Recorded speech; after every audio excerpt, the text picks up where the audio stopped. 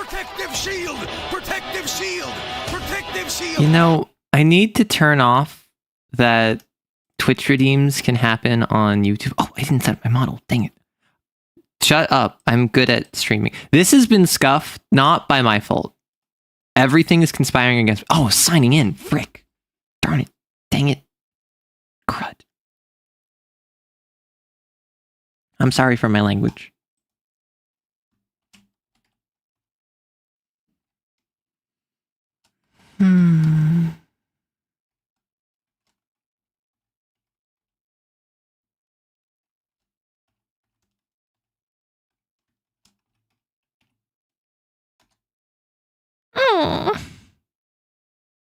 Wrong password.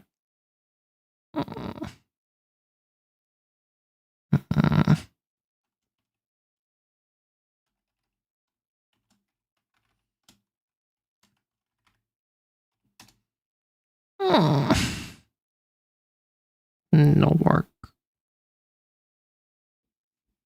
Death upon it. Woe be upon it.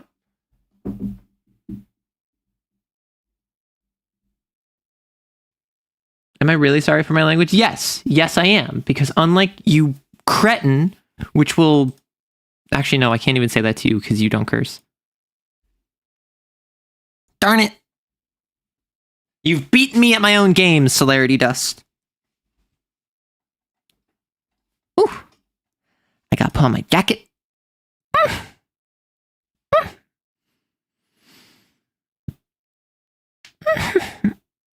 Stretch. I actually took off my sweater. I was in a sweater and pajama pants, or pajama shorts, because you know I'd be rocking those pajama shorts. And then I took it off because I'm like, in 6 hours, I will be sweating. And as much as some people I'm sure would appreciate Sweaty Arrow, I don't know if that's the vibe I'm going for today.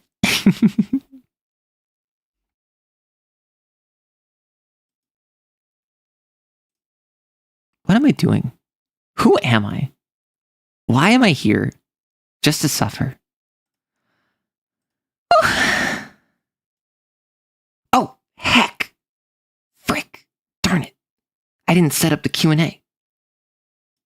Quick, chat. Arrow will only remember the password if you super chat right now. Attention, all Arrow kissers. Arrow needs your help. You need to send monetary financial compensation with your credit card information and the 3 numbers on the back in order to get Arrow to find their password. But you gotta be quick, otherwise Arrow might miss stream. Hi. Oh, I'm dead. Hello? Hi? Ah! Sorry, I scared myself. Hi. I was messing with overlay stuff. So, as you might have noticed, my chat over here is a bit smaller. Don't worry, shrinkage happens to everyone sometime or another. However, now my text actually wraps. So I could probably change the text size so that it's a bit smaller so that there can be more of you in chat at a given time. Did my model just break? Really? Why is today so scuffed? But I changed it so that now in the text box, you can actually more properly read your message instead of it like cutting off after 20 characters. Yeah. Also, I don't know if you noticed, but I ended up, because it looked weird and I didn't know what to do with it, I ended up making it so there's a little border around the fan art section. I need to update the fan art section. I think I did this like 6 months ago at this point. So I haven't gotten a ton more fan art since. However, I've gotten enough that I want to add to it, because what I did is I just took fan art pieces that I had at the time and threw them in. But I have more I can add. So, yeah. Oh gosh, there's so many of you. Say hello in chat if you want me to say hi. Hi Draconic. Hi Can. Hi Erdrick. Hey SL. Hey Bay. EJ. Teams. T. Legend. Gray. Maddie. Andre. Oh gosh. Forrest. Oh my gosh. Oh wait, okay, so thank you for the super chat. I added a new alert system, which apparently my alerts are behind my chat, so I need to fix that. Where the hecky heck? There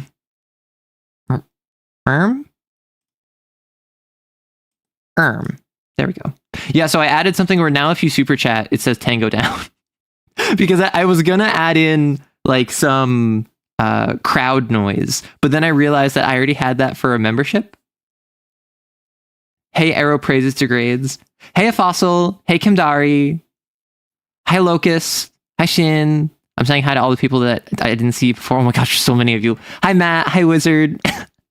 Hi. Oi, oi, oi. Oi, oi, oi. What's going on around here? You got a license for that? By the Queen. I'm nonsensical. Please don't judge me. I would not be able to handle. Why do I have OBS?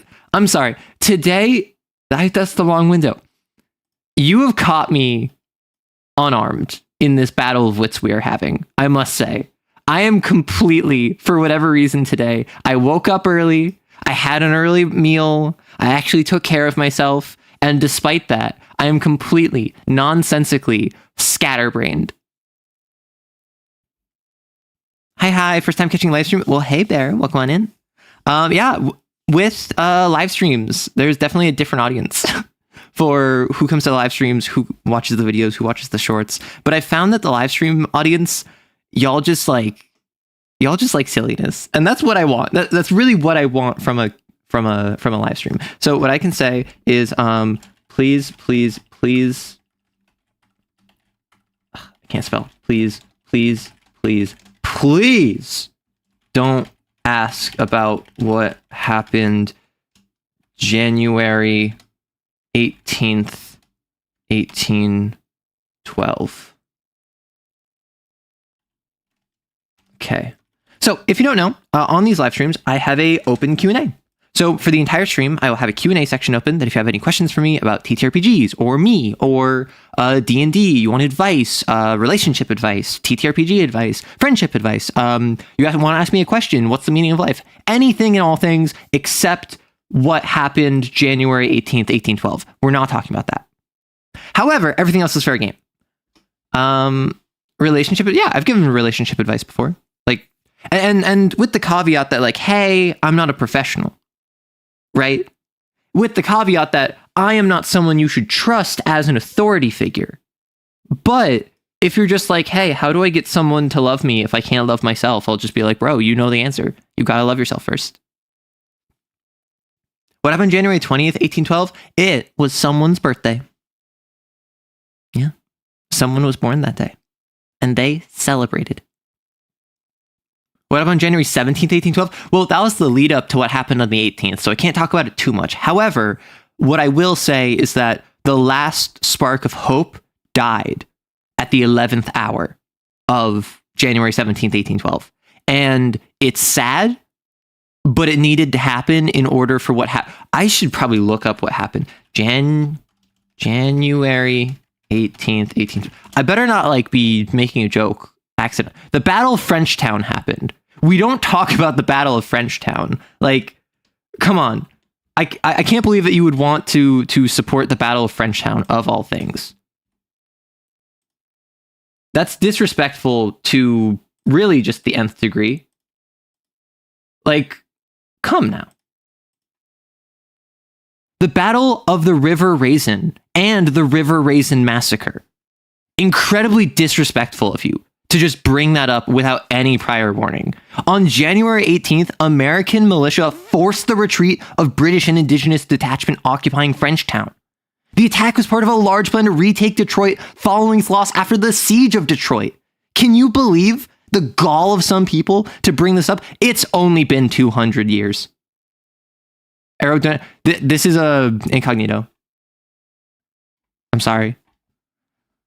Yeah. What if we did a fundraiser, but it's like for Wikipedia? It's like, hey, I know everyone else around this time of year, they're doing like Toys for Tots. They're doing Trevor Project. They're doing like the Semicolon Project. They're doing all these wonderful, amazing, incredible, like, donathons, like the Yogscast do their Jingle Jam around this time of year. And I, for my part, am going to raise money for Wikipedia by doing Wikipedia races to get from the Battle of Frenchtown to the modern day, 1 year at a time. I'm the one who brought it up. No, I didn't, Dynamite. I said, don't bring it up. Do I need to point at the sign? Do I need to point at the sign that says, please, please, please, please, please, please don't bring up what happened on 1812, January 18. Please don't do it. Less donathons, more donathons. Okay. A donathon, but every donation adds a donut. And the goal is to stack it as high as possible. Wikipedia does deserve it. I come from a time. Let's do this. I come from a time where back in ye olden day, it was considered poor academic review to so much as peruse Wikipedia. And then I saw it evolve to the extent where it's okay to get references. We are at the point where I think if you just cite your source as Wikipedia anywhere but an academic paper, you will be taken seriously. I think we are now societally at a point where so long as it's not a peer-reviewed scientific journal or an academic article in academia, where academia is very insular, I think most people will not bat an eye at you citing Wikipedia. Calm down, Grand Elder. Okay. First off, I love the term Grand Elder. I love the term Grand Elder as like a gender-neutral grandpa, grandma. That's actually very cute. Even though grandparent does technically exist. I still like it. That's where the expression wickety... No, it's not. You can't tell me things. I will believe you. Wickety whack? I will say, there is a very common saying where it's talk, get hit. I'm quite a fan of talk smack, get whacked. As that is a PG alternative where I can still communicate the same sentiment of if you're going to talk bad, I'm still going to hit you. I forgot about grandparent. I like Grand Elder. It makes me feel wise. Like grandparent makes me feel old. Grand Elder makes me feel wise, which is why, I don't know how many of you know, I'm working on a TTRPG. And by working on a TTRPG, I mean, I was working on it like 2 weeks ago. And then I stopped because I got really busy and I was going to release it last week, but then I got really busy. So now I'm delaying it and I feel really bad because I have like a 40-minute video that's on the editing floor that I haven't worked on in 2 weeks that I really want to get out, but I don't have time to work on it. But in it, one of the cultures has like a social role called the elders. And the elders it's a like geriatocracy where age is everything.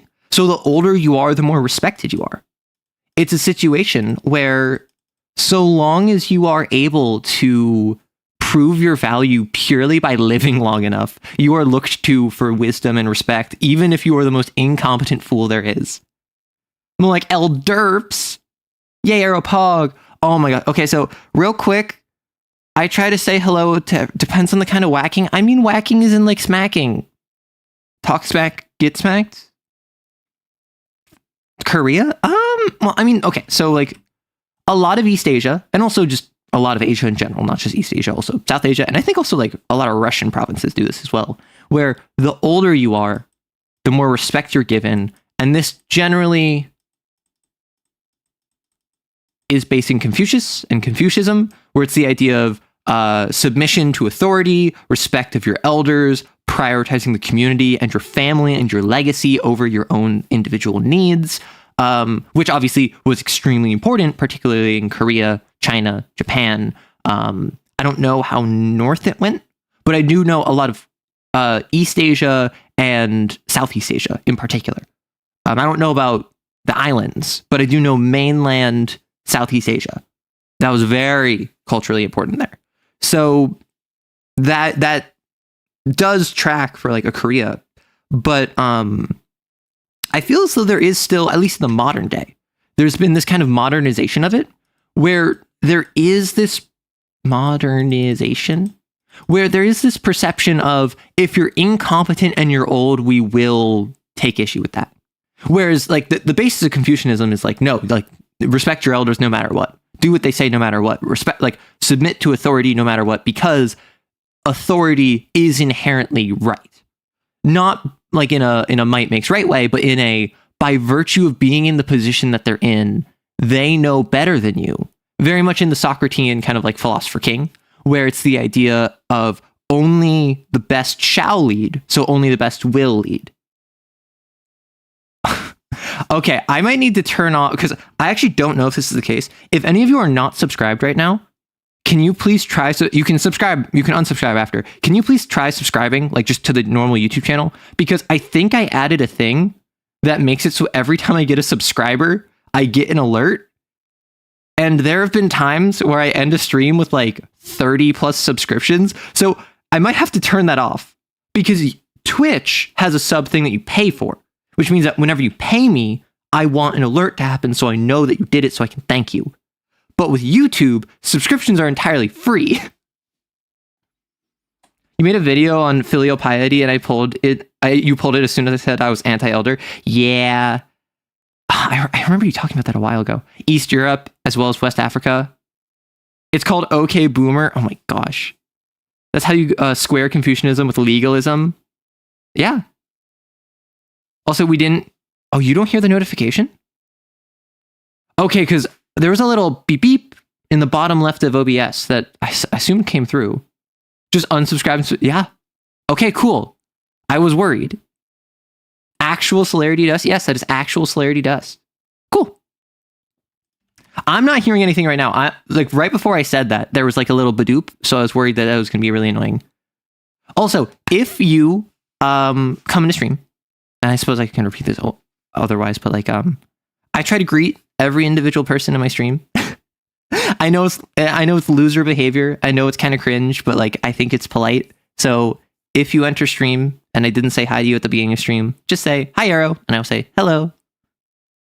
You unsubscribe and resubscribe. All right, mods, kill him. Maddie does not deserve to be here. Wait, Maddie is mods, dang it. Anyway, enough rambling and back and forth. CAIN.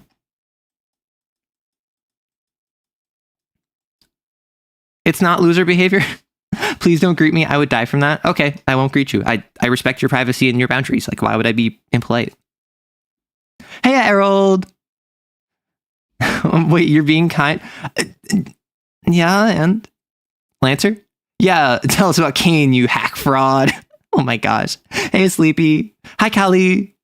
Okay, CAIN. Cell, I have a question. Do you want to hop on call? Because like that seemed like it was interesting you, because you are relevant to this story. I fully played my first hunt of CAIN. I got it done last week. And then if you saw my recent video about role playing is hard, I gave an example of between hunts, you can have an RP session. Yesterday, I just had an RP session with my player. Hey, Alza. What if I want more CAIN in my Lancer, my CAIN? I think if you take Lancer and you add CAIN to it, you get girl frame. As anyone who has played all three of these games, can you confirm or deny? Because I must say I have never played or read girl frame, although that's what I'm doing over what a lot of people have for winter break. Hey, a coder. Raw's a cat 9 sin. I mean, what sin would Raw be? My first thought is idle, but I don't think that's right. Because it's not an ogre. It's not a hound. It's not a centipede.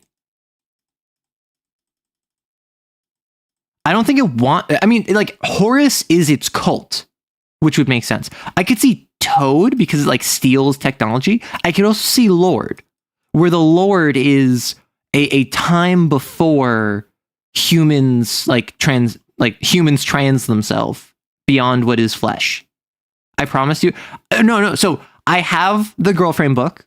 It is on my list, and I'm going to make a video about it next month. What class did I play? What? Wait, for CAIN? You're so smart? I'm not smart. Toad, it stole Deimos. Okay. It did steal Deimos. Okay. Lancer. I know I was about to talk CAIN. Lancer. In Lancer, there's this big, giant AI called Ra. However, Ra is not Skynet. Ra is closer to like Cthulhu if someone coded Cthulhu. Ra is an eldritch monster that is artificial intelligence. Ra was made by telling AI to make it. Right? So like Ra came into existence by telling like 6 Skynets, like, hey, make me.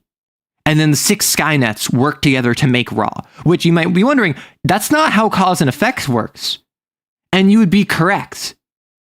Cthulhu, right? So Ra is a super powerful eldritch monster alien. And with that, is Ra like Aleph the Infinity? I'm not unfamiliar. So a bunch of AIs didn't accidentally create a god. A bunch of AIs purposely created a god because God told them to.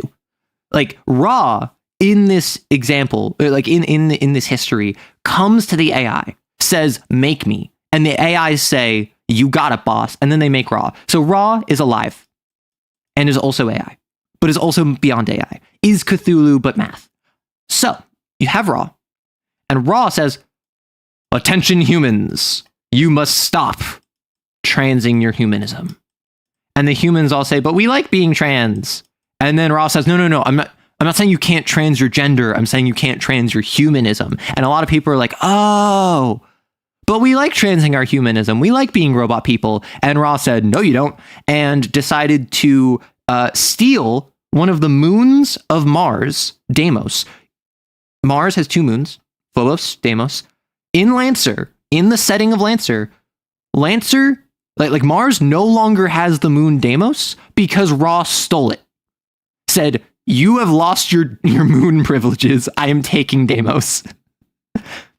So Rocco's Basilisk, not quite, because, okay, so Rocco's Basilisk is predicated off of the idea of it will not exist unless a group of individuals contribute to it. So the thing about Rocco's Basilisk is it's a thought experiment where, I suppose, cover your ears if you're suspicious about cognito hazards. It's not actually a problem, though. Rocco's Basilisk is a super intelligent AI that once it is created, eventually it will be created. Its first thought is to go back and punish everyone who knew about it but didn't actually contribute to its creation. Therefore, you have the issue, the dilemma of, I just told you about Rocco's Basilisk. Now you are on Rocco's Basilisk's hit list unless you contribute to creating it. Therefore, the idea being is that you are expected to then contribute to it, which will tell more people, which will make more people want to help, so that blah, blah, blah, blah, blah, blah, blah, blah, blah. And then the only way to stop it is if everyone agrees to not make it. However, if I, in my fear motivation, say, well, what if someone else makes it? I should make it first so that I don't get hit by the basilisk. Then I make it, dooming all of you. It's effectively Prisoner's Dilemma. Some people have said it's Pascal's Wager. It is a new spin on old classics, right? So that's not what Ra is. What Ra is closer to, I don't know, like a deity, right? Ra is closer to like birthing itself into existence via the vector of these incredibly powerful AI. Self-fulfilling prophecy, kind of a literal email copy pasta. Yeah, basically. You summarized Rocco's Basilisk perfectly. Forward this to 5 people, or else like the little girl will appear in your bed at night and stab you because she's a ghost, right? Like it's 2000s era chainmail. Reverse Ouroboros. So Ouroboros is the idea of the serpent devouring its own tail. This is the mouth, in case you couldn't tell. I know, high class art, but Ouroboros is not about creation and destruction. It is more about the cyclic repetition. it is the wheel. It is the constant turning, the revolution of congruence and reality. Whereas Rocco's Basilisk is the pressure to create something that will punish you if it is created, right? It is fear motivation in order to create something for fear of what will happen if you don't. But if everyone doesn't, then no one suffers, which is why I liken it both to the Prisoner's Dilemma and Pascal's Wager. If you don't know, Pascal's Wager, it was by Blaise Pascal. And it was an argument for why people should be Christian. This is a historical example of that. If you are a good, faithful Christian or whatever, and you believe in the Bible and all of that, you will go to heaven. That is considered infinite, awesome, amazing stuff. If you're a Christian, sorry. So it's on two axes. My apologies. There is Christianity is right and Christianity is wrong. And then there's the idea of that you are Christian and you are not Christian. So the idea being, if you're a Christian, you live by Christian values, you do all that, you go to heaven, you're right. Oh my gosh, you spend an eternity in paradise. That's amazing. That's incredible. And if you're a Christian and they're wrong, then, you still lived a good life. You still went to church. You still helped your community. Sure, you don't go to heaven, but you still helped the people in your life. That's not that bad. That's pretty good. And then if Christianity is correct and you're not Christian, well, then you're going to hell. Oh no, that is infinite badness. That is the worst thing possible. That's the worst thing imaginable. And then if you're not Christian and also Christianity's wrong, again, you didn't have church or community. You got to have fun doing a bunch of drugs and committing a bunch of crimes. And you got to live your life to the fullest without any punishment. That's not that bad. But the idea being is that it doesn't matter whether or not it's right or wrong, because if it's wrong, this is just not comparable to infinite happiness and infinite despair. It is the worst thing imaginable to go to hell. It is the best thing possible to go to heaven. Therefore, you need to assume Christianity is right, and therefore you need to be Christian. That's Pascal's Wager in a nutshell. Obviously, I'm simplifying. I'm doing it in a minute instead of an entire class of a 101 philosophy seminar. But the idea being is, it's so much more impactful. It's not just an order of magnitude. It is an order of thought higher. If it's right, that you need to operate under the assumption that it is correct, which in that case, the only sensible option is to be Christian. And then the idea being is that with Rocco's Basilisk it's you helped, you did not help, versus it is real versus it is fake. The exact same principle of you helped and it's real, that's infinite greatness. It's real and you did not help, that's infinite badness because it tortures you wherever. You help and it's not real or it doesn't come to fruition, well, that's fine. Same as you didn't help and it didn't come to fruition. That's also fine. So it's the same principle of Pascal's Wager, just kind of edgier. A lot of thought experiments aren't great. That's why they're experiments. I wouldn't say they're not great. I would say that a lot of thought experiments are unironically 1,000 years old. Sometimes more. Achilles and the tortoise. The Archer's paradox. Honestly, Atlantis began as a thought experiment of, I believe, it was either Socrates or Plato talking about the ideal Athenian society. Ship of Theseus, exactly. Lots of thought experiments are thousands of years old, not to mention the more modern ones, which are still 600 years old. There's a funny Tumblr post about them making Rocco's Basilisk and goes, why would it hurt people? Importantly, it does not judge you ever. Hope Core is a scam. I feel like Ra's creation is the same as that the Ushabti Omnigun. It will exist at one point, so it will always existed. So that's the thing with Ra. Ra has a defined creation point, at least as far as I'm aware in the canon. The think tank, which is that group of AIs, that super powerful, 6 Skynets all in a boardroom, basically all working together to make stuff. They at a defined date, You can mark it on your calendar when they came up with the idea of Raw and said, we're going to build Raw. So it's less like the Ushabti Omnigun. I would say it's closer to the Lich, where the Lich in CAIN has a creation date of like 1, 2, 3, 4, 5, 6, 7, 8 of the Union era. So like the year like 12,345,678. And currently we're in the year like 4,000 UE, right? So this has a defined creation date that went back in time to tell itself, make me. And that's closer to what Ra is, but not really. Do I think Ra and Am would get along? No, I think that they would hate each other. Because one, Am from I Have No Mouth and I Must Scream, the superintelligence artificial master computer? Assistant machine. It has like three names for AM. But I think AM and Ra would hate each other.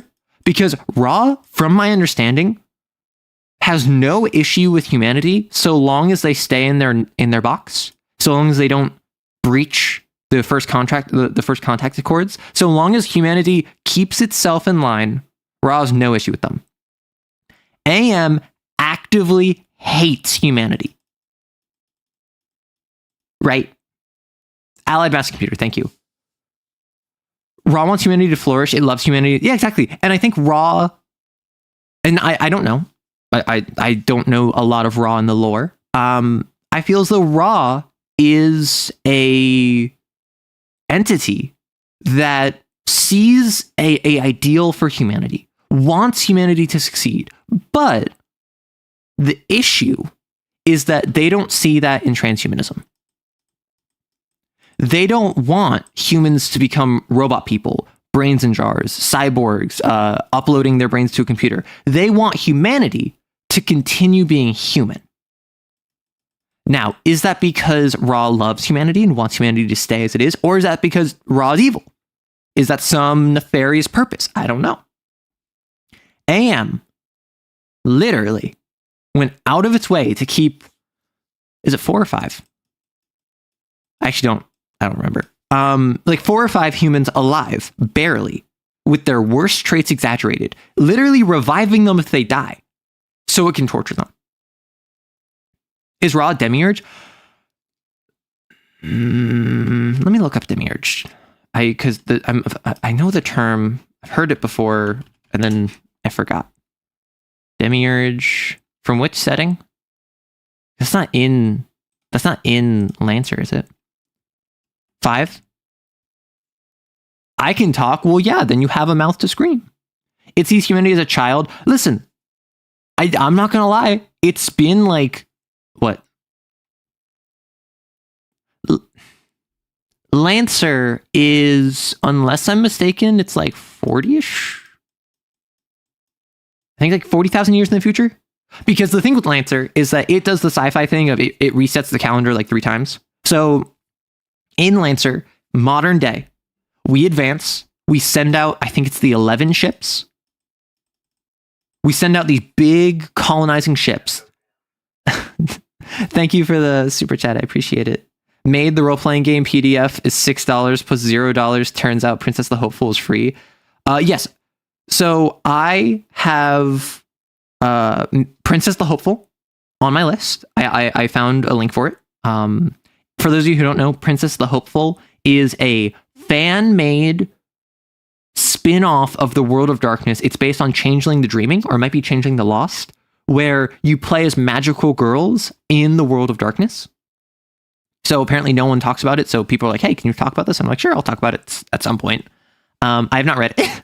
I'm busy, unfortunately, but that is on my list. Made. People keep asking for Made. Do you guys want me to do a Made TTRPG review? Is that what you want from me? Isn't that Mage? No, so in Mage, you are magic. In Princess the Hopeful, you are magical girls, like Sailor Moon, right? Yes, Made, yes. Okay. That sounds fun. Arrow, you're busy because you're playing Marvel Rivals. Neko, when was the last time I played Marvel Rivals? I want you to look on my Steam and tell me the last time I played Marvel Rivals. The last time I played Persona 5 was like a month ago. I have not had the time to be just playing Marvel Rivals. Oh dear, summons the sun on the magical girl. Me when I'm in my magical girl arc and then I summon Nuke. One special thing about Made is it was the first translated RPG. Oh. It says you're playing right now? Yeah. I have it on my second monitor. I'm just playing Rivals. I'm actually currently playing as Black Widow. And in case you didn't know, Black Widow's a sniper in Marvel Rivals and has a reputation for sucking. So what I'm doing is that I'm focused on stream, and every time I'm typing here, I am deciding I am not. Did I not have music on? I don't have music on. I'm sorry. I'm deciding to focus on stream instead of my game. I've never played Black Widow. She does not interest me. I'm sorry. Arrow hasn't played Persona 5 for a month? For real? Yes. I'm like... So no spoilers for Persona 5, but I got to the point where I found Kamoshida's treasure. And I left to leave him a calling card. And that is where I've been for the past month. Because I've just not had time to play Persona 5. Are you aware of Genius the Transgression? Mad Scientist? Isn't that just the Technocracy? Or are you talking more like Victor Frankenstein? Can you play as a tragical girl? I mean, it's the world of darkness, right? Like, you're Princess the Hopeful, you have to battle the despair within you. But I feel like, yeah, you could play a tragic girl. Black Widow versus Widowmaker, misogyny face-off. I feel as though... Okay, so like in-game, I would say Widowmaker has it. Because they made it for whatever reason that Black Widow cannot one-shot you. With a fully charged headshot on scope, Black Widow cannot one-shot you even if you are playing the lowest health character in the game. Widowmaker can. And obviously, like, the damage is different, the health is different, but like comparably speaking in their respective games, Widowmaker has it. In like lore, in what they do, I feel as though like Black Widow takes it. Because Black Widow has so many more skills than just being a sniper. Like, being a sniper is one of her like tertiary skills. Her primary skills are spying, espionage, surveillance, information gathering, hand-to-hand combat, grappling, like all of that stuff. Management, even. Like, she often takes a manager role, is a handler for other assassins. And then when she joins S.H.I.E.L.D. and the Avengers and all that, like, Black Widow has way more accolades under her belt. But in-game, she sucks.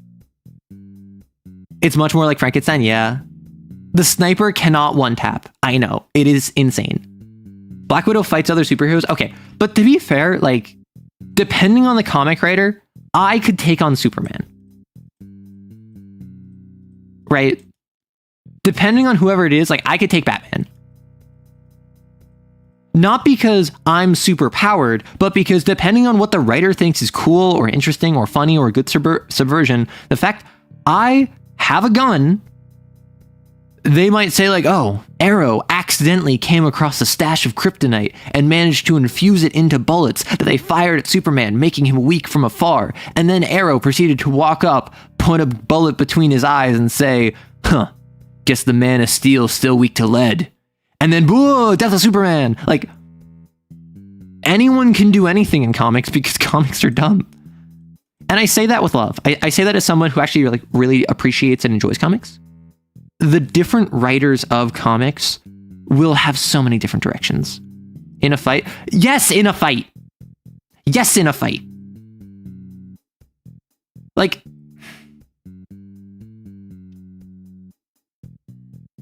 with all due respect, I know he would treat me well.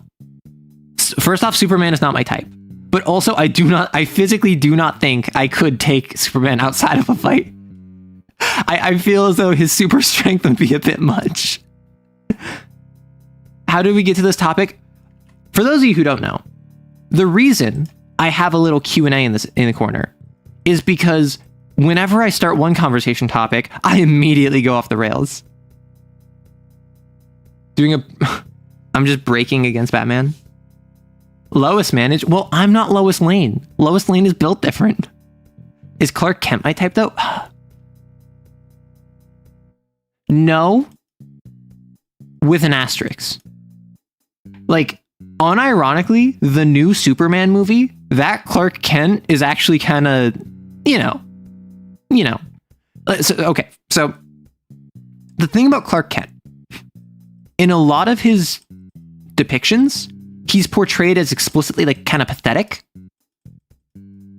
I prefer Clark Kent, not just from like like cutie, but like from just a character perspective, when he's less pathetic and he's more so like unsure of himself. He's not confident. He is demure and mindful kind of deal.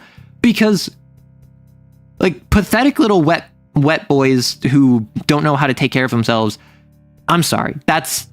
I want to kick you while you're down. You make me feel anger towards you for having to exist in the same space as you. But if you're like unconfident, if you're not sure, if you're shy, if you're unassertive, that's cute, yes, we're talking in a fight. Neko. Both Clark Kent and Superman are acts. Yeah, exactly. And that's why I think, in the same way that like both Batman and Bruce Wayne are acts, Peter Parker and Spider-Man are both acts. I think the Arrow that's called ADHD. Oh no, Conway, we were talking about CAIN, and then we started talking about Lancer, and then we're talking about could I take superheroes in fights, right? When you have a persona and you also have an identity, I feel as it is most interesting when this is X percentage and then this is like X minus 1, right? Or not even that, like this is X, this is Y, and then like X plus Y equals like, I don't know, 120%. Because what it is that the persona is like 60% of you. The identity is like 55% of you. So you're still mostly yourself when you're Peter Parker. And you're mostly yourself when you're Spider-Man. But you're not fully either of them. Both of them are you. And we've had plenty of stories talk about the intersection between the mask and the man. And almost always it ends up being like, well, I'm actually both of them. I appreciate both of these. But because it's more interesting, a lot of these stories focus on, I am the mask. I am Batman, Bruce Wayne is my mask. I am Superman, Clark Kent is a disguise. I am Spider-Man, Peter Parker. Well, actually, Spider-Man in particular is the one who most often chooses the man. Spider-Man consistently chooses being Peter Parker over being Spider-Man. And that's one of his biggest character traits, is that he actively and refuses to stop struggling to balance the two. And that often means he has to choose being Spider-Man over being the man, over being Peter, but almost as often he chooses being Peter over being Spider-Man because he knows that's what matters for balance. I'm not familiar with Scarlet Spider, unfortunately. I'm experiencing this with my autistic masking unironically. I mean, like, where do you think I got the idea from? When I say this, I'm basically describing this as, like, treat it as if it's masking. Persona! Could I take Raw in a fight? I could take Raw. About to run able TTRPGs to flex on Arrow. Yeah? When was the last time you ran a TTRPG, you absolute mongrel? Yeah, so Scarlet Spider is a clone. My buddy is super into Spider-Man. So I have a buddy who's like into comics and really into Spider-Man. He knows every single Spider-Man and has talked to me about Scarlet Spider. Apparently it's a really good run, unless I'm misunderstanding. 2022, pathetic. I ran a game last night, or last afternoon. Who would win? Arrow versus Raw versus AM versus PM?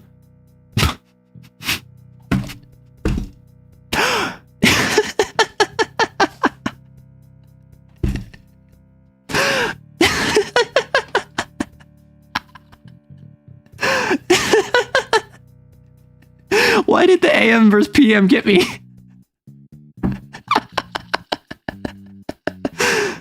Watch My Adventures with Superman. Is that the one where they made Lois Lane like have short hair and then everyone called her a tomboy? What? PAM from the Urge universe, which I'm pretty sure is what you're getting at. It's very easy to make me laugh. Don't you dare come into my chat and call me easy. How dare you, you rapscallion. I do like bad puns, and I don't like shock value. Have I ever heard of parahumans? Thank you for the super chat. I mean, so I've heard of, if you're talking about like the fanfic, I've heard about Worm. I've never read it. I haven't heard of worms / parahumans, which is what you mentioned in chat earlier. Would you prefer I go into your DMs and call you easy? I mean, I physically can't stop you. Cupie. No, I'm not cute. I'm not easy. None of those things. Woim. Oh, shut up with your woim. Which I'm pretty sure is what you're getting at. Worm is the original content, not... It's original? I thought it was fanfic. That's basically an invitation. Okay, let's not be weird about it, Urtrick. Parahumans is the whole... Got it. Okay, so Parahumans is the universe that Worm falls under the umbrella of. I am, as you might have guessed by my confusion with that, I'm unfortunately not familiar. It's a web novel. It's a web novel. I thought it was a fanfic. Because Worm used to be the longest running piece of fiction in the English language, right? Shut up, Rory. I'm not easy, said while getting easily flustered. I'm no such thing. Raw deletes am creaturizes arrow beats raw. It's like, how do I beat raw is my question. It's like RPS, rock, paper, scissors with PM just in their own corner. Oh, also, players are deciding to go the targeted extermination route against the centipede. Ooh. Okay. I love chaos, but I also really wanted to talk CAIN, so I'm going to talk CAIN. No, that's a fanfic? It is a fanfic. There's a McDonald's in the Pentagon. Why are we bringing up there's a McDonald's in the Pentagon? I'm trying to learn about Worm. You simply spray water. Okay, but raw isn't a CPU. Raw is math. Raw is not me. Raw is spooky. How do you beat raw with a shovel? Well, so, okay. Do we have any description of what raw is? No Q arrow. Fire the gun. Let me meet my dirty girl? What does that mean? Is that a euphemism that I don't know? I mean, like, I can shoot you if you'd like, but I feel a bit dirty doing that if you're gonna call it dirty girl. Bye. CAIN has a Starbucks in their hidden lair. The average monist cultist could never keep up with this lore. Okay, listen. I want you to take a monist cultist, or like a cultist of Ra, a member of Horus, and I want you to strap them down to a chair. Clockwork Orange style. You know, like with the eyes like forced open, whatever. And I want you to put on 2 of my streams. One in the left eye, and one in the left eye, one in the right eye. And I want the left one to go into the right ear. And I want the right one to go in the left ear. And I want you to put them both on 2 times speed. And I want to just see what happens. You know? You'd let me strap you down to a chair? I mean, I wasn't asking for volunteers, but all right. Like, I can do this to you. That's because I work at the McDonald's in the Pentagon. Teach me smart? I'm sorry, I can't. There's an occult magic conspiracy in unknown armies called Mac Attack. Arrow wants cultists strapped down. I have just now realized that my YouTube chat already formed a cult. So if I talk about strapping down cultists, I think you're self-inserting yourself. I'm glad that's the only thing you're inserting.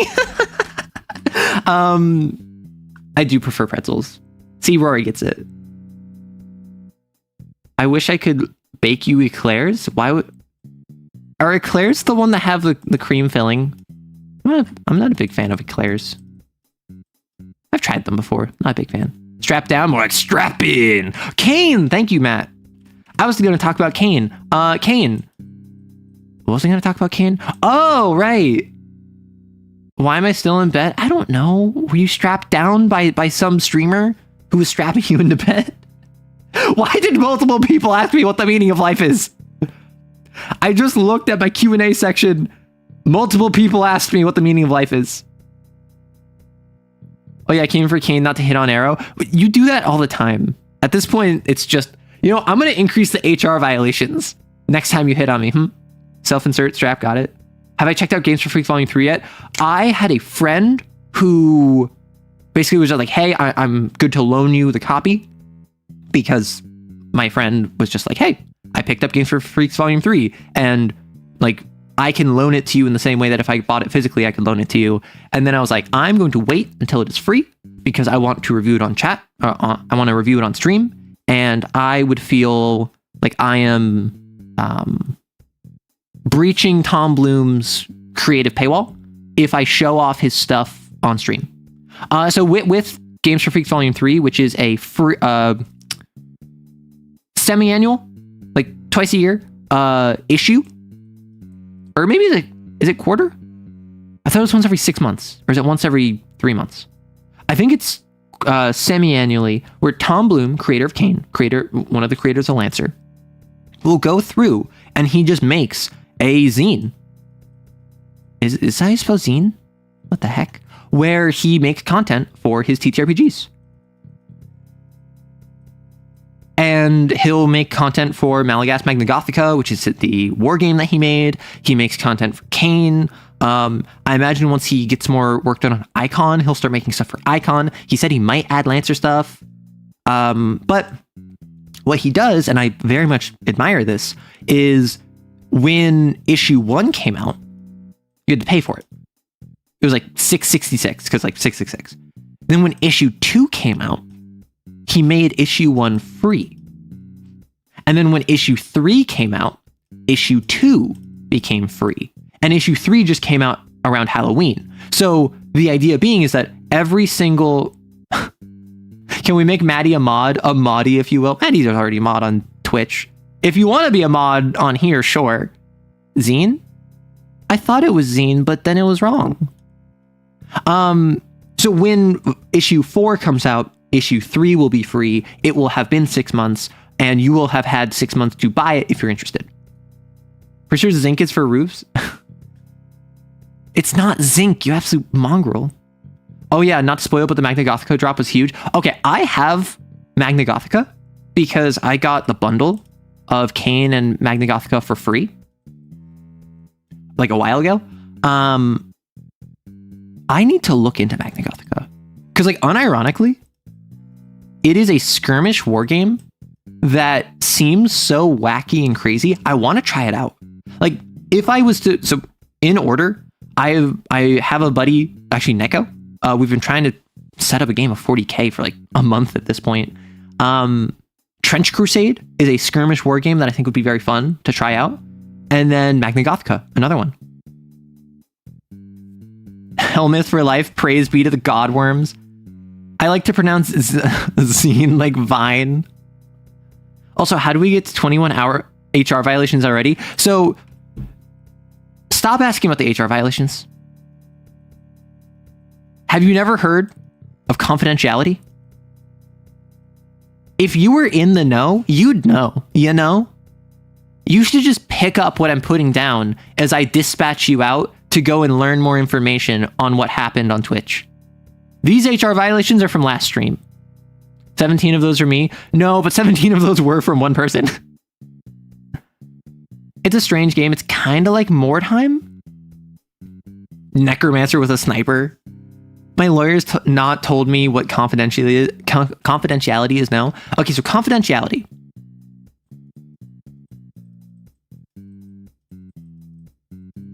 is a business term and also legal term, where the layman's description of it is snitches get stitches. Where naturally, Huh? Huh? Stit? Stit? Is there a T here? Stitches? Stitches.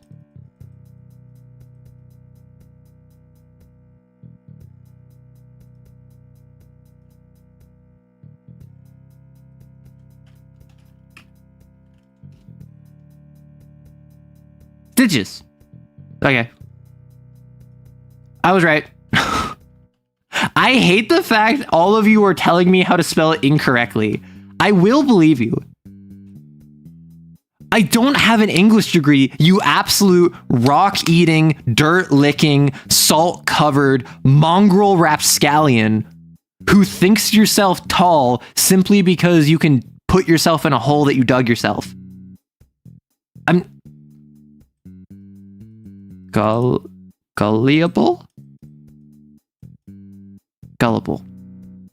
Having played Trench Crusade, it's a great time. Okay, so... I am not so I watch Adeptus Ridiculous, which is a Warhammer 40k podcast.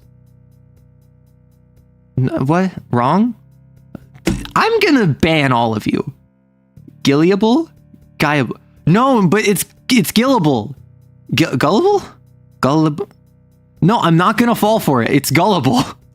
That is the one word. Like, if you tell me gaslighting isn't real, if you tell me I misspelled gullible, I'm not gonna believe you. Listen. Can we all agree that Robot Gullible is the best 40k character? Want to spell that word? Check the ceiling. Whoa! See, that's the thing. If someone tells me, hey, Gullible's on the ceiling, I'll look up. Not because I believe them, because I believe in checking facts and checking sources. If you tell me something, I'm going to confirm whether or not you're telling me the truth. Not because I believe you, but because I don't. Have you considered that if I dismiss you out of hand, purely based on my own prior assumptions that you're wrong and trying to trick me, I am no better than the closed-minded fools that you call yourself superior than? Rowboat girly man! On the making fun of thought experiments earlier, it's easy to call someone stupid when you already have an answer. Coming to an answer and searching on a database are two different answers. Yeah, and that's kind of what I was getting at. A lot of these have thousands of answers already. Thousands of years already. Erdrick, I do not believe that you would never lie to me. I lie to me, and I am someone that I consider to be incredibly honest. I lie to myself all the time. So how can I trust you? We'll look up because I believe in playing along with the joke. See, that's it. You get it, Mark. It's a matter of playing up the bit. I might be dumb. I'm not stupid. So you're saying that facts don't care about your ceiling? Okay. I don't know what it is, but y'all are funny today. I don't know, we had AM versus PM, and now we have facts don't care about your ceilings. You could take Gilliman. Who are you, Ivrain? Shoddy using Divine Agony on my CAIN till I psychic burst. I mean, yeah, but you can only do that 3 times, then you need to rest. Oof, no stamina. That's it, I'm calling you stupid because I didn't understand that. I thought the arrow was stupid, not dumb. No! I'm dumb, not stupid. Okay, actually, wait, I have the power. Firepower. I can start a poll. Is arrow dumb or stupid? Dumb, stupid. And neither.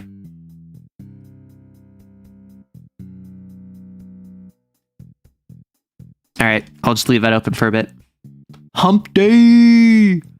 Oh, do I have to answer? No, I can see the results.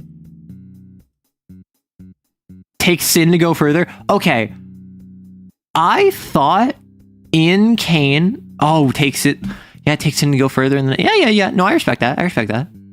So, in CAIN, where does it say that you can take sin to regain psychic bursts? Because I looked it up recently, and I couldn't find it. But I thought that was something that you could do. Are we gonna have a dumb, stupid tangent now? Where's both? I was gonna add both, but no. I didn't want to. I may be an idiot, but I'm not stupid. Right? Easy on the chat. Okay, fine. Fine. I'll make a new poll. I know what I can do. What is arrow? Dumb, stupid, neither, both. Wait. Okay.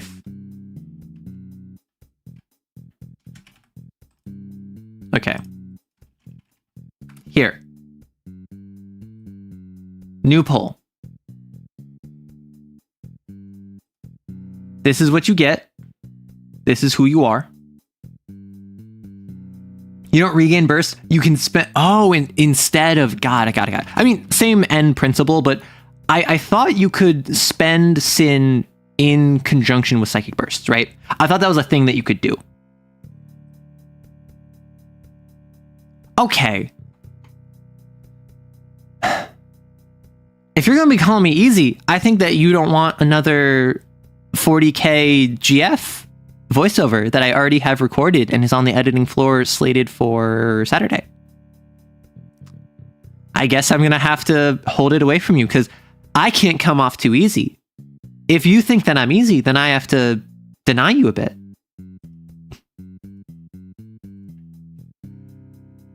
Not actual brat. That's not brat behavior. I have no interest. See, Maddie, that's why you are one of the only ones worthy of being my mod. You are beyond the temptations of Slanesh. Okay, I'm not edging you. I have to drop you from the Kismisitude if you're going to bottom. This isn't bottoming. What? What is wrong with you? Punishing the few for the voices of the many? Yeah. Corporal punishment. Don't you know?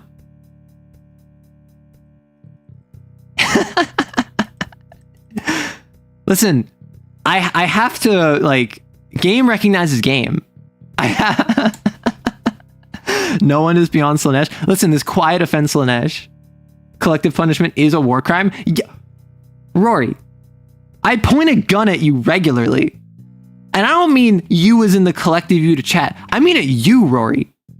You are unarmed and a non-combatant. That is threatening. And oftentimes, with how much I roast you, humiliating in cruel and unusual ways, a non-combatant. That is very true, Maddie. Ace people are not beyond the grasp of Slanesh, in part because Slanesh also is about sex, drugs, and rock and roll. So if you like any of those things, some ace people I know are the freakiest folks I know, and I love them for it. Anyway, what was there building CAIN? Okay, so... I did not play CAIN. I'm going to play CAIN. I ran CAIN. I recently ran CAIN for someone who was in chat earlier, Celerity Dust, another content creator, who they were playing a sorcerer flux user who was a Minecraft YouTuber that had like 2.5 million subscribers and got all of their popular clips by spamming flux to retry things. And then they got picked up by CAIN, and then they went on a Cat 1 hunt. Many such cases of aces being freaky. Why'd you run away from CAIN? Slanesh is just about excess. Exactly. Excess of pride. Excess of drugs. Lots of drugs. If you look at the Emperor's Children, they love their drugs. Timey-wimey. Exactly. The bit about gaining sin instead of spending psychic burst. Thank you. Thank you. Yeah, so Tom Bloom needs an editor. I volunteer as tribute. Tell me about CAIN, George. So, my player played a sorcerer flux user, and what I can do is I've already talked about the game I ran for them, but something that I can do instead. Actually, do I just have it open? I can't zoom in on this, can I?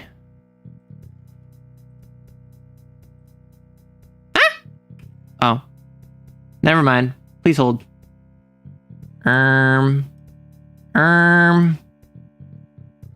Stop judging me. I know you're judging me.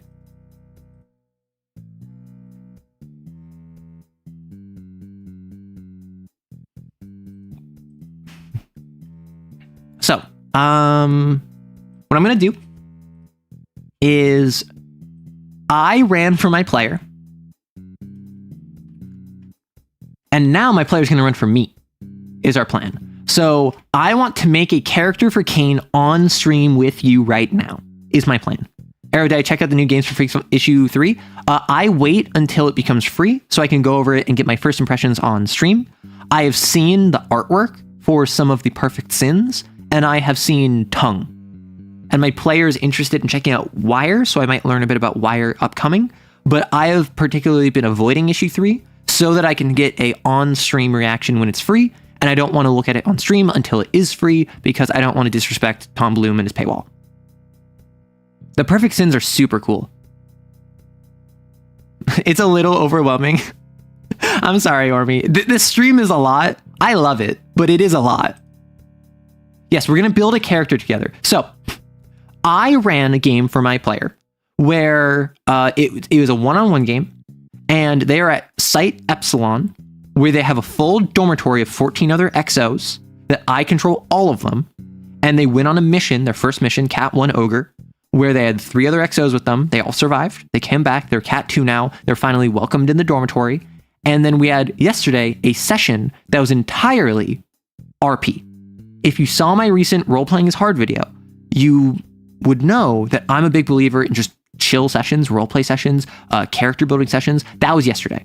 We had a full session where we were just chatting in character, various interactions. They got to be like the little sister to their older brother figure in the dormitory. They got to get to know and have like a pretty intimate conversation with one of their fellow XOs where they actually told each other their real literal names, not their call signs, not their XIDs, but their literal names that they're not supposed to tell anyone. And they had like a late night conversation, and they had a little party celebrating their first hunt. And so they had all these things. Now I'm going to be a player. And what we decided is that instead of a one-on-one game with multiple XOs, I am going to be a one-on-one game where I'm the only exorcist on the hunt. I am the only exorcist. However, I have a team of... Let me grab it. I have a team of untouchables, castle members, mundane, graceless humans that are going to be supporting me. Okay. I have mundane humans that are going to be supporting me.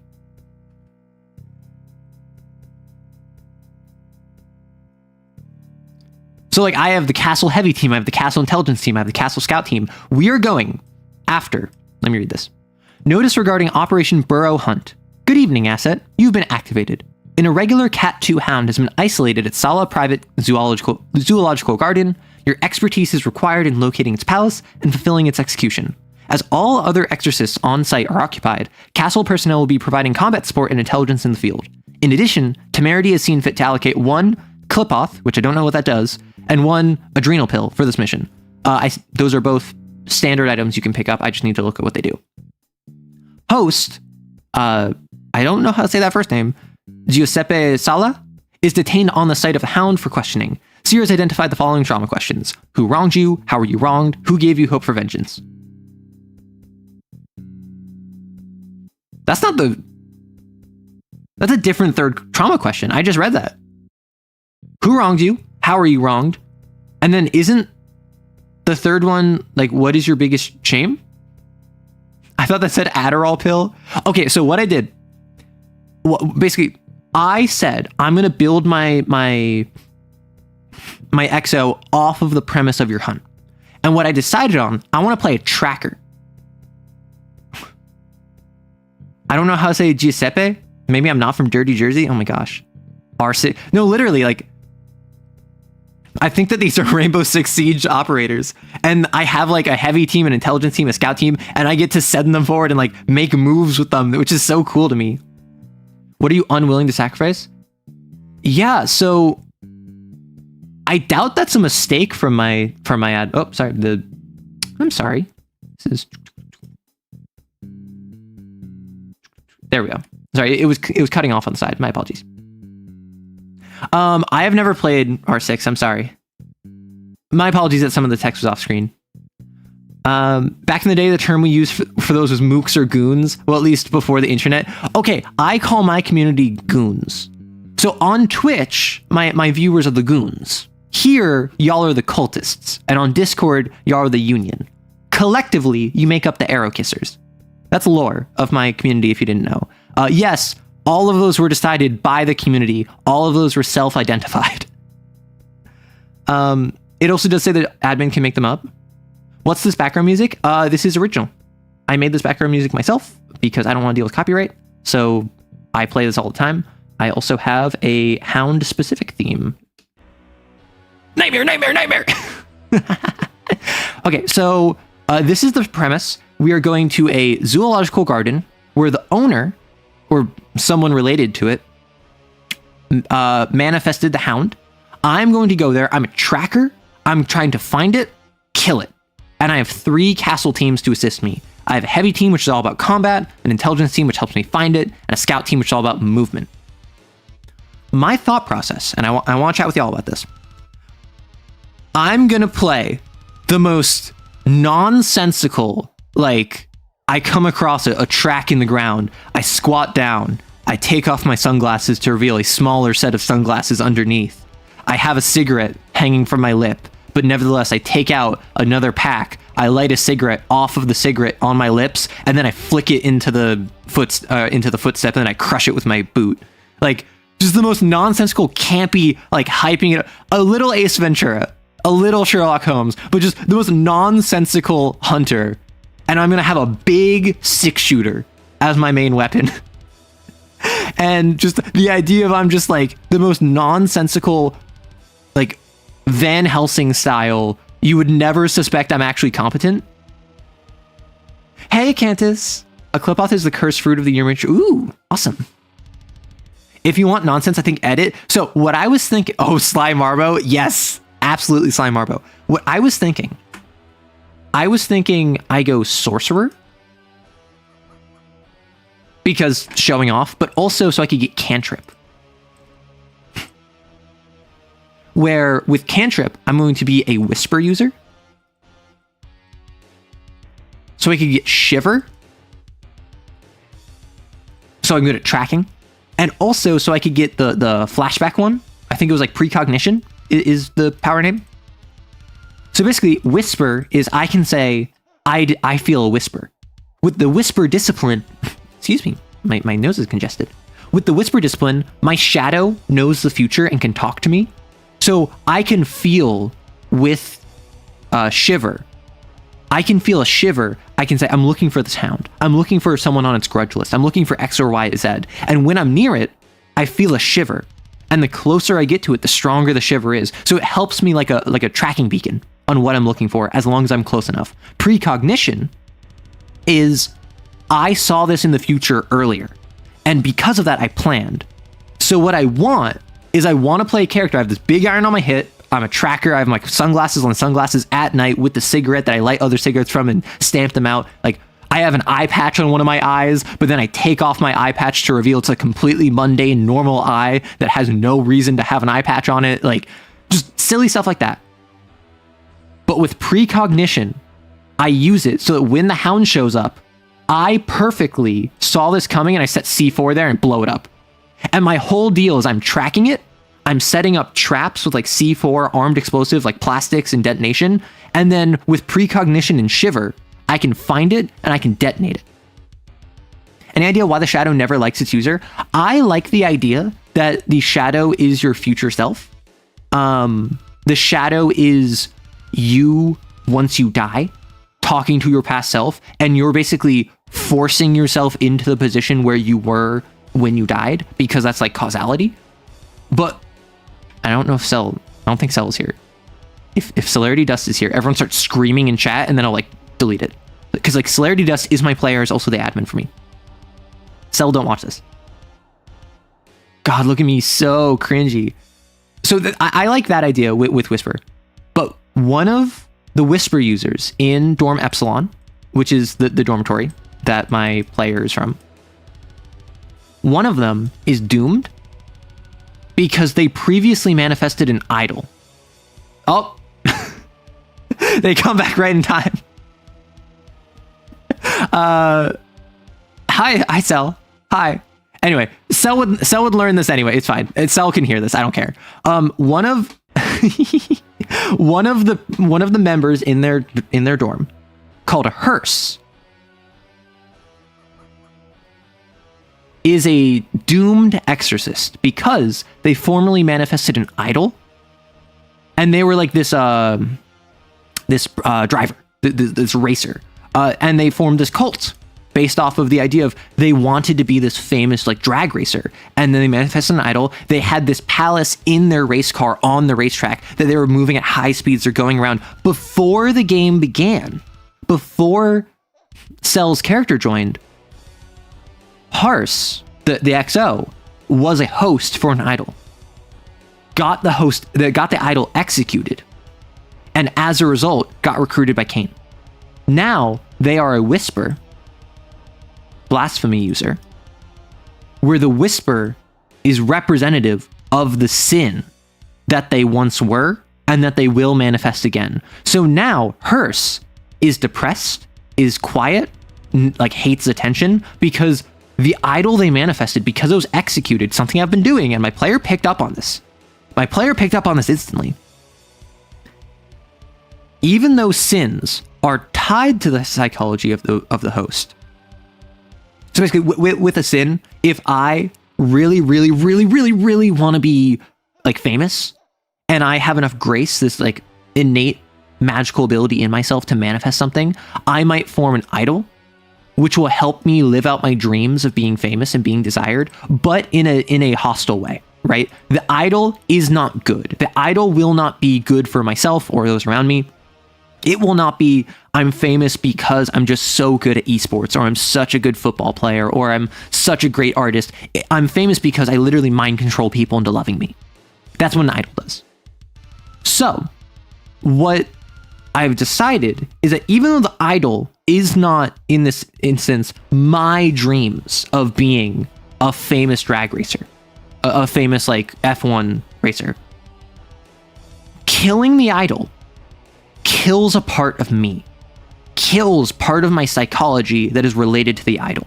Therefore, my desire, my lust for attention, my want to drive and be like go high speeds in front of a camera where the entire nation is like calling my name, that's gone now. The idol was not me, but the idol took part of me with it. So now Hearse, who was a host for an idol about like being a drag racer, it got executed, and now Hearse is just kind of like a shell of their former self. So now the Whisper is an ogre that is going to manifest in the future unless Hearse does something, because Hearse lost their passion and now they feel as though there's nothing left. So they're slipping into being an ogre, and they're already doomed. They already have a sin mark. So they are someone who quite easily could form an imago that would then go and form a perfect ogre.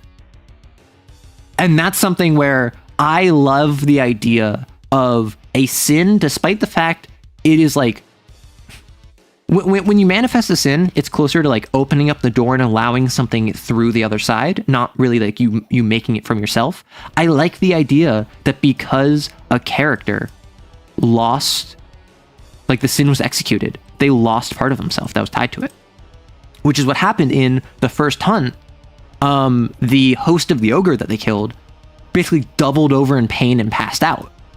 And my player was like, oh, wait, maybe it wasn't good for him that he witnessed us slaying the representation of his like psychological slipping into despair. And it was just something where the player picked up on very quickly what I was doing, where it's like, yeah, executing a sin is not good for the host. I play sins as somewhere in the range of bad coping mechanisms to unleashed id to an independent being that hates the host. I play them mostly, I mean, depends on type 1, type 2. In CAIN, you can have a type 1 sin, which is a separate, disconnected being. You can have a type 2 sin, which is fused to the host in some capacity. And you can have a type 3 sin, which is bound under the control of the host and is always one of these other two as well, right? So I might have a type 3, type 2 sin. I might have a type 1 sin. And generally, I would say, kind of in line with what Mark is saying, type 3 is bad coping mechanism. Type 2 is unleashed id. And then type 1 is independent being that hates the host. Or doesn't necessarily hate it, but is caring for it, or is hurting it, or wants it to see it suffer, or thrive, or whatever. But CAIN mentions that type 1 is the most common. So I do like the idea that most sins are, I accidentally let this other being through the door and it was drawn to me like a beacon. It's less so I manifested it, and more so I altered it when it arrived.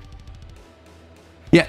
What about sparing sins? So I have yet to run into that.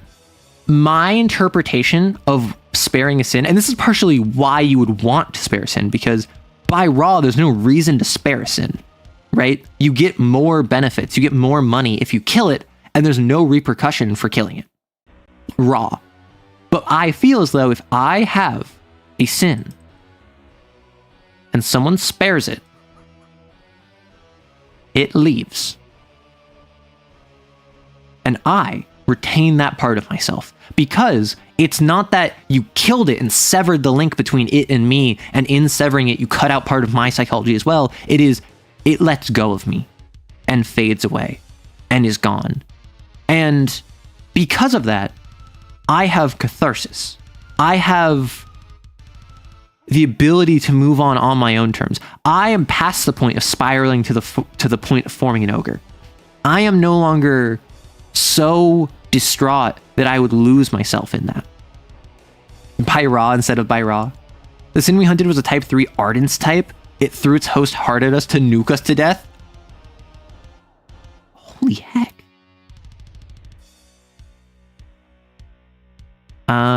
Sins are incredibly maladapted coping mechanisms, yeah. And they maladapt in different ways. I like playing up the difference between them. A lord is its host's biggest simp, right? A lord will say how amazing the host is no matter how bad they were. A lord will say that they're the most worthy, deserving, incredible individual, even if they're trash. Whereas an ogre wants to protect the host from what the host is hurting by. And that usually means people. That usually means failure. That usually means scary things like risk and chance and opportunities. So the ogre just kind of says, no. Just stay in bed. Just bed rot. Just don't worry about it. Just don't focus on trying to get that job. The job market's trash anyway. Just sit there. Just play your video games. Don't do anything. And the ogre is like smothering you almost in this maladapted inability to affect the world. Meanwhile, an idol will try and prop up the host as this basically a trophy wife. Like some, oh, look at how cool I am because of how cool my host is. Look at how great my host is. You should all love them, worship them, fawn over them, because I'm just that good. I'm so good that I can make even them look good. They prop it up on a pedestal. Whereas your centipede is just with all 100 of its arms, is just giving middle fingers. And the centipede will just look at its host and say, I hate you more than I hate myself, and I did not think that was possible. So it allows for closure in my interpretation? Exactly, yeah. My interpretation, because something that should be mentioned, when you have a sin, you are expected to execute it. That means killing it. That means severing it. Which, by raw, you do that, you get 5 script. That's 5 money. That's 5 spending power. If you decide to spare it, you only get 3 script. And on top of that, you have to learn the answer to one of the trauma questions before you do so.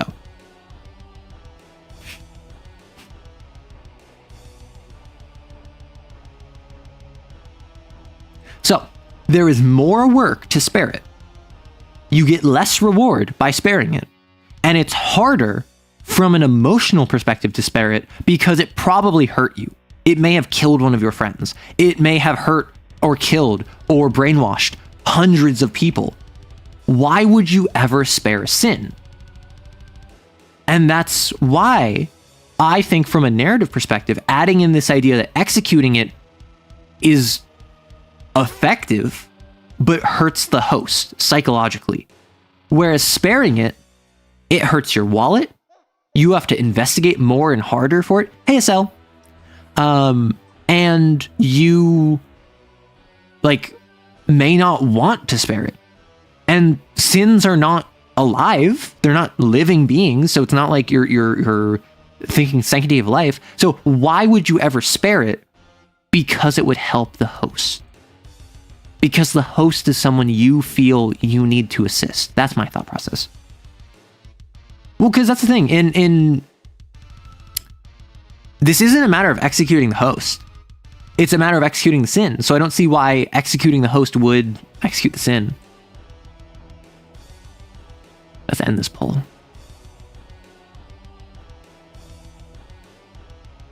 Being good is hard, yeah. But also, being good is hard when there's literally no reason to. Because if you think about it, like, I have a, let's not say centipede. Let's say I have a toad. And the toad went around eating houses because it manifested from a host who was homeless and destitute, and they lost their house, and they had a gambling addiction, and they want a place to live, and they want to gamble inside. They're not going to kick that, but they just want stability. And so the toad manifests, and it goes around and eats a bunch of houses so that the host can have whatever house it wants. That's the sort of thing a toad would do. Like, that's not that bad, but also think about all the people whose houses got destroyed as a result of that. Like, in this one person wanting stability, they destabilized dozens of families. Not to mention the people it directly killed. It hired a PMC to come after you, and you had to fight and kill contractors who were shooting at you with semi-automatics. Like, in this sort of situation, the toad has done more and more and more that's just unforgivable.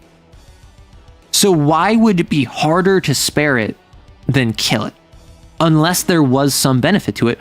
Unless, and I don't know if this is what Tom Bloom was going for. It's an option, but it's a stupid option. Like, he wanted to include it just kind of as a, well, you can. I wouldn't recommend it, but you can. A cat 7 toad stealing Newton's second law because the host wanted a new car. Seeing Mario collect all those coins, pretty sure he manifested a toad. Several, actually. To make the hunt easier, you search for clues, learn about something on a personal level that not many bother to do, and you end up knowing them like a close friend. I don't know, like, if I had a close friend who manifested an ogre, and that ogre, via stumblers and miasma, not just dealt like tens or if not hundreds of thousands of damage in like infrastructure degradation, but also killed like dozens of people. I don't know if I'd forgive that friend. Because yeah, your life sucks, but your life sucks to the extent that you're just going to tear down society with you? Like, no. That sounds like a very unhappy reading, which is why I don't want to read it like that. I'm someone who I love Noble Dark. Because, like, there's Grimdark. Grimdark is everything sucks. It's a dark world. There is no hope. Feels bad, man. Berserk, Grimdark. 40k, Grimdark. Noble Bright is, it's a good world. Good things happen to good people. There's an optimism. There's a hope to the world. Like Lord of the Rings. A lot of Golden Age comics were like this. Noble Dark is, it's a dark world. It's rough. There's evil everywhere. But there is hope, nobility. There is this sense of there can be progression out of the darkness. Would you say Dark Souls? How do we feel Dark Souls is? Because Dark Souls is not. Dark Souls has this perseverance in the face of the darkness, but I wouldn't say it's hopeful. It's grimdark. See, that's the thing. I don't feel Dark Souls is grimdark. Noble Dark's prime example is Lord of the Rings. Is it? I mean, there is darkness in the world, Sauron, the orcs, there's the fall of the elves, all that, but there is hope in the face of it. Yeah, I guess. Oh gosh. Sorry, I need to blow my nose. My apologies.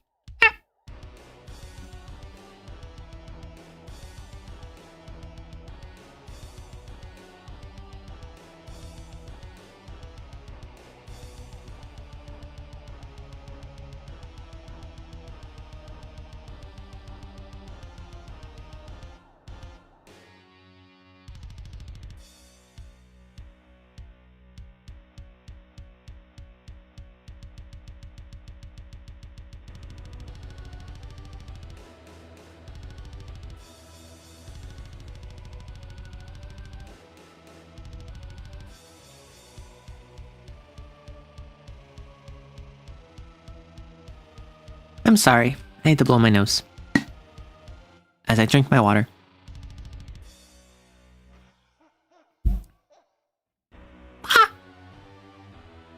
The gun is just floating there. Okay. Would you prefer something else? Would you prefer a second gun? Would you prefer a gun? I can try my best. Well, I don't know how effective this will be if I want to fire shots at you. Ow, kablam! Pew pew! Shot free! Sorry. Yes, I would. This is getting out of hand now. There are 3 of them. Actually, all of them were in hand. One of them just happened to be in the mouth. Annihilation of the wicked. Someone in chat, actually, or someone in... first off, before that. Grim Bright? What do we say Grim Bright is? Good, happy, or good, honest, happy world where there is like bright and lightness in it, but everyone's sad. Everyone's depressed. Do I also have a hand in my mouth? Not at present. Though that could change later, I guess. Grim Bright does exist. Air spawns hands in thin air. How'd you know? You know, I was gonna say that's just what the arrow kissers are for, but then I realized that would imply that arrow kissers are putting their hands in my mouth. And I just played Dispatch, where if you know the opening of the opening of episode 4 involved putting hands in mouth, and I don't know if that's how I want to be viewed by my community. Grimbright is the world is good, but hard to keep it that way. Grimbright is the death of the Golden Age. Would Grimbright be like a world that looks good but is messed up? I feel like the noble grim line is the attitude of the world, where the bright dark line is about the state of the world. So I feel like how the world actually is bright or dark, versus how the narrative and the themes and the characters view the world, how the attitude of the world is portrayed as, is noble to grim. Noble people can make a difference. Grim people can't make a difference. Bright people have it good. Dark people have it bad. I mean, basically. Although I don't even know if it's people can make a difference. I think it's do people feel they can make a difference, regardless of whether or not that's the case. So with the hand in your mouth, does that make you a Muppet? No. That would be a hand somewhere else. I would prefer not to have that happen. Grimbright sounds like it would be the world to be good. The rulers have to do very awful things behind closed doors. Oh, so our world. Talking about summoning hands, Exorcist with Bloom must be very popular. 40k is Grimdark. People have it bad and they can't make a difference. Yeah, I mean, that's fair. Noble Dark, people have it bad, but people can make a difference. Kermit is a glove. Kermit is a... I'm gonna blow your minds right now.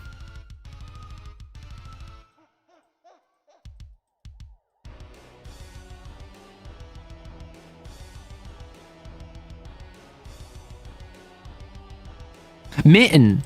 I was like, what is the M word I'm thinking of? I was thinking muffin, and I'm just like, no, you don't put muffins on your hands. I don't.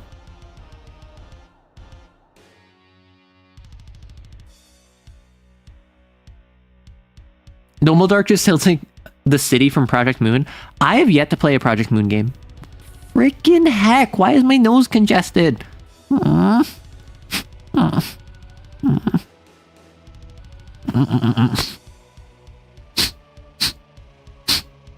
Sorry. Holy Dios. You moppet. No! No moppets here. Kermit is in a committed relationship. Listen, Kermit committed vehicular manslaughter back in January 18th, 1812. I'm sorry. The massacre at Raisin Bazin. Raisin Bazin. It rhymes if I say it correctly and not Bazin. I don't get any nobility from Project Moon. Can we not go to the city in Project Moon? How bad could it be? How bad could it be? What about setting like Gurren Lagann or Get a Robo where things suck and you can make a difference, but doing so inevitably is going to end the universe? I feel if doing good thing leads to end of universe, that means one of two options. Either that thing is actually a bad thing, or the universe deserves it. Like, you know, I'm someone who, if giving all of you one croissant, a single croissant, would end the universe, clearly that means that either giving all of you a single croissant each would be bad, or it means that the universe does not deserve giving out croissants. Un croissant. How bad could it be? Imagine every night spent outside being a 10% chance of survival. I mean, that means that the city's fine. It's outside the city that's the issue. I'm just that 10%. In the city, a bunch of flesh-melting goo people swarm through the streets every night, eating all the trash, homeless people, and stray pets they come across. Oh, that's not very good. But also, like, I'm built different, so it's fine. I just wouldn't be one of the trash or homeless people or stray pets they come across. Easy. I see where we're going with this, but spiral energy is evolutionary force. Oh, it's just entropy, isn't it? Got it in one. I love the sweeper. It's also capitalist in nature. Ooh, my favorite. I'd win. Just don't be goo. No. I think that the real goal is to be the goo. You can't be eaten by the goo if you are the goo. Can we bake the universe in a big croissant and feed everybody? So if we bake the entire universe... I forgot. We picked... My roommate and I, we picked up croissants from Costco yesterday, which is why I'm thinking of croissants. And I didn't have one for breakfast because I made breakfast. I had leftover rice from yesterday that I made, and I had Chinese style sausages that I heated up and I put in the rice. And then I realized I had croissants, and I was just like, oh, I could have had croissant, but I'll have a croissant later. I thought of a joke that I can't say on stream. All are one in the Guake croissant. No, I can't trust you on this, Arrow. You're pro soupening people. Listen. I'm not pro anything unless it's for the bit. Kermit committed those crimes. Kermit committed those crimes that happen, and those who committed the crimes themselves been committed to a lengthy jail sentence. Radical centrist. Okay, listen. I already made a video where playing Disco Elysium, I was a radical centrist. I supported almost every ideology. Except fascism.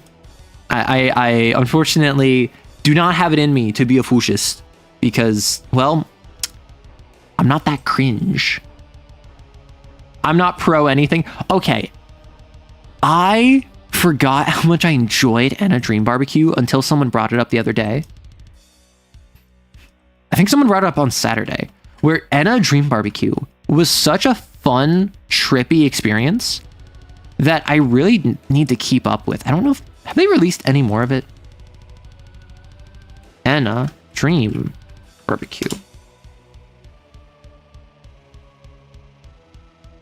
It is a 10 out of 10 on Steam. Does this have multiple parts to it? Experience chapter 1. Nope, still not done. I had a great time with this, I will say. Like, I really enjoyed Dream Barbecue. It is free. It felt like a fever dream, and as you can tell if you watched my stream from it, which is on the channel still, I loved having a fever dream. I wasn't scared. I wasn't confused. I was just riding the wave and enjoying myself because, well, know why? This is a fever dream that has other characters you're talking to, right? It's a fever dream that you can share with other people, like the Battle of Frenchton. No, I haven't been over the Battle of the River Raisin or the River Raisin Massacre. You still should stop bringing it up. Frenchton remembers. Frenchton will never forget. After the Siege of Detroit, there will always be the River Raisin Massacre. Because we will never forget it. What was I talking about? All right, I was talking about CAIN.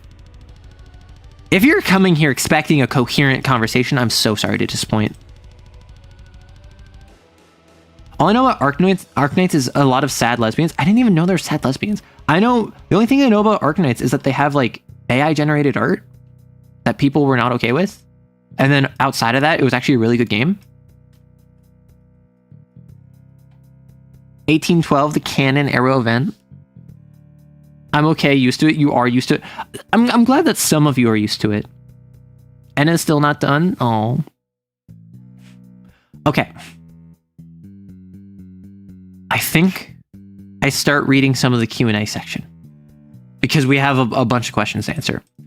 What happened January 19th, 1812? I answered that question. What is the meaning of life? Well, I would answer that. However, a second different person also asked what is the meaning of life. So those two cancel out like a double negative. I'm so sorry. Any tips on forming a stable group, as in a group of people who would come to a game regularly? Listen, game recognizes game. 42 times in a row. So, any tips on forming a stable group? Yes. You can't. Straight up. Like, I'm of the opinion you can't form a stable group. You can form a group of people, all of whom will put in the time and effort in order to try and make it a stable group, but you yourself cannot make a stable group. Otherwise, it's not a group. That's you. You can't force people to be engaged in a game that they're not going to make time for. And that's what it is, right? I am someone who I will make time for a TTRPG game I'm in. And yes, that time might involve, oh, sorry, like I can't do Saturday this week. I need to swap it to Sunday. And everyone else is like, we can't do Sunday this week. And I'm like, oh, well, skip without me. Like, do a session without me. This one Saturday, it's my anniversary. This one Saturday, I need to go visit family. This one Saturday, I'm like doing a thing for a friend and we're going to like a blood drive. So like, I'm busy this Saturday. But so many people will say like, okay, we have a game on Saturday at 11 a.m. Cool. Every week. And then people will start scheduling plans at like Saturday at 1 p.m. And it's like, bro, no. If you have weekly sessions at a specific time, don't schedule other stuff on top of it. And that's something where you can't make someone learn that lesson. They can only do that if they care enough about the game to not do it. And so I believe that you can't force a stable group. Now, if you're talking from a scheduling perspective, you have people who want to play a game consistently. They're just bad at scheduling. You have a group of people. It's just a matter of they need some direction. Schedule the next session at the end of the previous. So we end 11 a.m. Gosh, I'm so congested after talking. I'm so sorry. After playing 4 hours, 11 to 3 p.m. Session's over. Everyone's like, okay, we gotta go. And then you're like, stop. When is our next session? And they're like, oh yeah, we'll just figure out. And like, no, like we are either scheduling the next session right now or it's not happening. So you guys decide, okay, well, let's do, I don't know, same time next week. Sure. Same time next week. Someone says, like 3 days later, they're like, oh, sorry, I have plans with a friend that day. It's like, okay, we will run without you. You got to be comfortable running without people, because otherwise, you want to know what happens? You have a group of 4 players plus GM, and 1 player is unavailable. So everyone's like, oh no, we don't want to play without them. So we'll just skip this week. And then the next week, because they didn't have a session, gosh, because they didn't have a session on Saturday, they make plans next Saturday. So now a different player is not available. And then a different player is not available. And then 2 players aren't available. And then suddenly the game dies. And this happens all the time. Because so many people are like, well, no, we don't want to play without our friend. And it's like, yes, you should play without your friend. It's okay to play a session without a friend if they can't make it. Now, how many players are acceptable to not be there is entirely dependent on the size of the group. For instance, you might have a group of 6 players where you're comfortable skipping with 2 people not showing up. Alternatively, you might have a group of 4 where 2 people can't make it, but you're still comfortable running a session for the 2 of them because player X and player Y, they're siblings, and they wanted a session where they could privately talk about what's going on in the party and like their secret mission for the Thieves Guild that they're on. So this would be a perfect opportunity. This would be a perfect opportunity to run for those 2 players. So it's totally acceptable to run for fewer than the entire group. I wouldn't even say like half is the base limit. I would say usually 1 person is perfectly acceptable. For larger groups, 2 is fine. And then depending on what the group is, like maybe you have a group of 6, like 4 people can't make it. Yeah, you probably want to skip. But those 2 people who are available, maybe you play board game. Maybe you play one shot. Maybe you just chat the session. It's too often that you have a group of players where 1 person skipping, and it's normally the same person over and over and over. The game falls apart based on 1 person's schedule. Or one person will say, hey, my work schedule's all over the place. I can't give a consistent time each week. And also, my work schedule, I only get it Sunday night for the rest of the week. So that's someone where it's okay to just say, okay, I don't think you're going to fit this game. That's okay. Just because they're your friend doesn't mean they need to be a part of your TTRPG group. It's a level of emotional maturity that you need to reach where you can just decide, hey, we're friends. I enjoy playing D&D with you. I enjoy playing Lancer with you. You are so not available with literally anyone else in the game. I can't constantly kick the game just for you. Otherwise, we're never going to be able to play. So I'm going to take you out of the game. Next time you're available, you can join. You can be a drop in, drop out kind of player, but you are the sole reason we are constantly shifting around our group. So like, and this is all predicated off the idea that those other 3, 5, however many players are engaged with the game.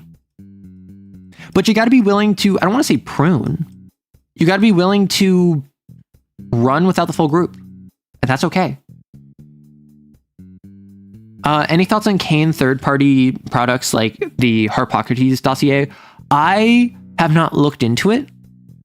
I believe, I believe the Harpocrates dossier got the thumbs up from Tom Bloom himself.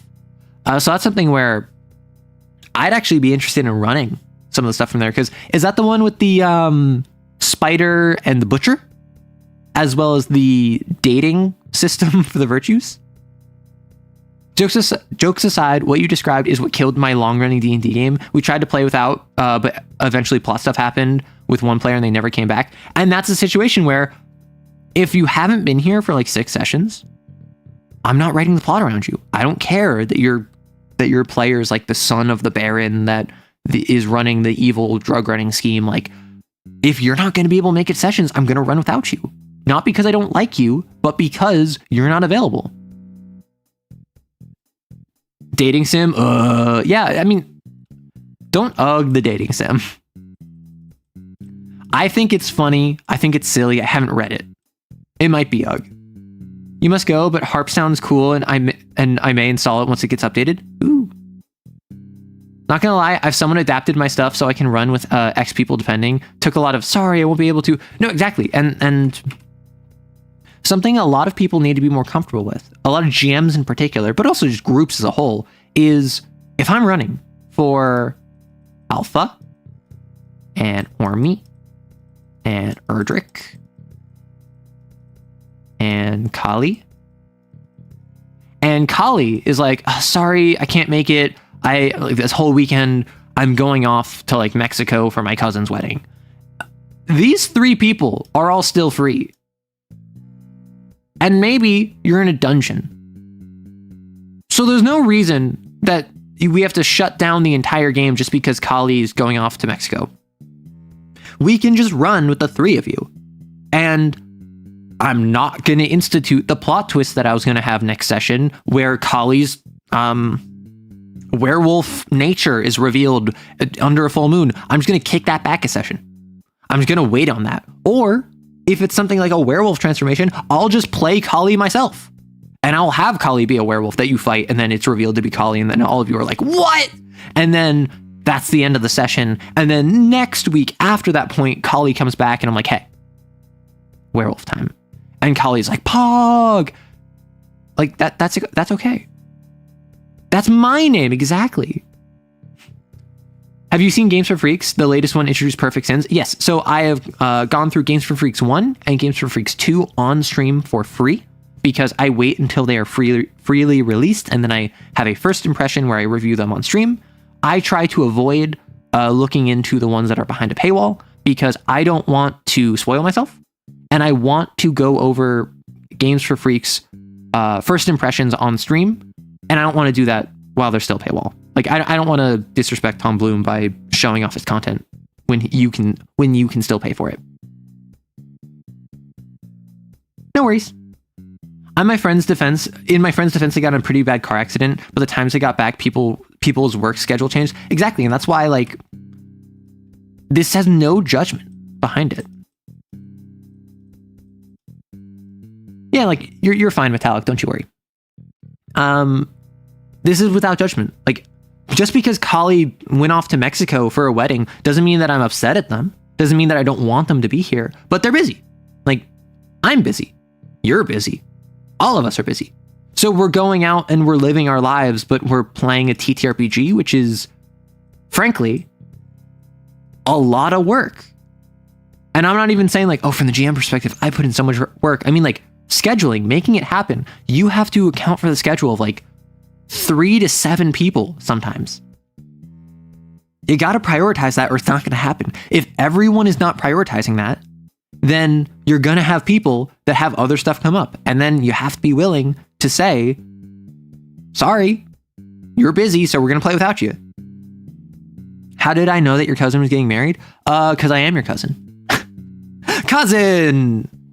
For real, TTRPG in a regular group is a luxury. Yeah, and that's why, how many of you ran into this? You had a consistent group in high school, or uni, or back when you were younger, and then once you get a job, once you have other responsibilities, maybe you have kids now, maybe you're just super busy. Like, it's just something where as you get older, you get busier. Your time is more valuable. So you have fewer availabilities to play a TTRPG, which is why you need to be willing that if our schedules don't line up, I'm going to cut you out of this session because you're not available. That's okay. Now, if Kali and Erdrick and also like Odin are not available, I might just run for EJ and Matt. Or maybe I don't run for EJ and Matt because it's only 2/5 of the group. If that happened to me, I'd knock Kali out by Machina and go from there. Yeah, Perfect Centipede and Ogre are just Kamen Rider. Yeah, so I saw the Perfect Centipede villain, and it is just a Kamen Rider villain. Cousin, you want to go bowling alley, yes? Gosh. Never in high school or uni, only started getting into TTRPGs in my 20s. Well, that's one way of doing it. Wait, real? That seems cool. Yeah, so let me... Games for Freaks issue 3.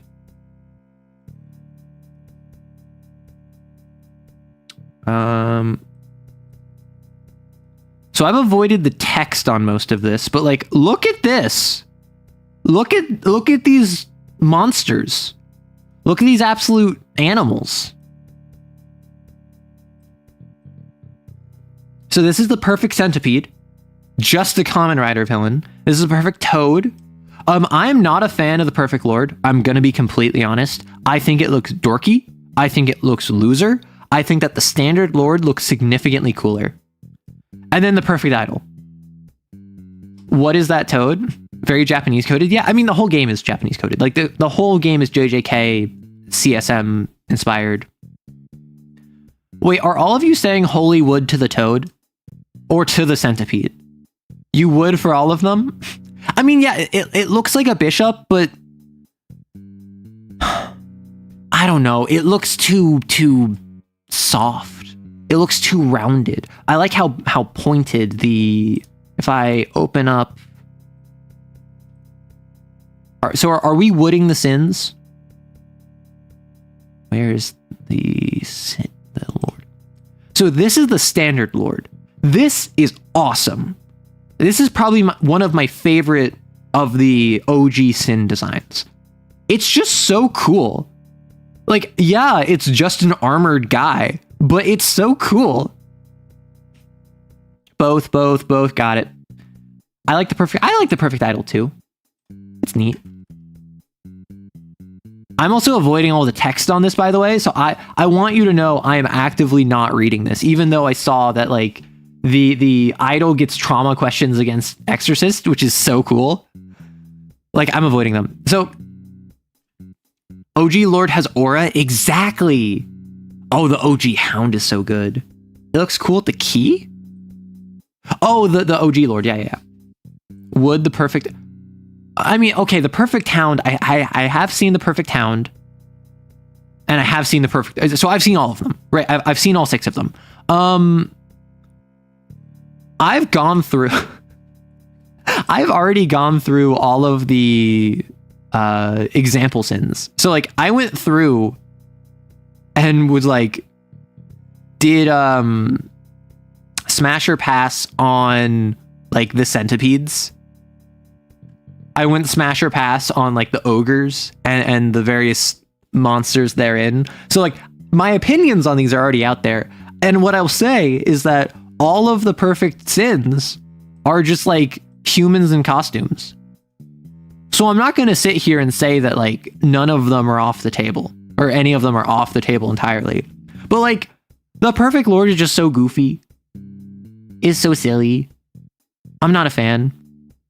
The Perfect Toad, I would say, oh, it's just because it's vaguely feminine, but no, like the Perfect Toad is cheeked up. Do you see this? Like, I don't know what Tom Bloom is feeding them, but they are caked up. No respect? Sorry, no respect or no respect? Does the Perfect Ogre also somehow have booba? I don't think it does. The Centipede has booba. Also, the centipede, the centipede is probably my favorite design out of all of them. Because, like, the skull face, despite the insect face, and then is this like an open chest, like an open stomach? Centipede looks like painful for me to wood. Okay, but like, does the centipede hate you? Because I know a lot of people, particularly straight men, are obsessed with a woman who hates them.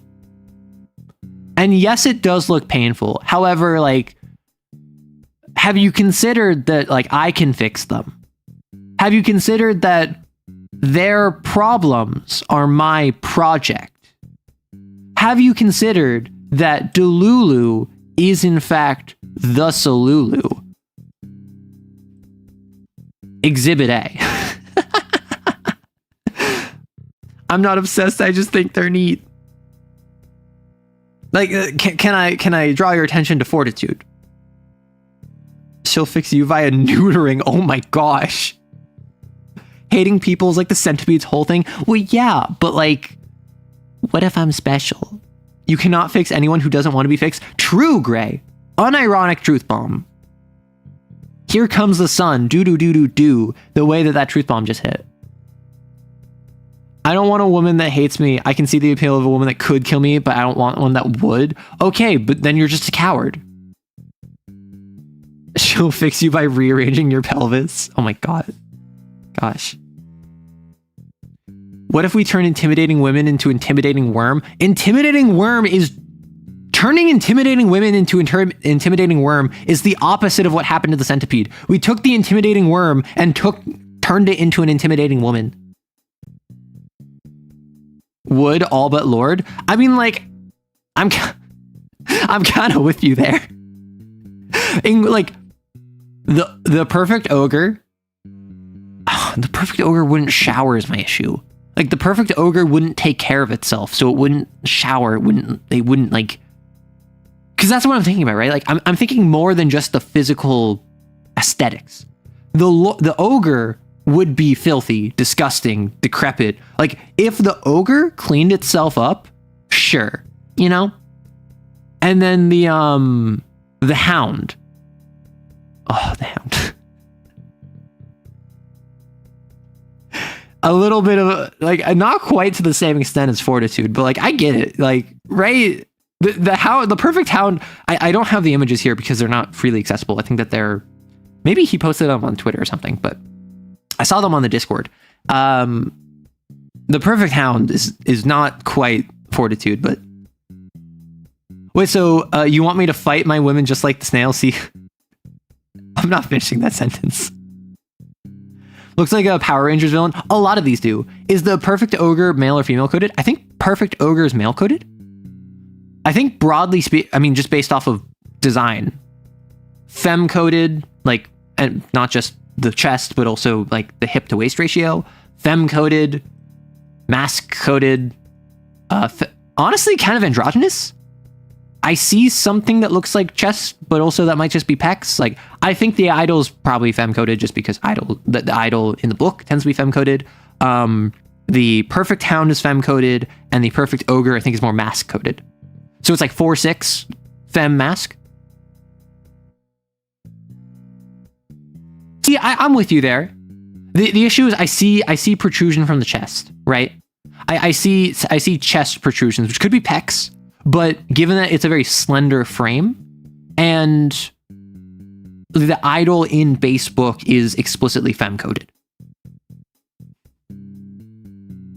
Okay, but the design goes insanely hard. Listen, Wait.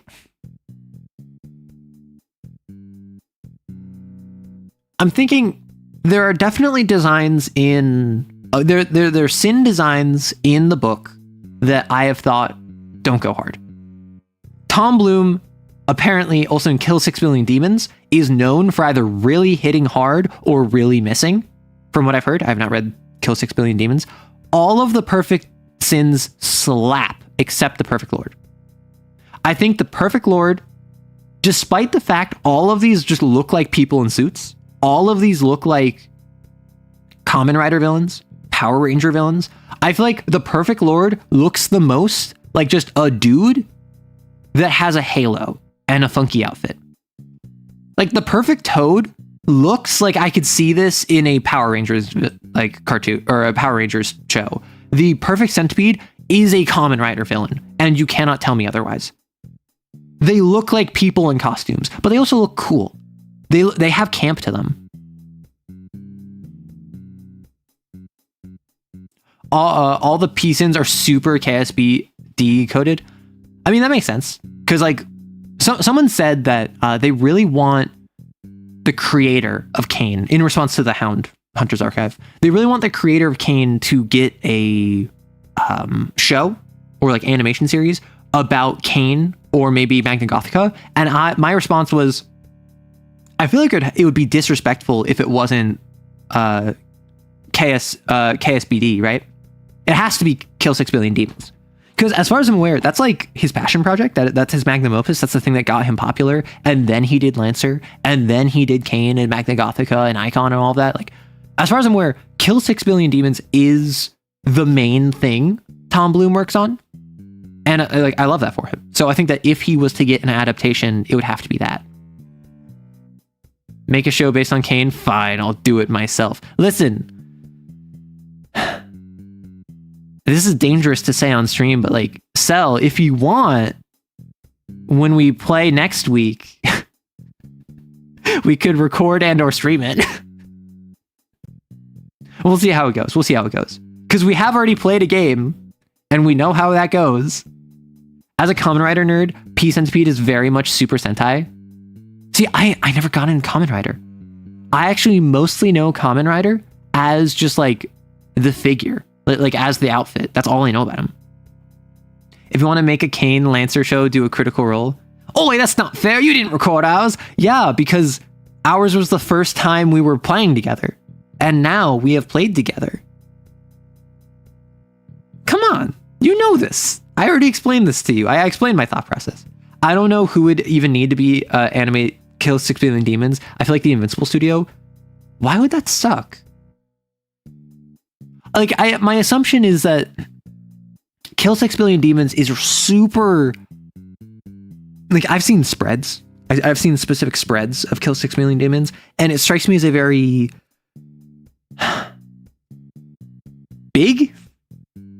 Like, scale-wise? Comic? Web series? Comic? Web novel? Web comic? What? Kill 6 Billion Demons, you know what I mean. It strikes me as very large in scale. So, like, Chainsaw Man's team, obviously, like, season 1 One Punch Man would be fantastic. But I'm thinking from the perspective of, like, anime, Japanese animation studio, based off of this, of popular modern day shonen. I feel like ones that have experience, honestly, like the Castlevania team, who are also doing, I think, Devil May Cry now. Who have expressed an interest in Berserk specifically. I think that would be another great studio. Arrow, are you saying you've successfully vetted me as a puer? Okay, I take it back. No, you do not deserve my attention, let alone my content. Very heavy on backdrops and the art is too flowy. I misheard Super Sentai and was so confused. I also think Science Saru, the most experimental Japanese studio, would not have the budget. Maybe I'm capping. Like, you could get the Scavengers Rain people in KSBD in theory, but look what happened to that show. I don't know what happened to that show. I'm sorry. This is my confession. Admissible in court. I no longer watch anime for sport. I have not watched anime, like, properly.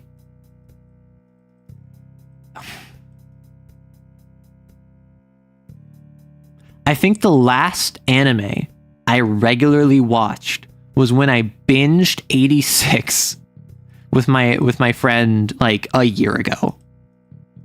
Like, I've seen some episodes of various anime in the past year or so, but the last anime like I watched through. Can we have a timer? Sure, I'll hide the HR violations just for you. Or the HR violations? No, the HR violations are gonna. Sure.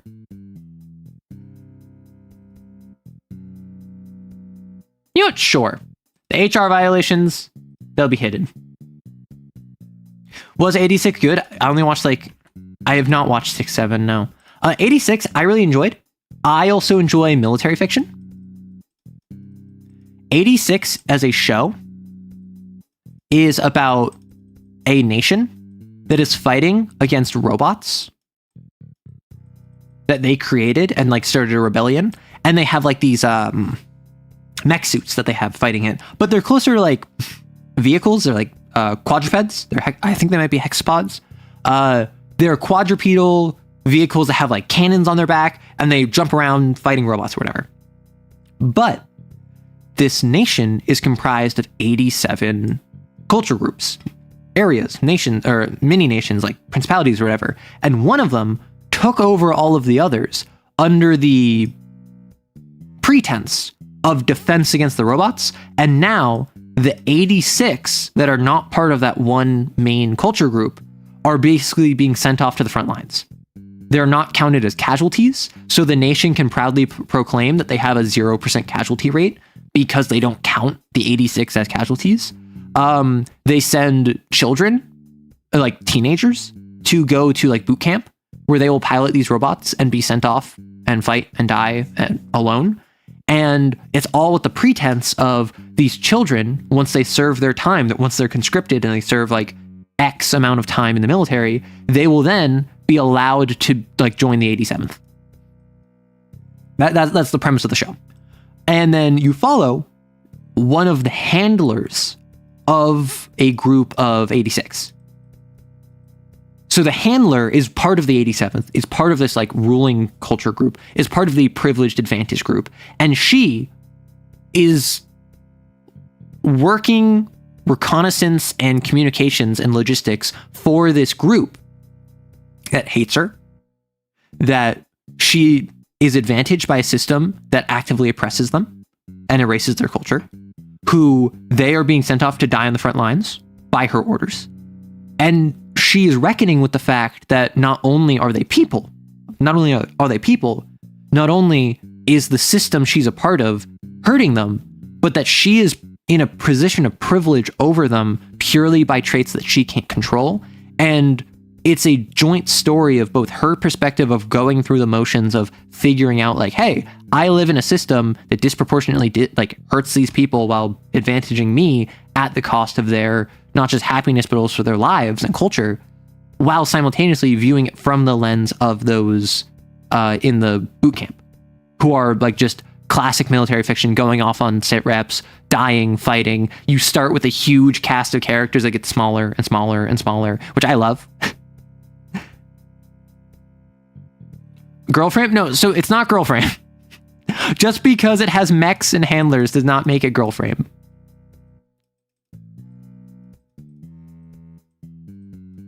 Gosh, when am I going to make time for girlfriend?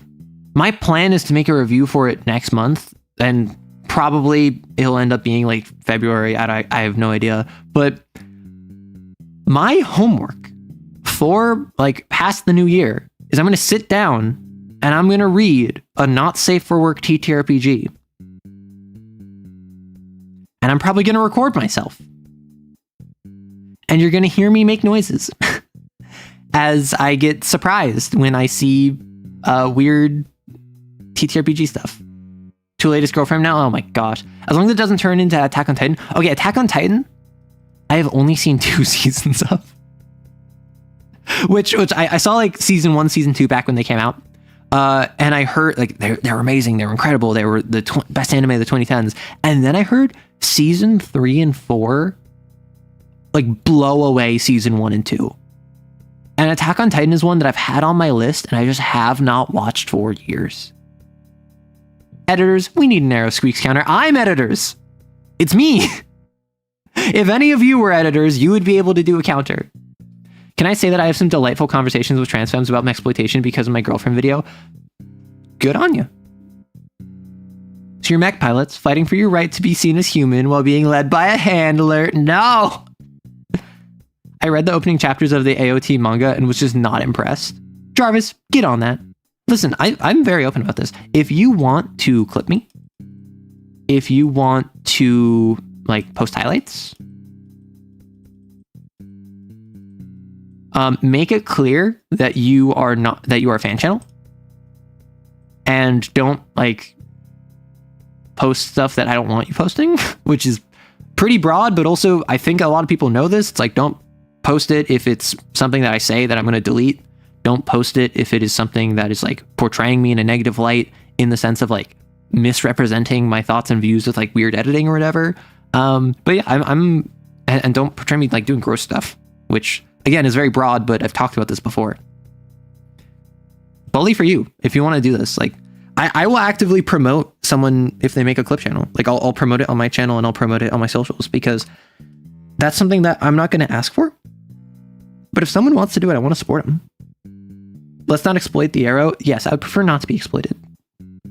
Don't post what happened on December 18th, 1812. Listen, December 18th, 1812 was fine. January 18th, 1812. No.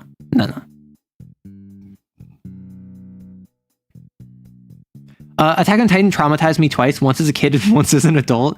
I don't know. I never got traumatized by it.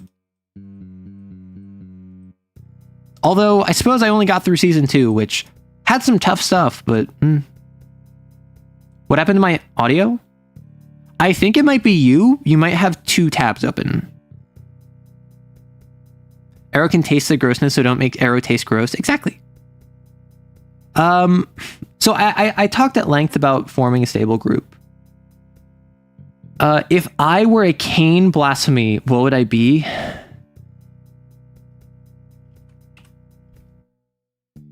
Like, not if I had one, but if I was one. Like, I don't know. I overthink. So Palace is a thing. I talk to objects. So sympathy. I really like Whisper. And I feel like I take psychic damage every time, or I feel like people take psychic damage every time they talk to me. So that kind of fits with Whisper. I also am weirdly prophetic in like knowing what will happen. So particularly interrelationally. So that's one. If I want to be sussy, I can say bind. But I'm not gonna. How do I form a stable polycule? I don't know.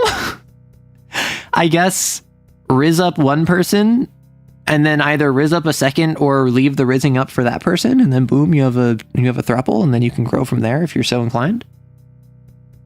If I had one, well, no, so we're not saying what you would have, we're saying what are you? Can you explain in broad terms how CAIN plays as a player and how it plays as a GM? Sure.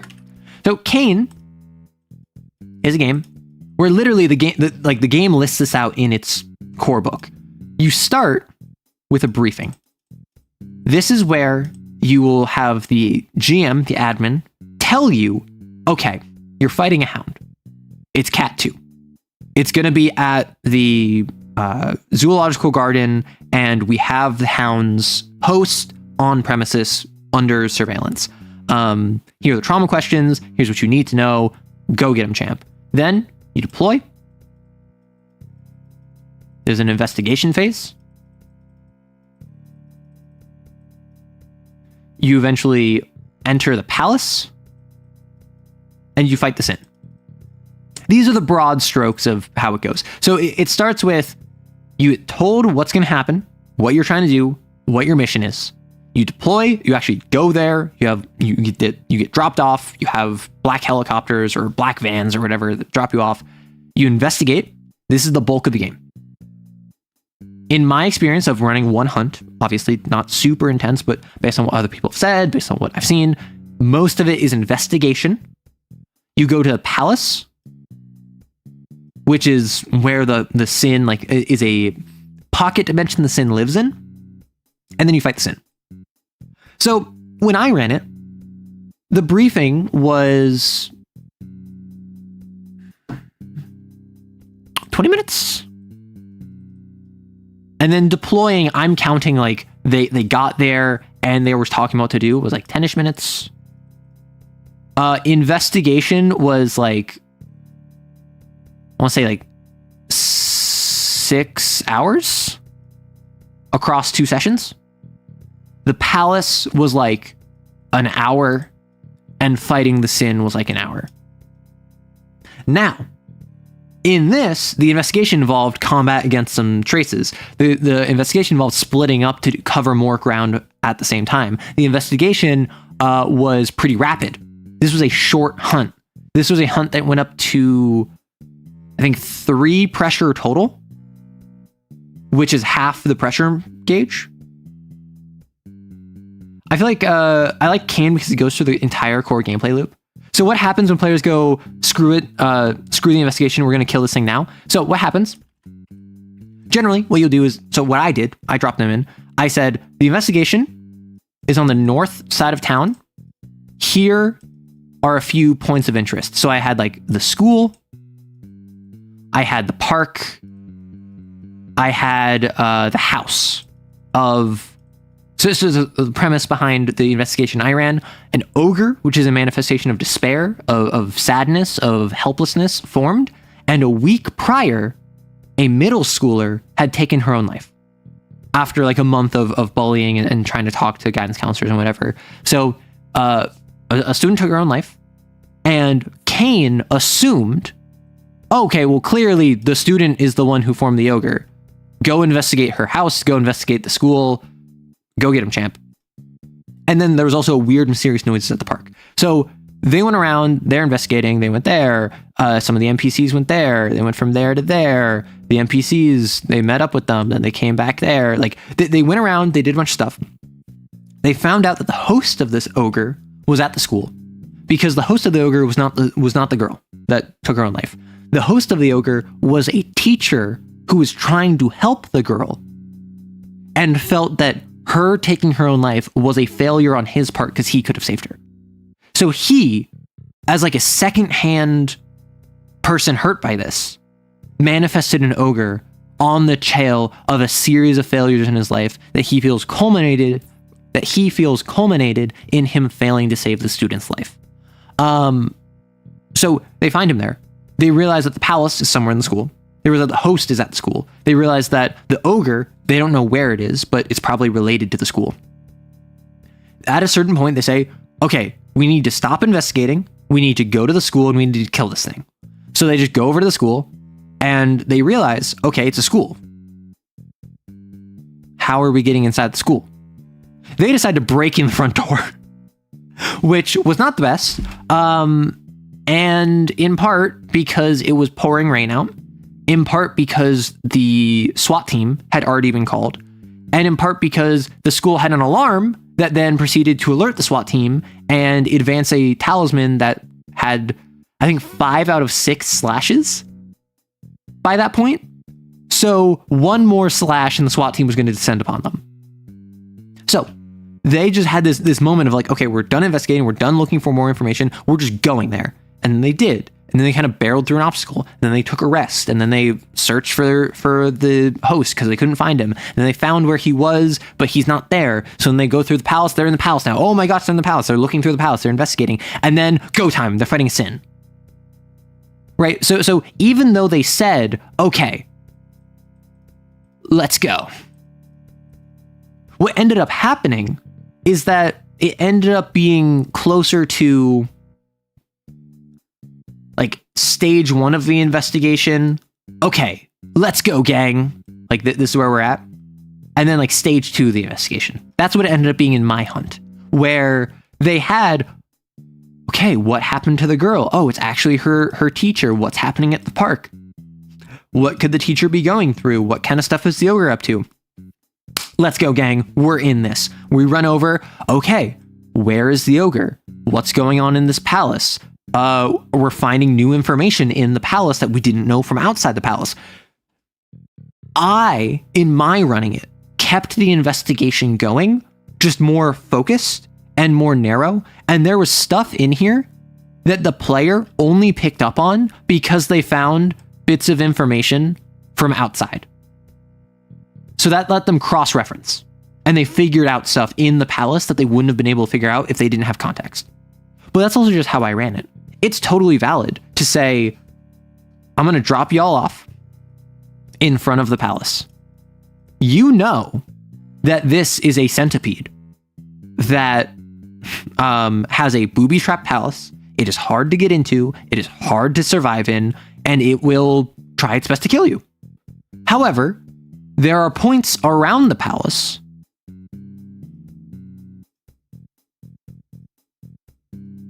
that will have different pieces of investigation and information, and maybe even survivors that you might be able to save.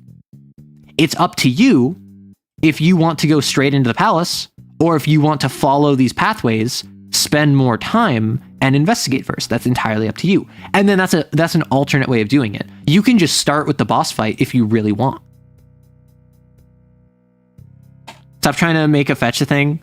My players continuously subverted my expectations, so I tend to make the Sin, Palace, and questions, get an idea of the NPCs and people of interest, and maybe just some certain events, then I wing the rest. I love improv. I am someone who will continuously just improv my entire sessions, and my player, Sel, was like, hey, can you send me your notes on the session? Because I want to compare that to how I'm writing my notes. And I'm like, you're going to get mad at me. And they're like, why would I get mad at you? And I'm like, because I don't have a lot of notes. And they're like, how bad it could be. And then I send them my notes. And then they're just like, wait, are these your only notes? Is this all you had? And then I'm like, yeah. Because what I did is I wrote down notes of like, who is the host?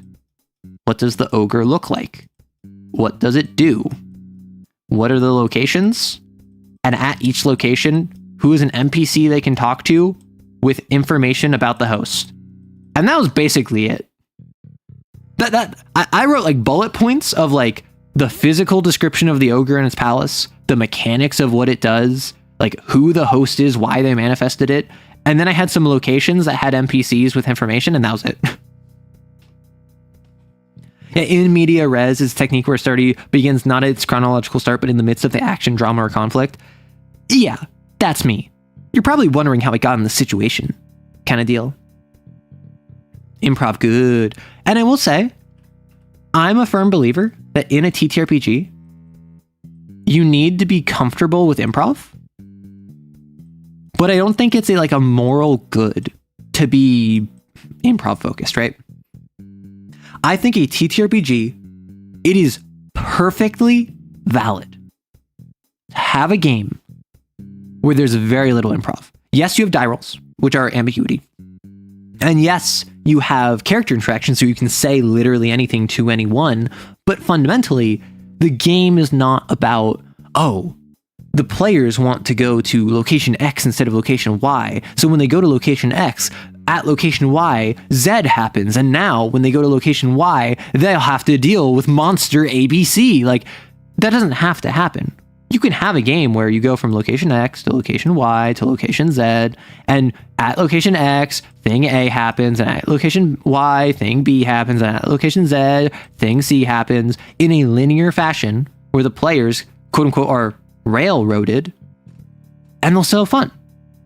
It's not better or worse than a freeform game where you have brief bullet points that they can do whatever they want and you just wing it based on the fly.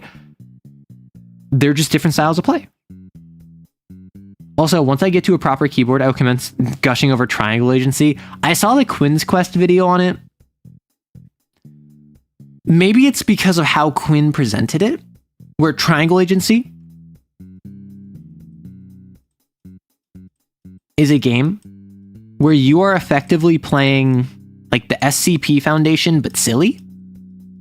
There is a bunch of bureaucracy. There's a bunch of paperwork, like actual literal paperwork that you as a player need to fill out to reinforce the idea that this is a ultimately kind of incompetent, but fundamentally necessary organization that's all about effectively cryptids, right? Effectively, SCPs that you have to track down and stop. And apparently the way it's presented is fun conceptually, but in practice it's not that fun. More control than SCP, that's fair. Yeah, so Control's on my list. I've heard it's related to Alan Wake. And apparently it's not just related to Alan Wake, it's related to Alan Wake 2. So I've heard great things about Alan Wake 2. I've heard mixed things about Alan Wake 1. But I've heard good things about Control. The concept of the enemy being a manifestation of humans' negative emotions, thoughts reminds me so much of Persona 4. Peak mentioned. Peak Sona 4. I love it. I think it would be so much fun. Wait, I could do this. Huh. So CAIN, one of its explicit inspirations was the Persona series. And I think Persona 5 probably influenced it more, because what does the sin live in? It's called a palace. What is a sin? It is a dark reflection of the person that you need to defeat in order to basically change their heart. In order to stop them from feeling this negative emotion. Persona 4 is more so coming of age, internal growth. Persona 4 is more about the worst aspects of myself that I keep hidden, that I refuse to acknowledge. And that isn't quite the same as with CAIN with the sins. But what I think would be awesome, play Overarms. Yeah, you've mentioned. I do need to check that out. With Persona in CAIN, it would be super cool if there was some reason why you have a team of exos that you fight a series of sins that are manifested via you, not because you're an imago, not because you turn into a perfect sin, but because there's something happening with the psychic sea that your very presence manifests a shadow. So you form a toad or a centipede or an ogre out of your own repressed self, and you have to fight your own self in your own palace, which in Persona 4 there's this TV world where if you get pushed inside of a TV, don't ask questions why. If you get pushed inside of the TV, your thoughts, your inner projections, your secret self, your shadow is literally televised to the world and shown to people, where one character feels trapped in the world and wants a prince to come and rescue her, and some Prince Charming to sweep her off her feet and bring her to a wonderful new life where she doesn't have to be here anymore. So she presents herself as a damsel in distress that wants to be rescued from a castle, right? You have another character who he is from the city. He's stuck out in the middle of the woods, in the middle of the rural area. His whole shtick is that he's bored. He wants to be a hero. He wants to be notable. And he's stuck out in the boonies. He's stuck doing nothing. And there's this murder investigation. So he wants to go into the TV. He wants to solve the crime. He wants to be a hero. But in reality, he just wants the selfish gratification of being someone and doing something. So in Persona 4, the shadows are manifestations of your worst impulses and your worst desires and thoughts that you refuse to tell the world. And it ranges the gambit from stuff that the character knows but refuses to accept, to stuff that they never considered before, to stuff that they refuse to acknowledge openly, but privately have been struggling with. Arrow has the power to do this. Oh my gosh. I watched a video about psychological gesture by RPG PhD that I really want to start integrating into my NPCs. I think you'd like that vid. If you're on the Discord, feel free to drop it in cool stuff. I would love to see that. Would love that. Maybe even building something out of the agenda. Make a machine sin or a torch sin. Wait. No, I'm already working on a TTRPG. What I could do, I could make CAIN homebrew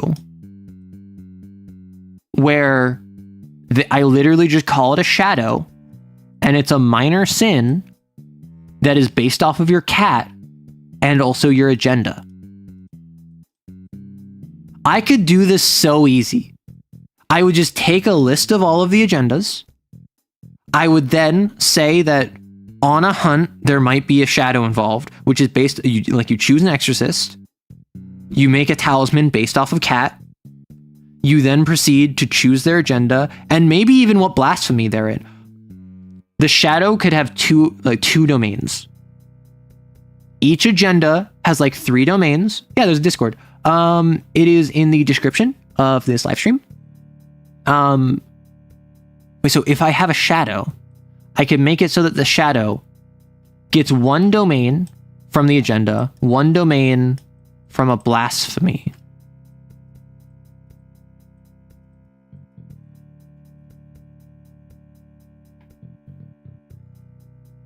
Oh my gosh. So like there's a shadow, which is like a minor sin.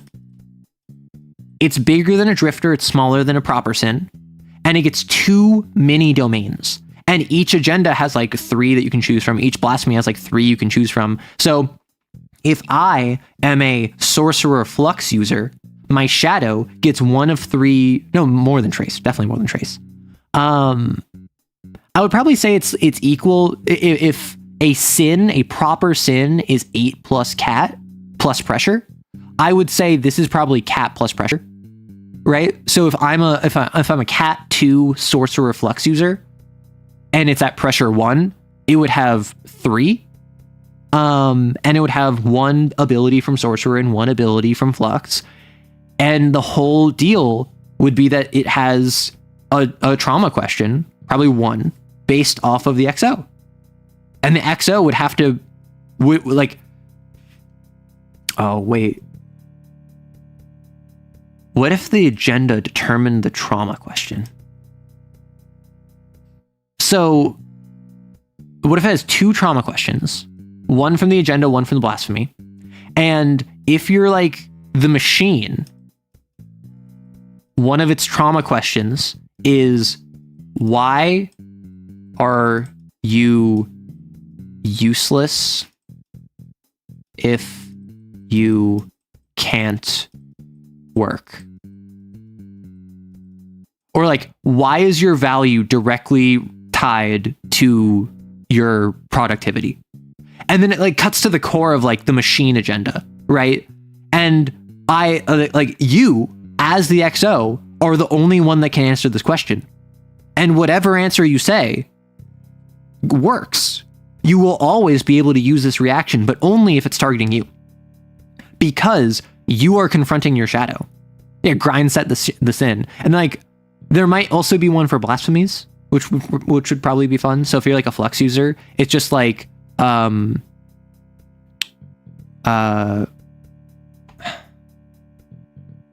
know, like, because I want them to cut deep, but also like with flux, it's time manipulation, right? It's stopping, it's rewinding. It's like, there's already the agenda item that you can get, like prove you're the real you. It's just like,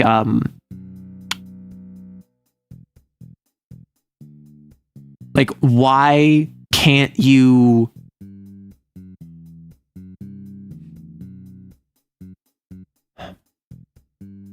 what's the one thing you would never rewind time on kind of deal? Can you defeat these with power of friendship? Yeah, totally. Why are you only valuable if you're useful? I mean, that's the thing. Like, why are you only valuable if you're useful? Right? For like the machine, or for the beast, it's just like,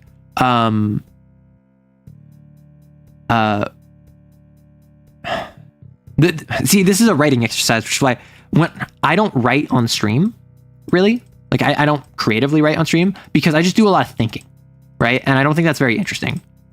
So the machine would be, why are you only valuable if you're useful? Meanwhile, the beast could be,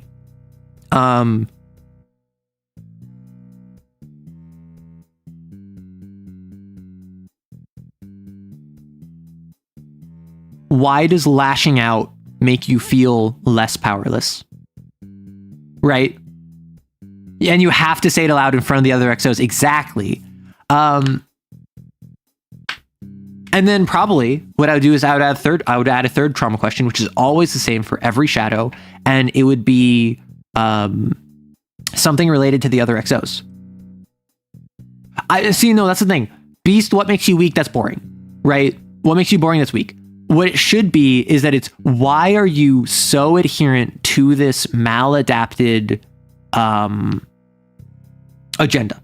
Because the agendas are not healthy. Like the machine is not healthy, the loner is not healthy, the shadow is not healthy, the hardline is not healthy. Some of them are more healthy, but even the guardian, which is all about protecting other XOs, is throwing yourself in the way of danger to save them for no reason. So I think that it's not a matter of why are you supporting this agenda? It is cutting to the core of, if you're a beast, you fight first, ask questions later.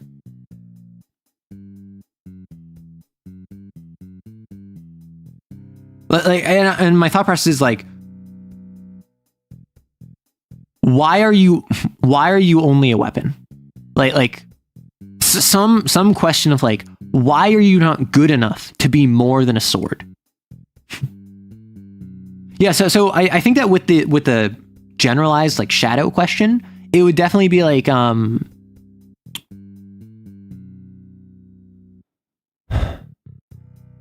which other exorcist, like I mean, it could just be which other exorcist do you like the most, right? I think that the XL one should be positive, right? So with the agenda, my thought process is, it's a question that subverts the agenda. If I ask you this question, you should sit there and think and say, yeah, you're right. Like, why am I a machine? Like, no, it doesn't make sense that I put the work before my own needs. That doesn't make any sense. And I think this would be a really good prompting for changing agendas. With the blasphemy, I don't know. I feel like the blasphemy would be better for powers, for domains, than it would be for a trauma question. But I feel like it fits so well. One question from the agenda, one question from the blasphemy, one question from it just being a hunt. Like a question of the morality of an agenda. Exactly. And like, if you're the songbird, where your whole deal is you want to get close to people and get them to do stuff for you and manipulate them into like being your servant effectively, like the songbird's question could be something like, why are you so pathetic you need to rely on others? And the point of the question should be that they use loaded language. The point of the question is not clear cut like with the hound, which is for building the hound on top of it. The question is to make the player think. It's not to just ask them to say like, well, because I'm better than them. Like, no, you're pathetic for relying on them. Why are you that pathetic? Me as a hardline vector would be like, yeah, and like with the hardline, just like, why do you think following the rules will make CAIN respect you anymore? Because they don't respect you. The fact that you're such a kiss up, the fact that you're such a bootleg does not change the fact that CAIN does not respect you. So asking the question of like, what are you trying to accomplish with this? Why do you think this is going to help you when demonstrably it just won't? Right? Being a guardian will not save the people that have already died. Being a loner will not keep you safe when everyone around you dies because you ignored them. Why are you doing this, you stupid, like, silly person? And then with the blasphemy, I feel like it's more... The blasphemy can work, but I feel like the agenda one is so much more interesting, right? Like, maybe it's literally just one trauma question. Maybe it's just from the agenda, right? I mean, what it could be, the agenda does the trauma question, and then it gets one domain from the blasphemy. And each blasphemy has like 3. And if you have multiple blasphemies, it is from whichever one you have the most powers in, perhaps? How did your blasphemy help you cope with your agenda is probably the through line. Like, even if you're inducing pareidolia, your player tries to figure out if their blasphemy answers their agenda. No, it's a fun thought exercise, and like, it's... I have stuff I need to edit. I have projects I need to work on, but after stream, I'll probably... I don't even have to wait until after stream. All right.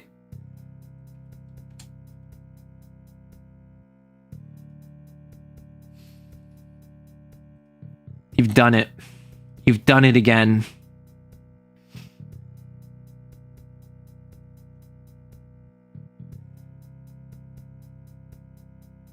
I'm sorry. Why is this not? Gosh darn it. Gosh darn it. Okay. You already know what we're doing. CAIN, why is this scenario? Give me my Times New Roman. Give me my 12 point. CAIN shadows. Agendas. Goodness gracious.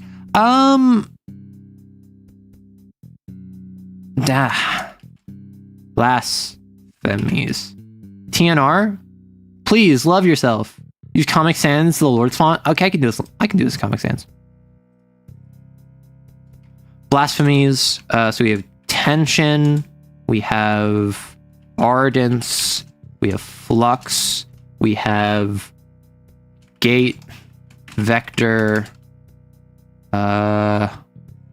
Smother. Whisper. Edit. Bind. Jaunt. Palace. Sympathy. And I'm gonna be 100% honest with you. I do not know the agendas offhand. Yeah, so that's all 12 of them. I cast too much creativity, not enough time. Work on stream with us. Ugh, fine. Are we just doing like a co-working stream now? Is that what we're doing? Okay, fine.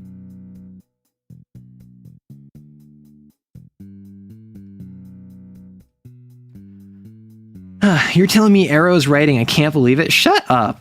Okay.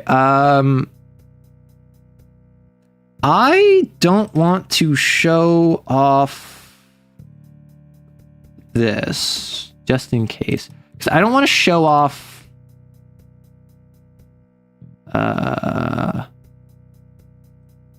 Okay. I'm not showing off the CAIN PDF just because it is a paid product. I'm very particular about that. Like, this is something where I very much want to avoid. What's it called? What?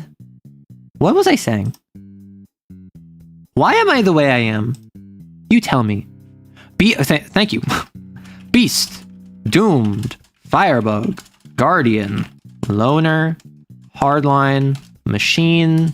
Moth. Temperance. Torch. Departed. So, question. This is something that I've wondered. How does Departed play? Has anyone tried this? You're not sharing the paid content because you don't want to undermine Tom Bloom, and thank you. Yes. Sorcerer. Okay, so a shadow is the true self. Made manifest via a tear in the psychic sea. Beyond mere drifters, they are somewhere between an extension of an exorcist's own grace and a proper sin. Nevertheless, they are always tied to a specific individual and have never been cited, have never been detected following an exorcist under category 3. When the hunt begins, the admin may choose one exorcist to form a shadow from. If they do, they consider verbiage of sin creation, right? Persona 4 reference, yes. A shadow, the true self. I assume that Departed was just a way for exos who are dead. That's what I assumed, but like I don't know if you can pick it up during a session. I love how tongue-in-cheek we're being.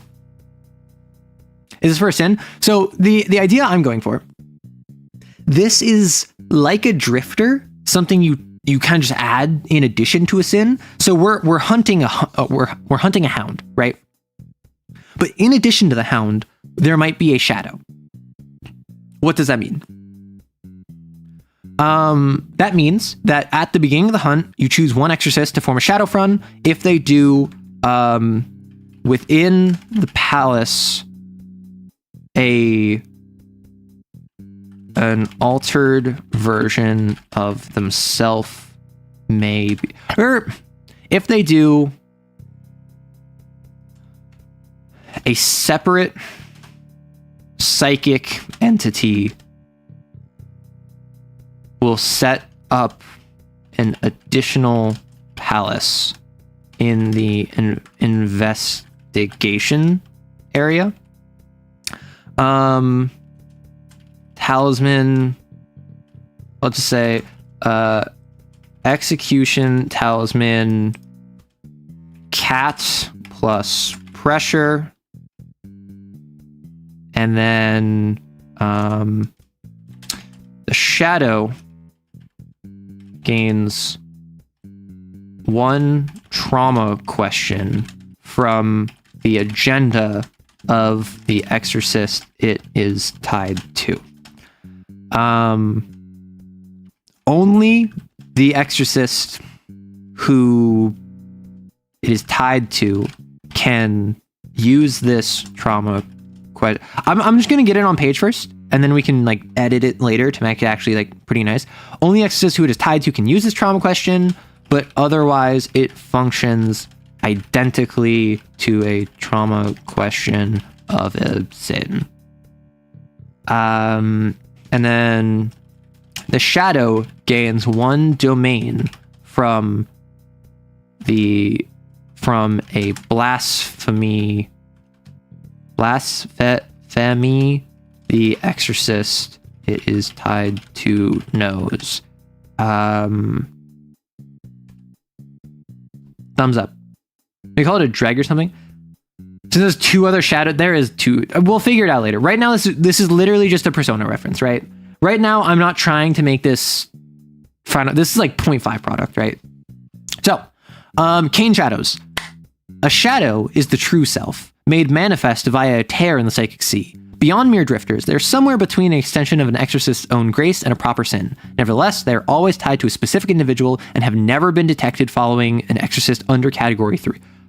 Never been detected tied to an exorcist under category 3. When the hunt begins, the admin may choose one exorcist to form a shadow from. If they do, a separate psychic entity will set up an additional palace in the investigation area. The palace will always be in an area that has some tie to the exorcist the shadow is tied to.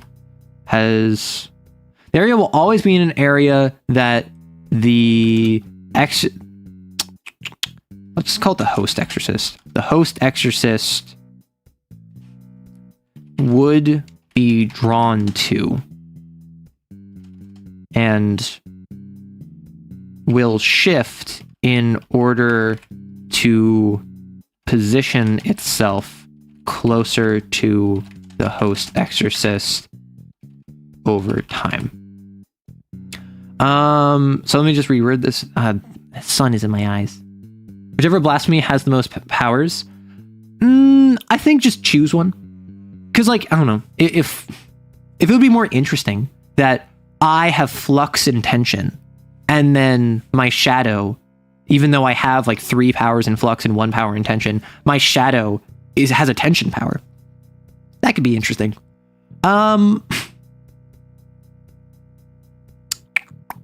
Of the host exorcist. I'm sorry, I'm just paring down the words just to make it more clear. Only the host exorcist can use this trauma question, but otherwise it links identically to a trauma question of a sin. The shadow gains 1 domain from the blasphemy the host exorcist knows. Often, this will be the blasphemy with the most powers known, but not always. Boom. Clarify that the exorcist cannot produce a shadow after the... Yes. Once a shadow's execution talisman is reduced to 0,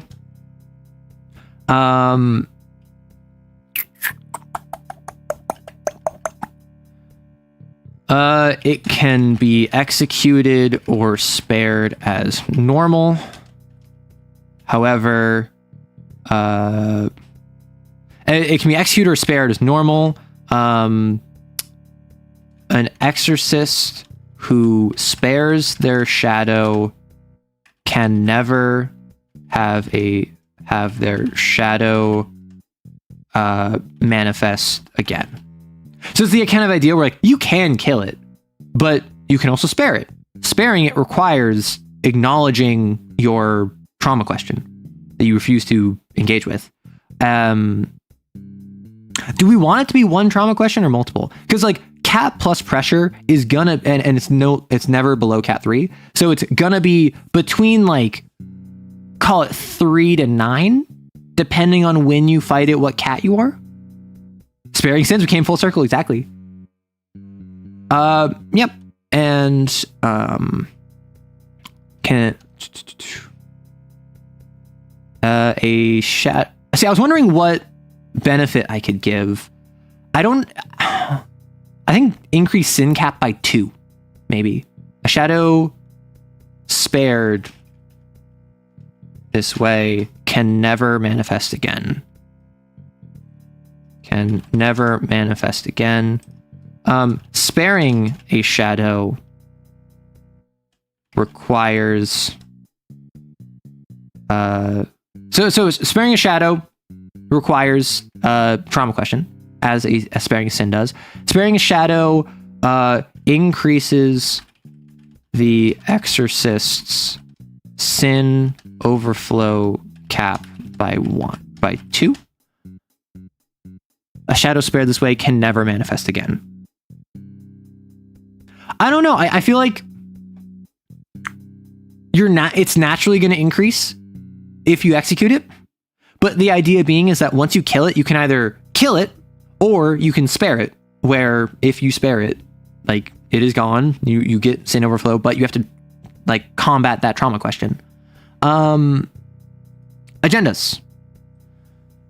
I think the agendas just give a trauma question. So trauma question from the beast. The beast is all about fighting, punching, violence.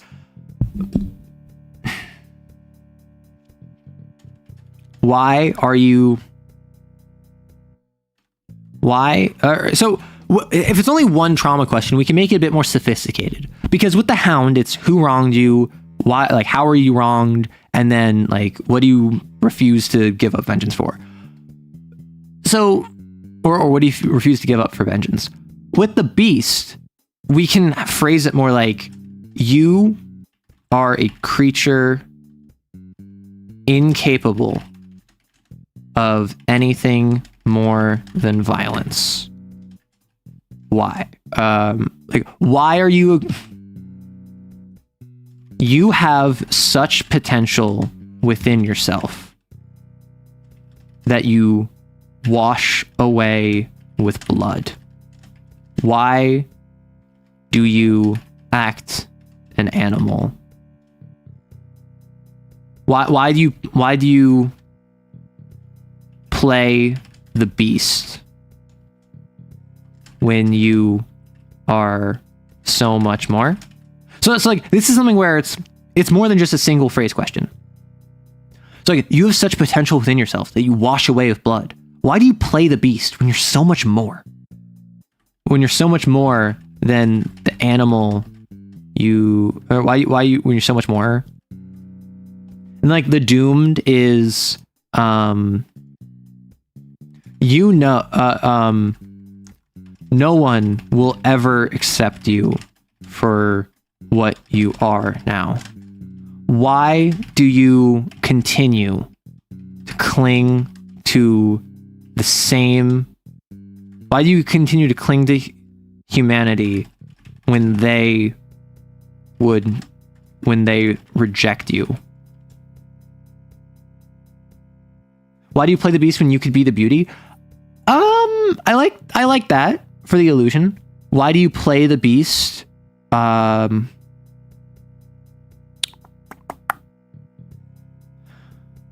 are you a creature capable of only violence? Why do you cling to your humanity when you're less than... Why do you continue to cling to humanity? So like, what I'm going for here, the beast, I want to be violent. I want to cause chaos and mayhem and blah, blah, blah, blah. How do I best subvert that? The doomed is I have a sin mark. I want to prove I'm human. I want to be human. How do I subvert that? Is there a massive chat delay? There might be. YouTube is a bit funky. You might have to refresh. Why does hurting heal within you? What does hurting accomplish? Who does it protect? Where does it hide? Why do you continue to cling to to the same humanity that rejects you?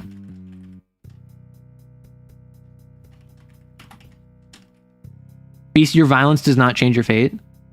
Are they singing enough? Like, if there's someone's maladaptive coping mechanism, they'll be able to answer why in a heartbeat.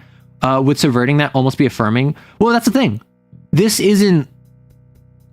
If I'm the beast, and like, I say like, why do you play the beast when you can be so much more? It's like, you have to think about that. And the thinking is the important bit. The answer isn't what matters. The answer here is not necessarily to change your behavior. The answer is to reveal more about your character to the rest of the group. It is equally valid for an answer to this question to reaffirm your tie-in to the agenda as it is to subvert it. Why choose violence over peace? Well, because why choose violence over peace? Because like I was thinking like why play the beast when you're a man? Like, but I don't know how that feels. You have such potential within yourself that you try to wash away with blood.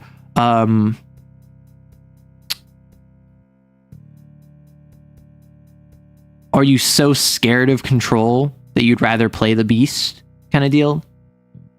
I'm gonna just leave that there for now. Firebug. This is solve problems creatively. Let me grab... where are they? In the CAIN book. The agendas. Okay, this is the blasphemies. I wanted the agendas. The Firebug.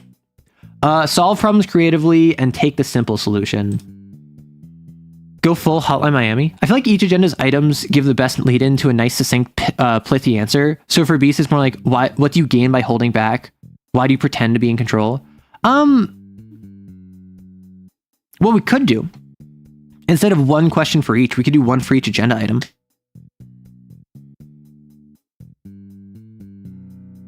We could do one for each agenda item where it's each agenda has 2 agenda items and it's like fight. It's like, what would you say? What do you gain by holding back? Why do you pretend to be in control? So like with this, it's just like, why do you pretend to be in control? Yeah, one for each agenda item and then the shadow question. So the shadow question is always shadow trauma question. Something to do with your fellow exos. Something to do with CAIN. Just a hard-hitting question. If I'm not questioning my own humanity reading through the CAIN material, it was written wrong. That's very fair. Do you like hurting other people? Why would you cling to... why do you cling to violence for safety? Cling to violence for... Why do you pretend violence is control? And similarly, why do you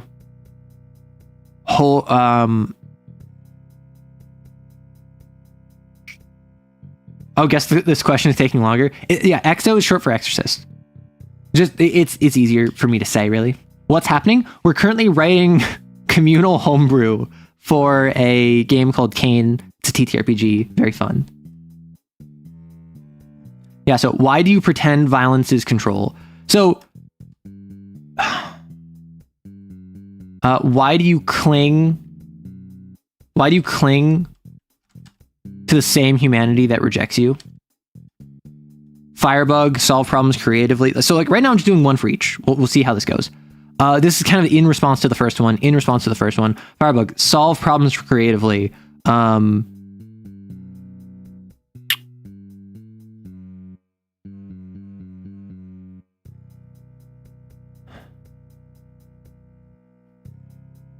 Does a creative solution distract you from the pain of losing?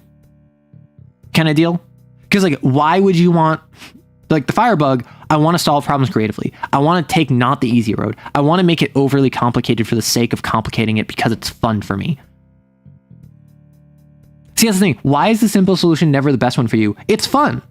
I enjoy it. I'm good at it. Like that's all a simple service level answer. But like, why do you pretend violence is control? You can't just hand wave. What virtue?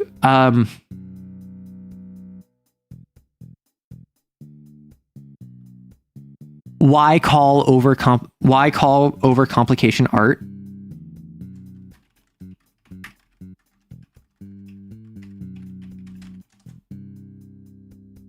What virtue? Yo, I got free cookies. Yo. Open-ended question. I mean, yeah, we want these to be a little open-ended.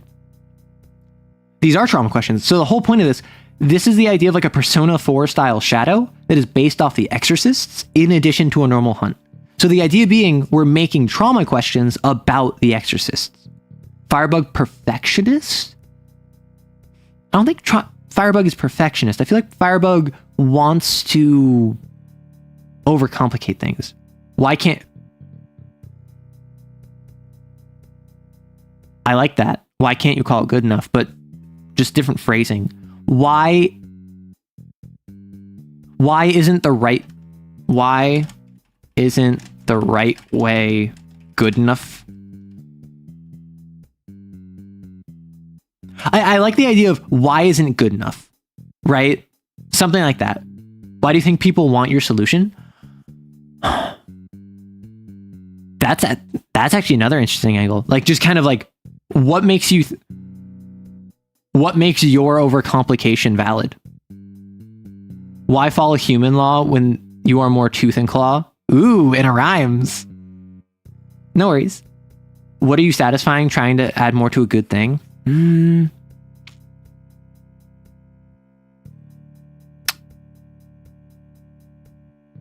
So real quick, I'm just going to skip ahead to Guardian because I have an idea already. Or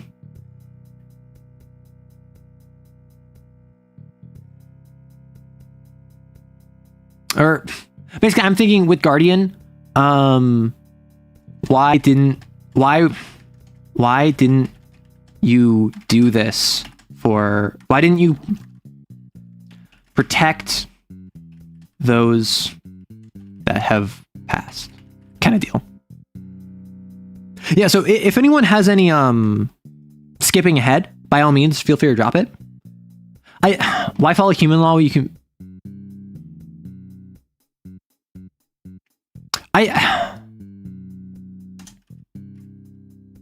why act like a human when you're when you're treated like an animal? Right? So like this is the first question is fight. Why do you pretend violence is control? The second one's hold back. Why act like a human when you're treated like an animal? Kind of deal. Why weren't you there for those you failed? I like that. Firebug, does your solution make up the problem you created? Like, what are you really trying to protect? That's good. What will the shadows be able to counter the Wait. So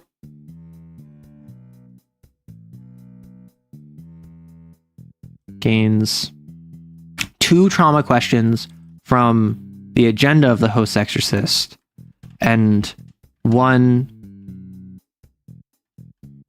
general shadow trauma question.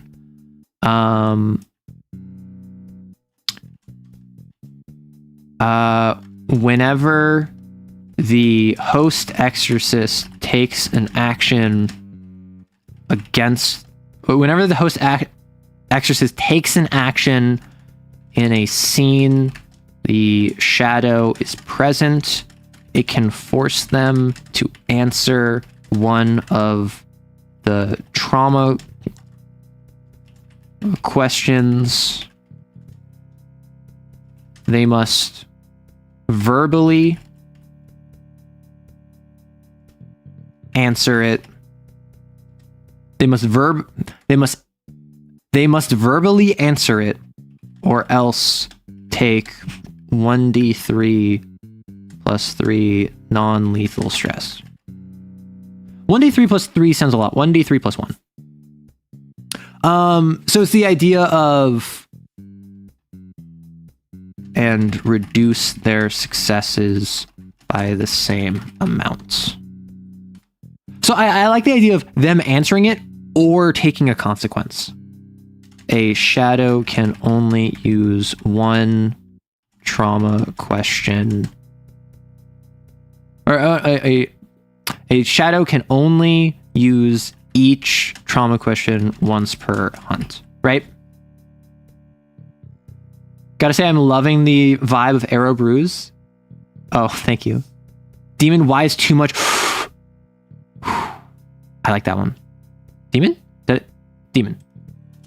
Why is too much never enough? Loner, why won't you keep anyone close? I feel like we can go one step deeper than that. Like that's the exact logic I want to keep with. But with Loner, so someone was saying good guardian stuff. Why do you care?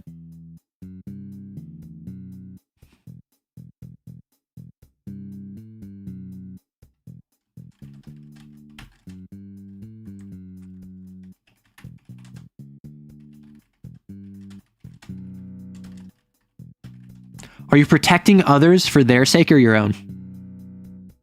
Right? Like, are you protecting them for them, or are you protecting them for you?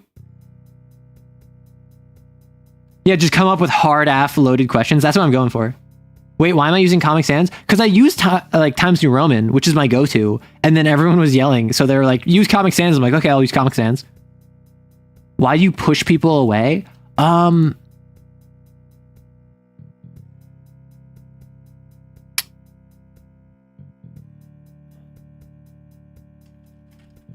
Just pushing others away make it hurt any less. Okay, get out of here, Erdrick. Why are you using Comic Sans? Should be one of the questions. Use the spooky fooky font. Firebug, what is the reason you feel the need to create your own control? Why do you need to insert your art into others?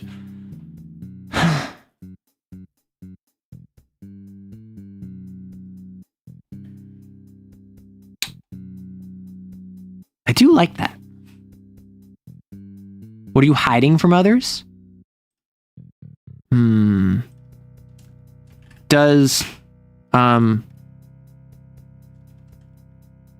why follow them? Why follow CAIN?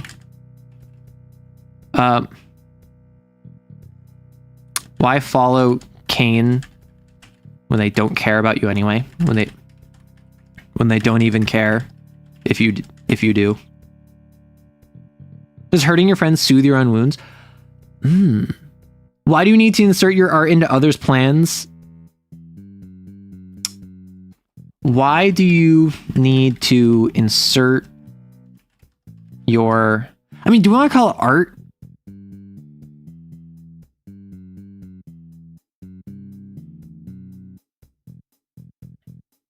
Do you believe you can do everything on your own? Yeah, I don't think that they should be yes/no questions, right? Why does everything go how you want it? Call it vision. Why does hurting your friends soothe your own wounds?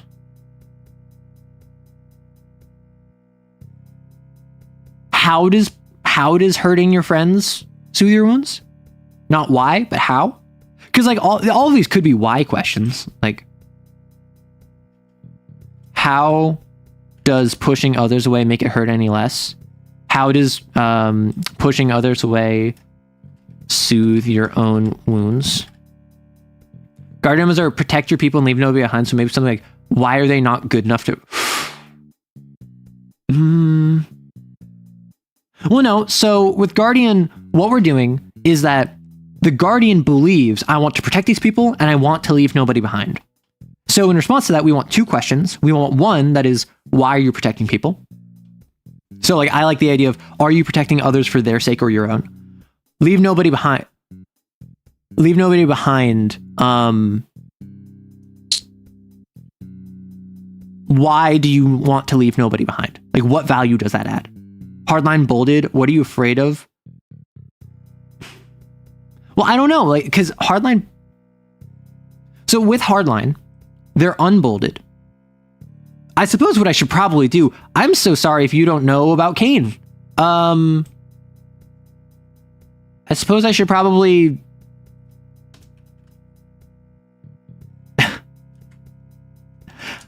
That would make sense. If I grab their questions, that would probably help.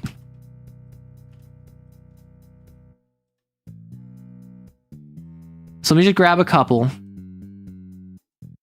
Because I just realized you might not know what these bolded things are.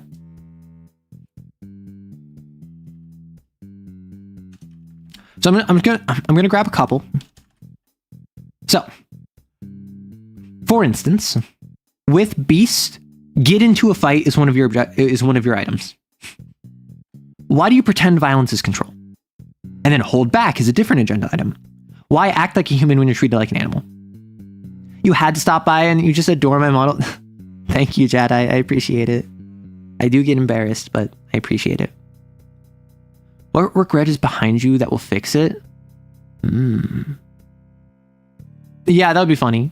But CAIN items have one that supports the agenda and one that doesn't support them. Beast is, so why is one of them holding back? Yeah, so the thing with the agenda items is that the top one is archetypal.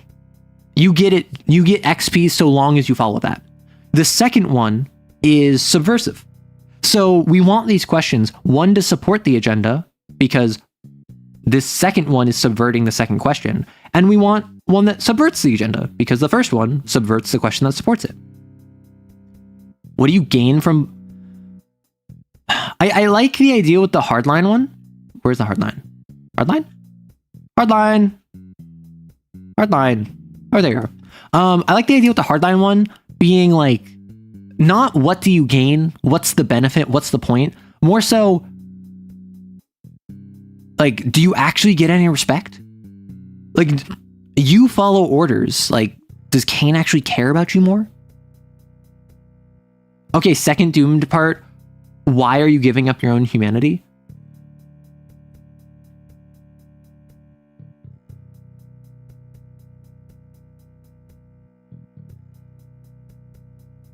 How does being less human? How does being less human make it hurt less? That's kind of like the loner, right? How does being less human make it hurt less? Disobey orders. What freedom do you benefit from? Let me grab, since y'all are talking loner, or y'all are talking loner.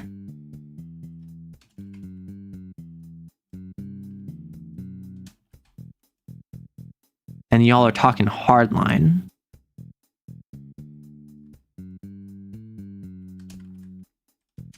So let's focus on these first couple, right? Let's focus on the first few. Beast, I like. Doomed, why do you cling to the same humanity that rejects you? How does being less human make it hurt less? Doomed, bolded, was your humanity taken from you or something?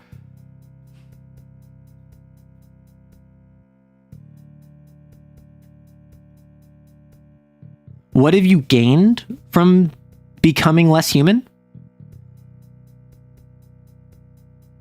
Why is being less human not a bad thing? Songbird, does anyone really care about you?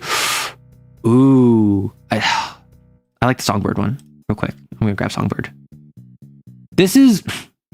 We have too many people talking too many things, and I love it.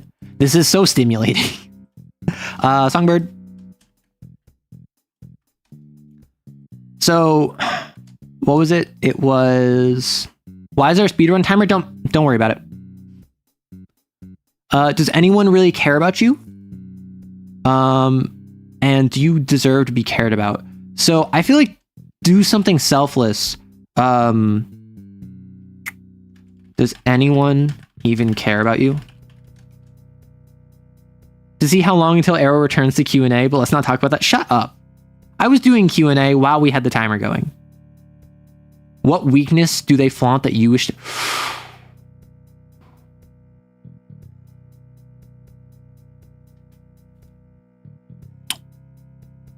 Why is companionship weakness? Why are you... Let them... Just steal the ogre question? Shut up. How much... So the doomed isn't necessarily violent. The doomed is just, I have a sin mark, which a sin mark is, I have like a mark of monsters, of sins, of psychic manifestation on me. Are people worth anything beyond what they can do to you? Oh.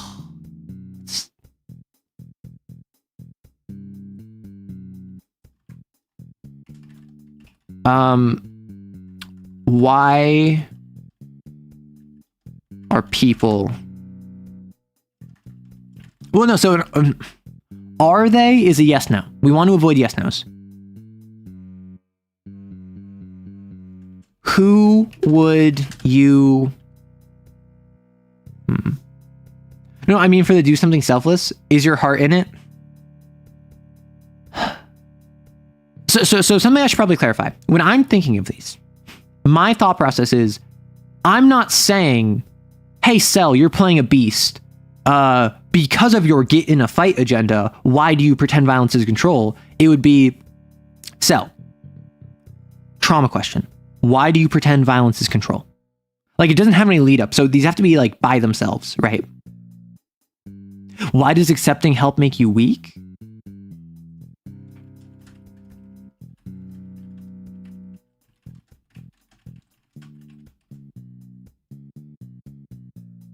Do we want to say weak or do we want to say something more loaded, like pathetic? Because I feel as though you want an emotional, you want an emotional answer. You want an answer that is not something you can just like say very quickly. So what about accepting health makes you, what about accepting health is pathetic? Wretched, pathetic. Why are you dead?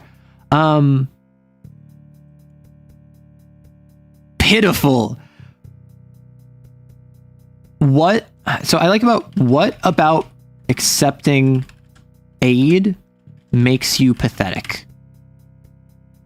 Why are you pathetic for accepting aid?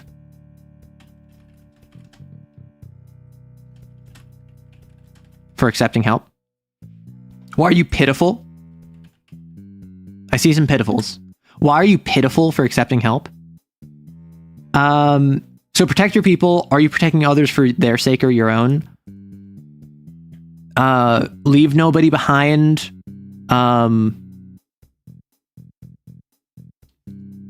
Is what you're... How can you make up for the times you already failed? How can you make up now for the times you already failed? Loner, what kind of wolf can't stand on its own?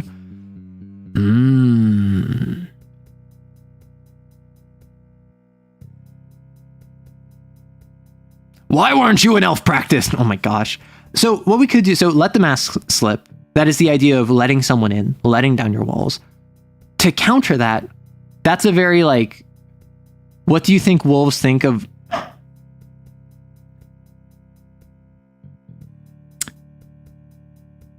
How about this? What wolf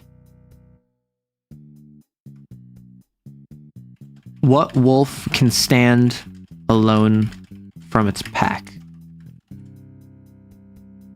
Which is a bit of an odd question to ask someone. Right? It's a bit of an odd question for a trauma question. But if we do like, what wolf can stand alone from its pack? What does the fox say? Wolves make me think beast. Well, yeah, so wolves make me think beast, but also loner because of the idea of like the pack tactics. And it's, wolves are famously pack animals. Shouldn't we go with lions? Well, no, that's what I'm saying is that like,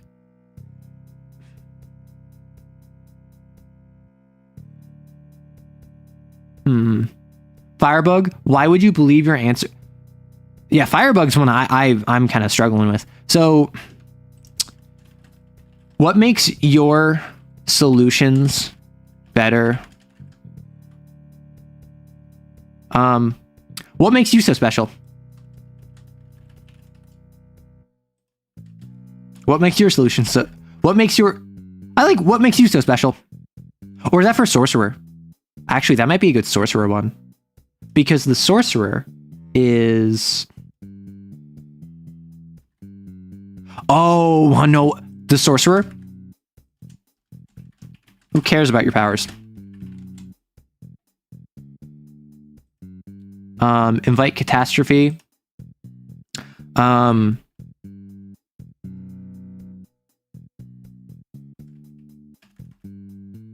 like demonstrate flashy displays of power. Who cares? Right? And invite catastrophe could be, would anyone care? What would anyone notice you if you didn't cause problems? Every alpha predator is either a pack animal or an ambush predator. Sorry, a castle tower, not a lighthouse. Why'd you risk failure?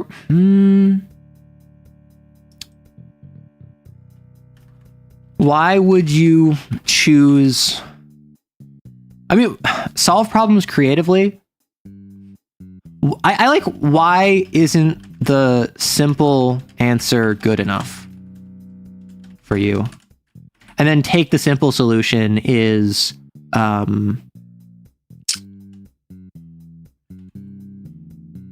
why do you play by their rules?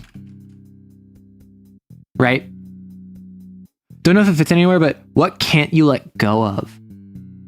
It's a little general, right? So, Beast, Doomed, Firebug, Guardian, Loner. So,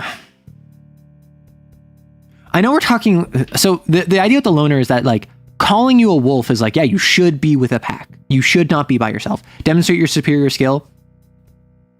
I mean, it could just be what makes you superior to everyone else. What can't you let go? Why is too much never enough? And the questions for the demon are... Oh, wait, you're so right. Oh, this won't let me grab it. So it is... Enrich yourself.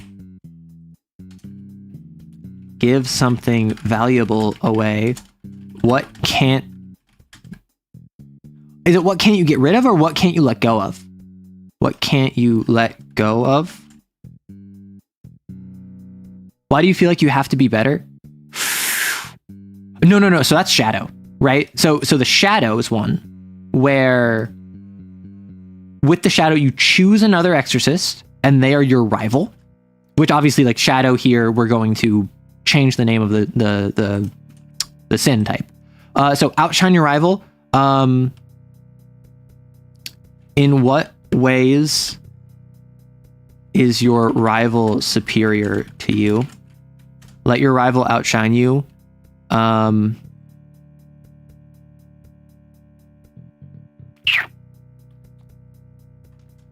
Who are you outside? Who are you if not just a pale imitation of rival's name?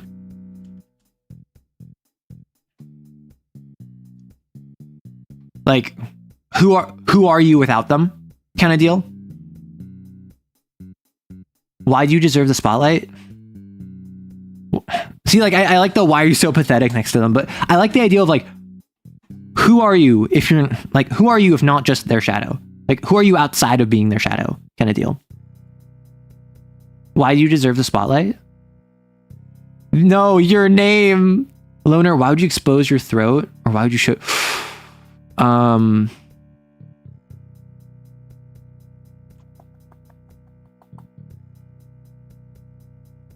Why be vulnerable?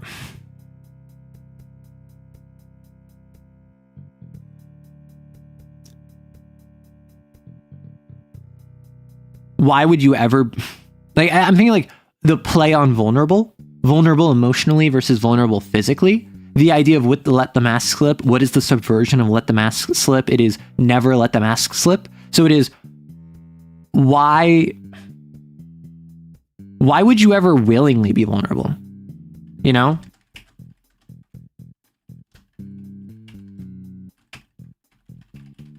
Why be sad when you can cascade the enemies the Godhead? Occam's razor is literally just the simplest answer. Exactly. What do you need them to lack? So outshine your rival. Subverting that would be let the rival shine, which is why I'm thinking, in what ways is your rival? This could be, how are you pathetic when compared to rival's name?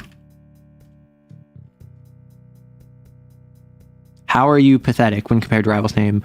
And then let your rival outshine you. The subversion of that is not letting them do that. So like fitting with the shadow. So it would be, what mask do you wear to hide with?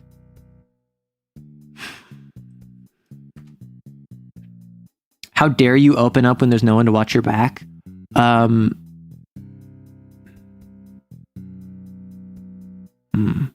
Lunar, why bare your heart? That's where the dagger buried.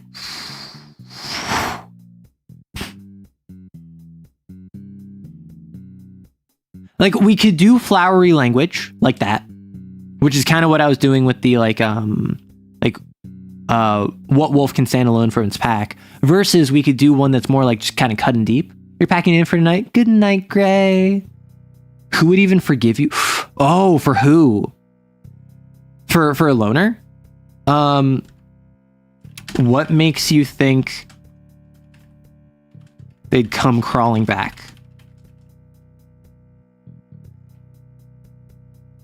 after all you've done? What makes you think they'd come back after all you've done?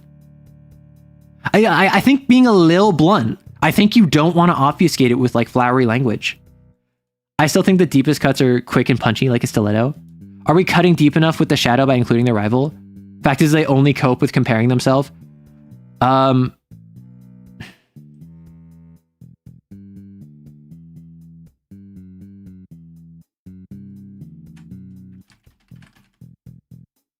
What are you outside of your petty, one-sided rivalry? Let your rival outshine you.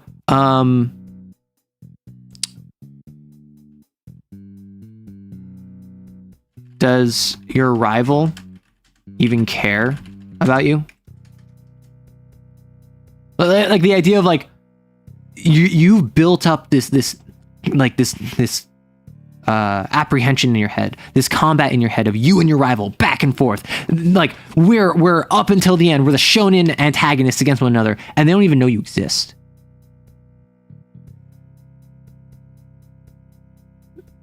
I like the idea of who question for loner or shadow.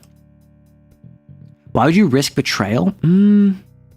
So demonstrate your superior skill.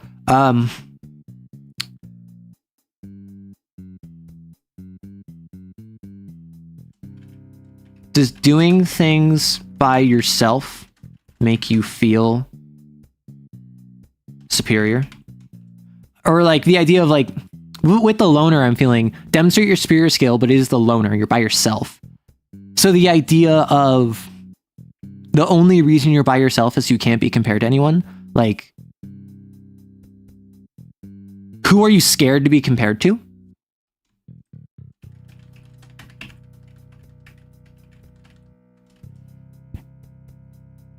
Had a rivalry completely in my head with another member of a club I attend, then the other member just left, up and left, no warning.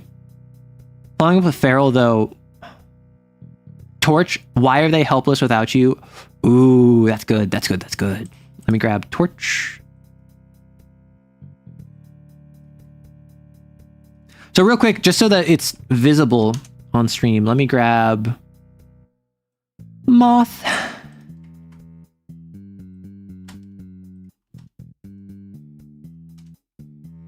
And let me grab Machine. Oh. I assume that's a subscription. I can't see. I'm sorry. Let's go Temperance.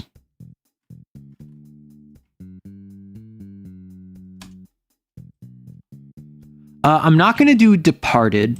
I'm sorry. I don't think the Departed is valid.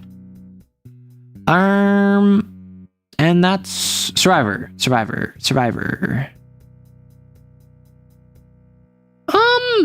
They only have Survive. I don't know if I want to do Survivor either.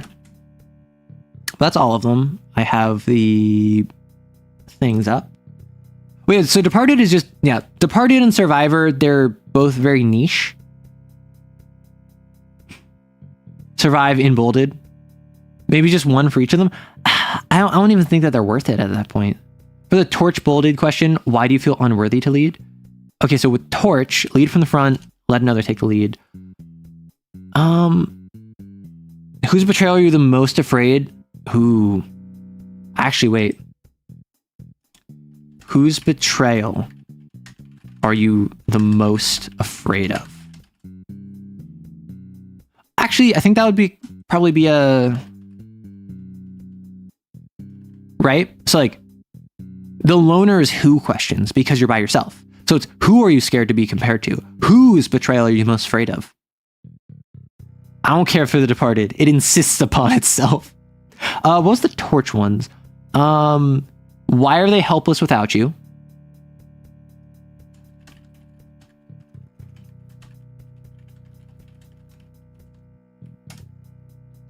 And why did you fail when they needed you? Let another take the lead. Why can't you be good enough? Why aren't you good enough to lead? For Moth, what made you the way you are? I kind of like that. So, about the world or about yourself? I guess just like, what have... I mean, it could just be, what have you learned about yourself that you don't want anyone to know? Right? And then the world. Right? So like, these are a little bit basic, but I feel as though they're fine. Right? Like, put the work before your own needs. Why are you what was it? What did we decide for the machine originally? It's like, why are you useless if you can't be useful? Why are you only of value if you're useful?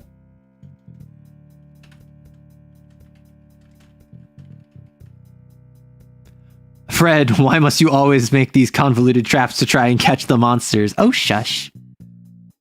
Who even deserves to stand with? Ooh.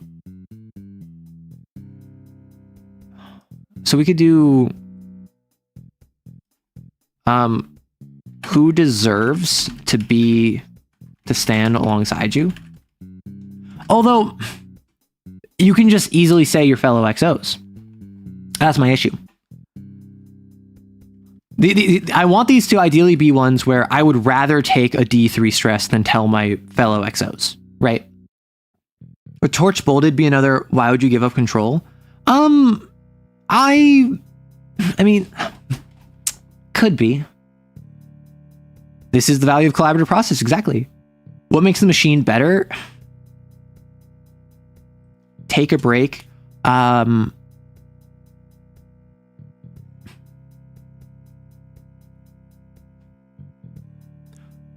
Why don't you deserve to take care of yourself?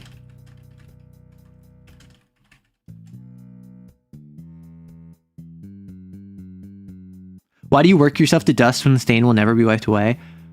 Ooh. What do you gain from being curious?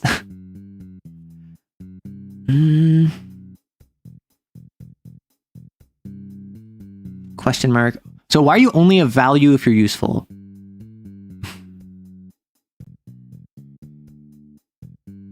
Well, these kind of... So... We want to subvert... I guess we could do that. What secrets will fill the emptiness inside? What answer is worth... So I guess it could be... Instead of what have you learned that you don't want anyone to know, it could be... Why are you so focused on finding secrets? Like, what void within you can secrets fill?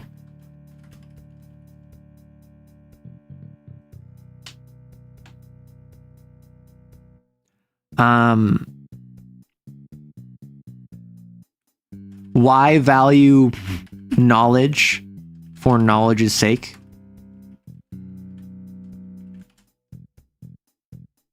Yeah, like a need to be fulfilled. So it's like, what void within you can secrets fill? Why value knowledge for knowledge's sake? Temperance. Harm someone intentionally. Put people before the mission. Put people before the mission.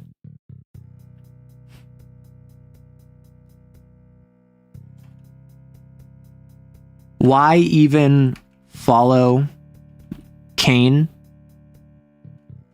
Because the idea of like, at the end of the day, the temperance wants to protect people, where CAIN wants you to execute the sin. The sin will kill many more people if left unchecked, but the people here right now, you can help them. When will it ever be enough for you?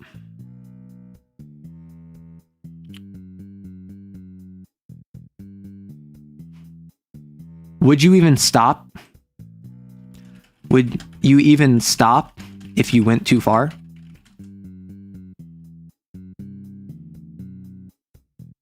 At what point will you realize you delved too deep? Because you can play with learning about yourself. The shadow gives you what you want, tells you about yourself. Did you know that? Exactly. What mission is worth a life? Do you value the many in the abstract or the concrete few? Harm someone intentionally.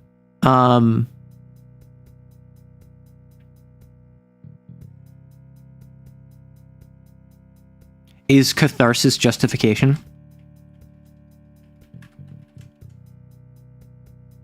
How is catharsis justification? You definitely have to say something about yourself with Bolded Moth. The shadow's interrogating. Yeah. That's what I was thinking. So what void within you can secrets fill? What did you learn about yourself that you buried? What did you bury once you learned it about yourself?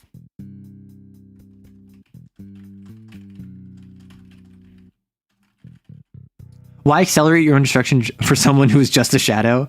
Do ends justify the means? I mean, that's a yes/no is my issue, right? What lines are you willing to cross out of convenience? Was the truth worth the cost? I don't know. I kind of like the idea of, with the moth in particular, what did you bury once you learned it about yourself? You have to tell people, or else you're going to take damage. Should the moth have a lamp-related question? That would be pretty funny. Departed, we're skipping. Shadow. So we're back on Shadow. What are you outside of your petty, one-sided rivalry? Let your rival outshine you.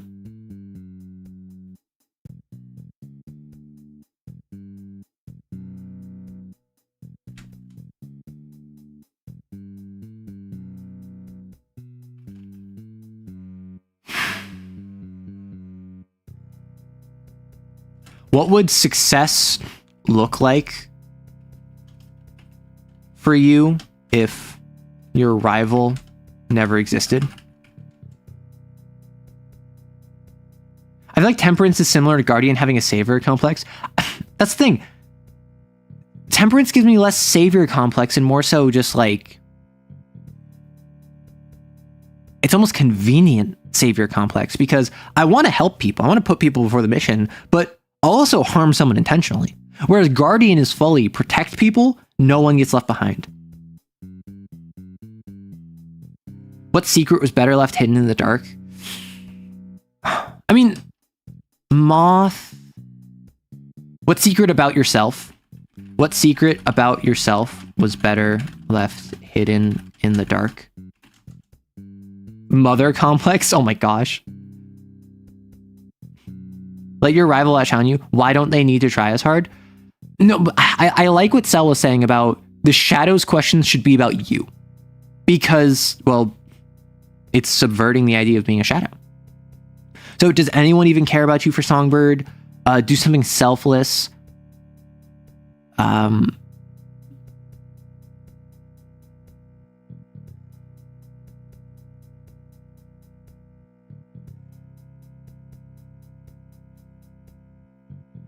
How can you put your heart into something if you're heartless? Right? How can you put your heart into something if you're heartless? Basically just coming after the Songbird and being like, you're awful. Not just mother complex, but mother complex. No, I got you. I think Temperance wouldn't hurt someone to save other people. They take their responsibility over the good they do. Oh, what secret of yours should never come to light? What secret of yours should never come to light? Okay, we've gone through and done almost all of them. We just have Hardline left, and then we can do another pass on them. Why is it wrong to be selfish? Why should you be gentle? I don't know. I feel like Temperance is more mission versus people. It is like putting the good of the few in front of you before the good of the many in the abstract, right? It is antithetical to what CAIN is. So hardline, follow orders, disobey orders.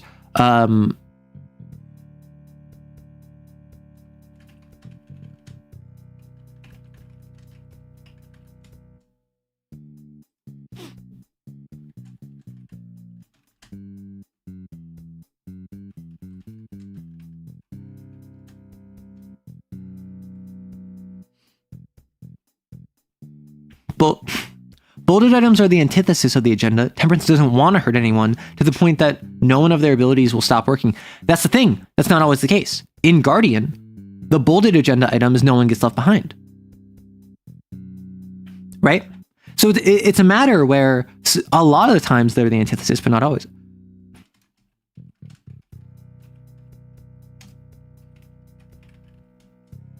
All right. Light is lamp adjacent. Hardline. Why are you the most underrated Battlefield game? Oh my gosh. Imagine I just like send it. What makes you think you deserve to know? With Moth? I like the what void can they fill, but like, why do you deserve to know? So what makes orders was following,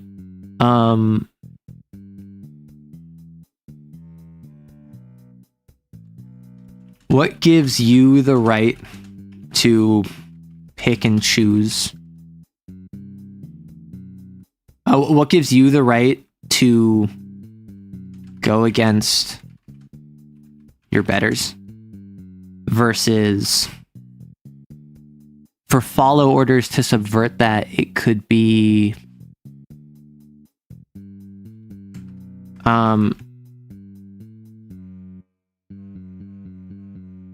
how will following orders make CAIN respect you anymore? You know, like the idea of by following orders, are you going to be respected more? No. But like, how do you think that will happen? Guardian's normal one's protecting your own, which means I disagree. I think Guardian is all about protecting everyone. Yeah, I read Guardian as like, no, you want to like protect your own, sure. Protect your people, which I suppose is fine if you want to rule it's like, oh no, it's just our squad. But given that you don't get any script or EXP for XOs that died, it strikes me much more as a everyone.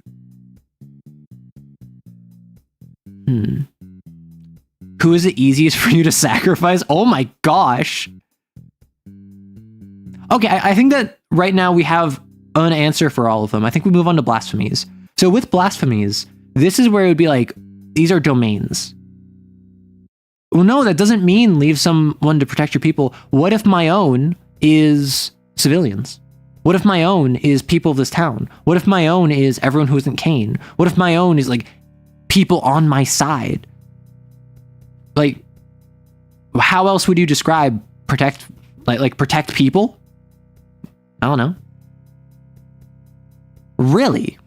I always took Guardian to mean like protect everyone. Yeah, bind and whisper is a interesting combo. Yeah, your own is who you view as your own. It can be as broad or as narrow as you see. I also read Guardian as throwing others under the bus. Really? I can't believe I'm the only one that read it otherwise. So for now, let's go to blasphemies. So then you accomplish both agenda items. That's a fair point. Let's go blasphemies. Tension. Oh my gosh. Tension. Oh my gosh, my voice. I'm so sorry. Tension is about shutting down, protection, locking in. Well, actually, first, since we're on the subject, what is our shadow trauma question?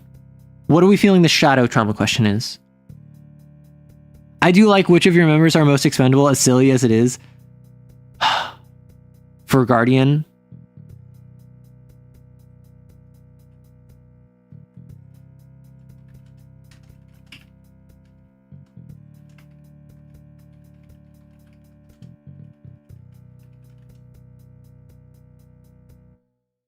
Who else would you offer up as your sacrificial lamb?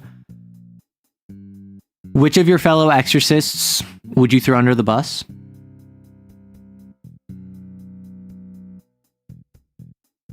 Tension, power to trap an XO. Okay, so first off, shadow questions. What is the one question? So this is where... Oh, so sorry, y'all are saying which is fellow for the shadow, is what you're saying. That could work. Yeah, I think that there's a chat delay, which sucks because YouTube, but do we want it to be XO related? Do we want it to be CAIN related? Do you want it to be it could just be which of your fellow exorcists is most expendable?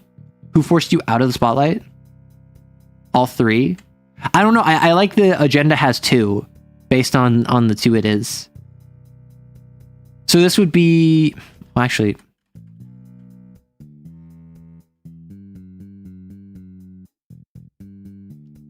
Let's just do this. Now, what we're going to do, since I think there's a bit of a delay, I'm going to hop down to the blasphemies. Right. Tension. It is shields, right? It is protection. It is barriers. It is force. So I think power 1, we are going to rock just a self shield. Power 2, we're going to rock a force shield. And power 3, we're going to rock a XO lockdown. Loner doesn't have a bolded?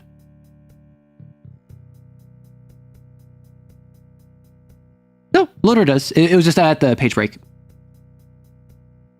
More the merrier, in my opinion, question-wise. It gives the GM options. That's fair, actually. And they're all similar, so it's just like...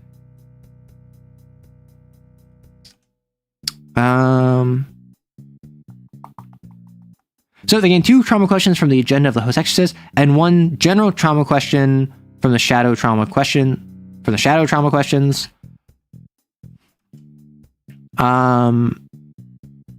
Let's do this. And general.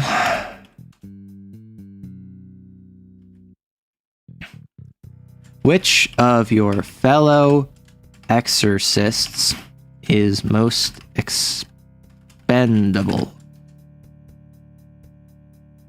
Why do you follow an organization you hate?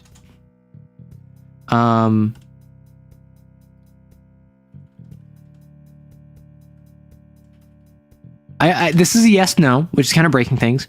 Would you become a sin if you could maintain control?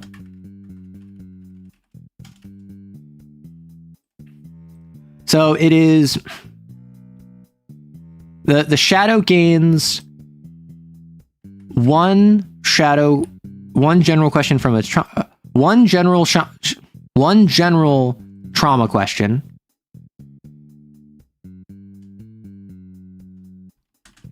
Then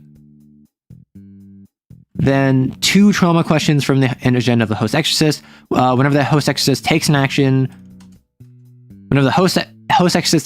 in a scene where the shadow is present, it can then force them to answer one of the trauma questions. They must verbally answer it, or else take 1d3 non-lethal stress and reduce their successes by the same amount. A shadow can only use each trauma question once per hunt. What sin would you become if you could? I feel like that's a little uninteresting. Would you abandon CAIN? Why would you become a sin? I mean, these can all be yes/nos, right?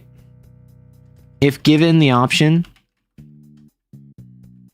would you betray your team to leave CAIN? Right? Maybe what's stopping you from giving it? Why not just give in and become a sin?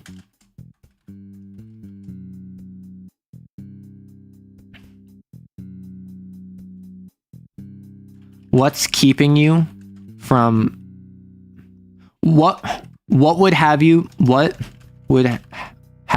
betray your team and leave CAIN? Well, so that's the thing, right? Like if we frame it as like, what would have you betray your team and leave CAIN? Why not just give in and become a sin? Which of your fellow exorcists is most expendable? Which of your fellow exorcists would you kill first? Nah, I like him is most expendable. Would you protect your friend if he became a sin? Can you still be bros if one? What is with y'all? What did you do to deserve this life? So what did you do to deserve this life? What did you do to deserve this life? What would have you betray your team and leave CAIN? Why not just give in and become a sin? And be free of CAIN? Would you still love me if I was a sin? And then we can add, are you a good boy / girl / person? For those of you that are freaks. when would you is better than asking a yes, no. Yeah. That's why I'm asking what would have you betray your team. Because like this is prompting like what circumstances would cause that.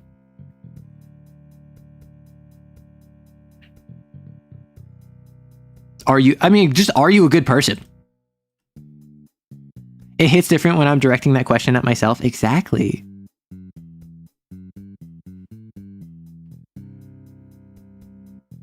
I mean, why aren't you a good person?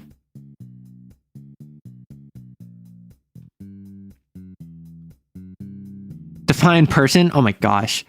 So they gain one general trauma question from the list below, then to...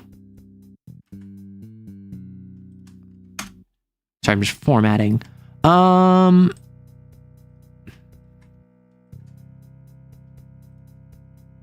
So, then to trauma questions from the agenda of the host exorcist. What do you do to deserve this life? What would have you betray your team and be free of CAIN? Why not just give in and become a sin? Why aren't you a good person?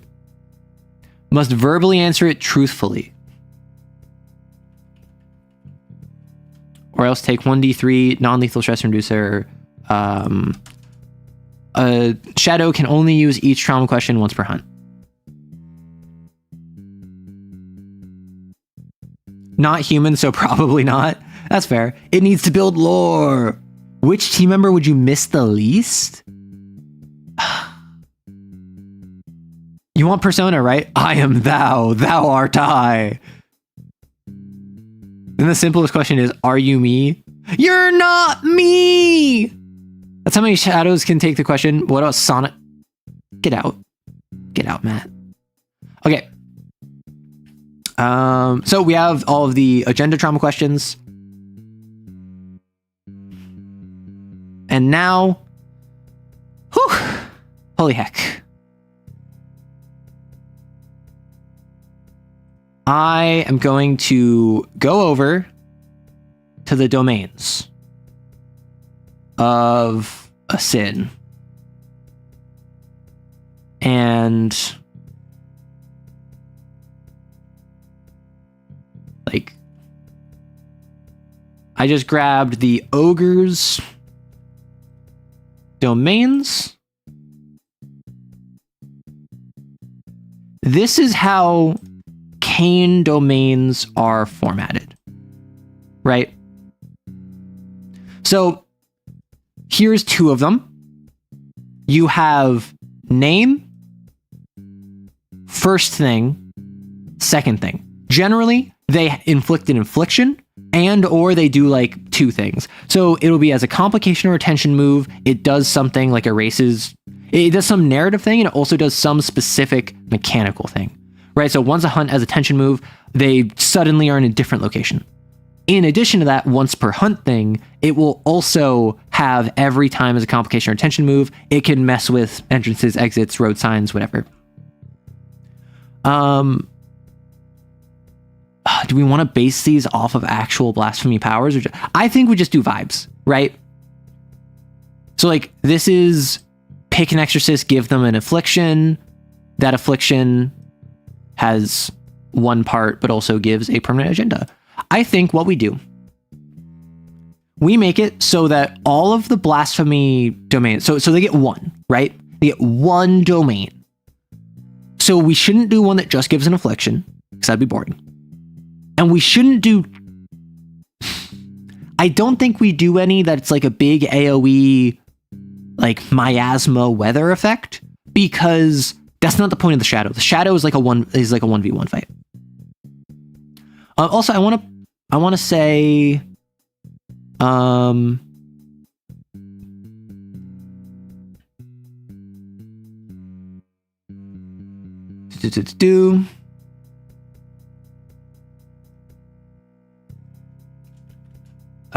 the shadow takes -1 stress from all actions taken by characters other than the host exorcist. Because like you gotta set it up where the best person to take it down is the one who it formed from. Because in Persona 4, something I did that I love in Persona 4,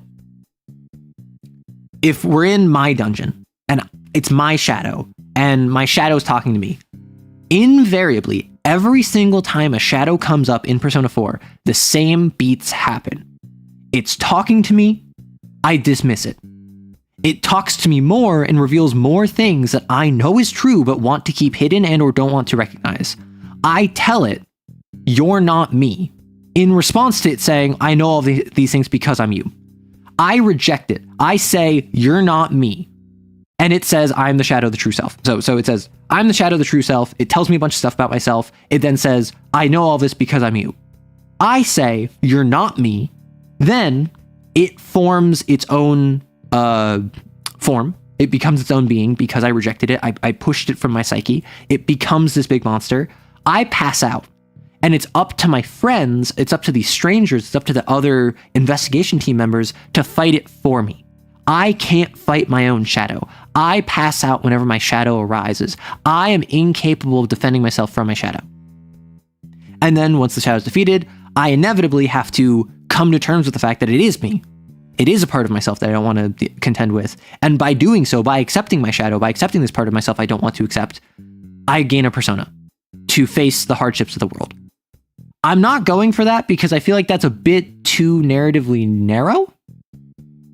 Although I do think that there should, because like forcing the person whose shadow it is to, unless, wait, we could swap this. We could do a pivot if we really wanted. What we could do is we could make it so it's not the admin is running a second sin. We could make it that an XO passes out and the XO plays their shadow. And their XO knows everything about themselves. And the player has to answer all of the trauma questions. And the it can't be defeated until the player playing it, like the player playing it gets more powerful the more trauma questions they answer.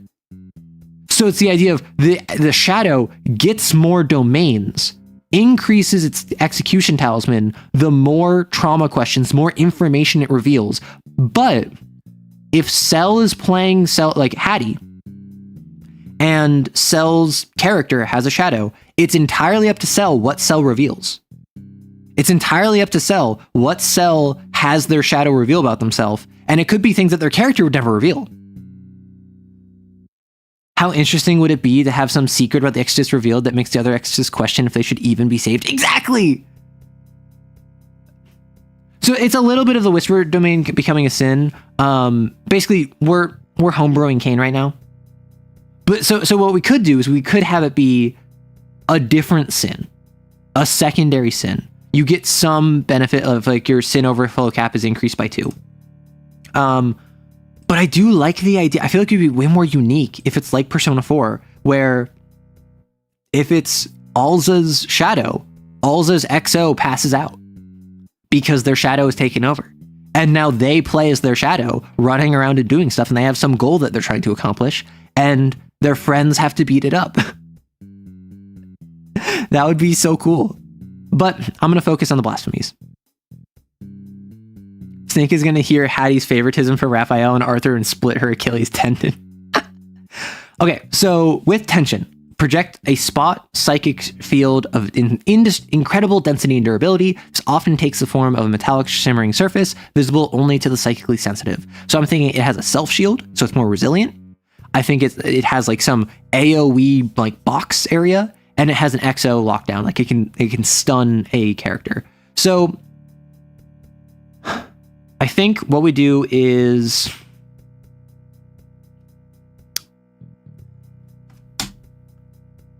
this can be cool name, and then it will be the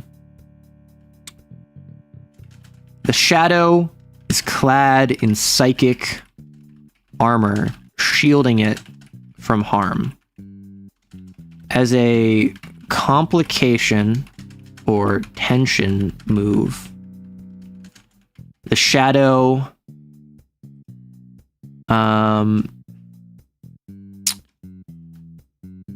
can, I don't know. So like, it is clad in psychic armor, shielding it from harm. I don't even think it needs a complication or intention move. I think this is closer to the Hound instead of like the Ogre, because the Hound has multiple things where it's just like it's stupid durable, right? As a complication, I just beat Armor Core 6 Arena while I was waiting. Can you read my question, please? I'm currently doing this. I will get to the questions after this homebrew, but I'm very glad that you enjoyed Armored Core 6. It's a lot of fun. What would happen if the Exorcist gains a permanent sin agenda before encountering a shadow? I'm ignoring that. I was like, we could go through and do all of that, but each sin has like 3 permanent agendas they can give. I'm not dealing with that, respectfully. The sin is clad in psychic armor, shielding it from harm. It takes -1 stress from so it no longer takes -1 stress from all exorcists other than the host exorcist.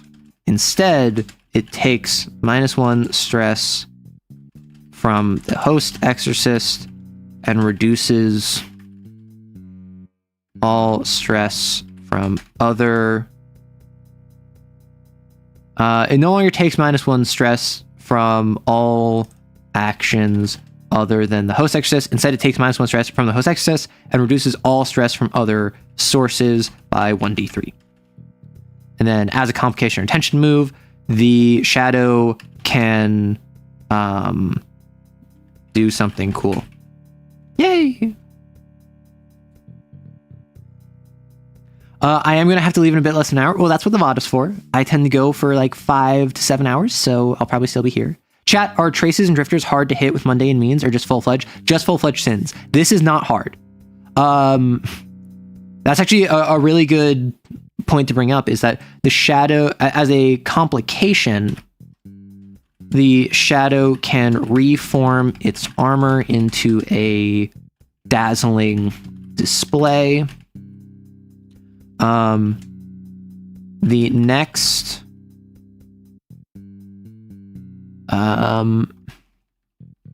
as a complication, the shadow can reform its armor into a dazzling display until the end of the round.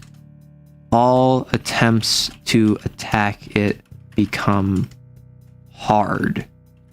Thank you for that suggestion. Right?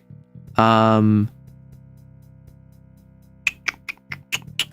attempts to attack it via mundane means become hard?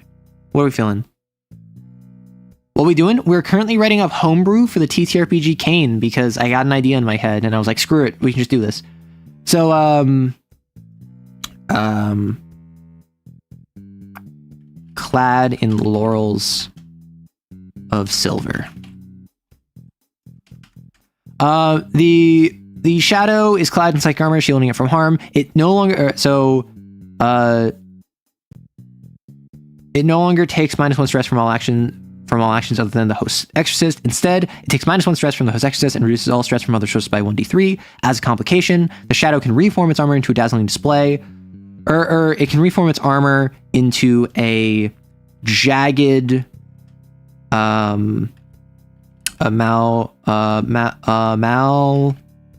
amalgamation of blades.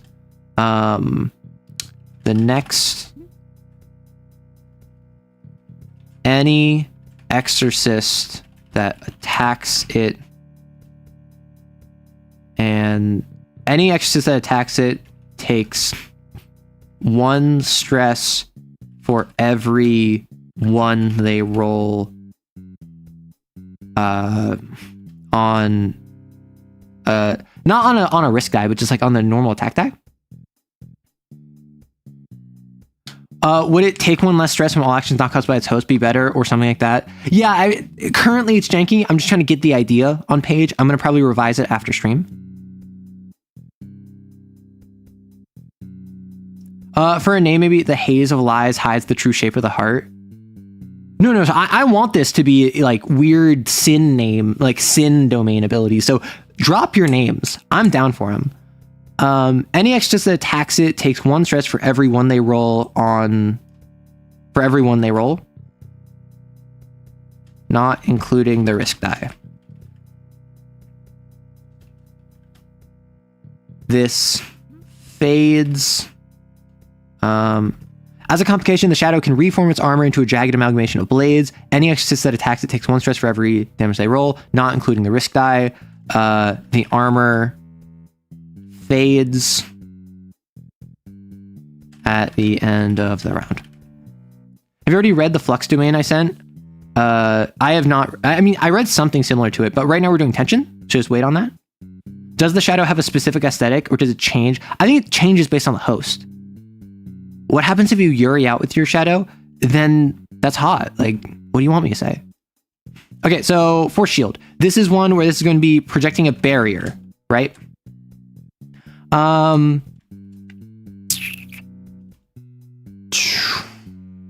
Drawing upon a wellspring of psychic force, the shadow can manifest physical barriers to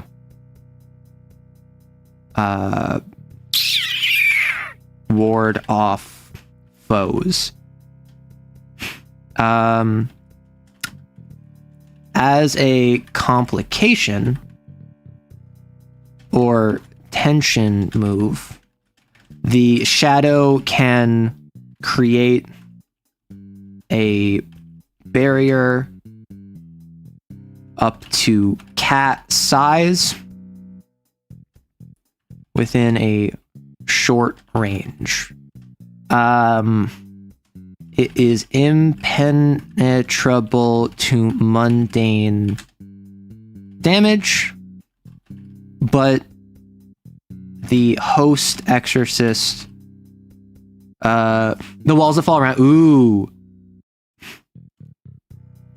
What about these crumbling towers of salt and sand?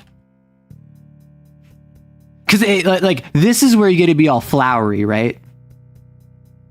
Would doing your shadow count it? No.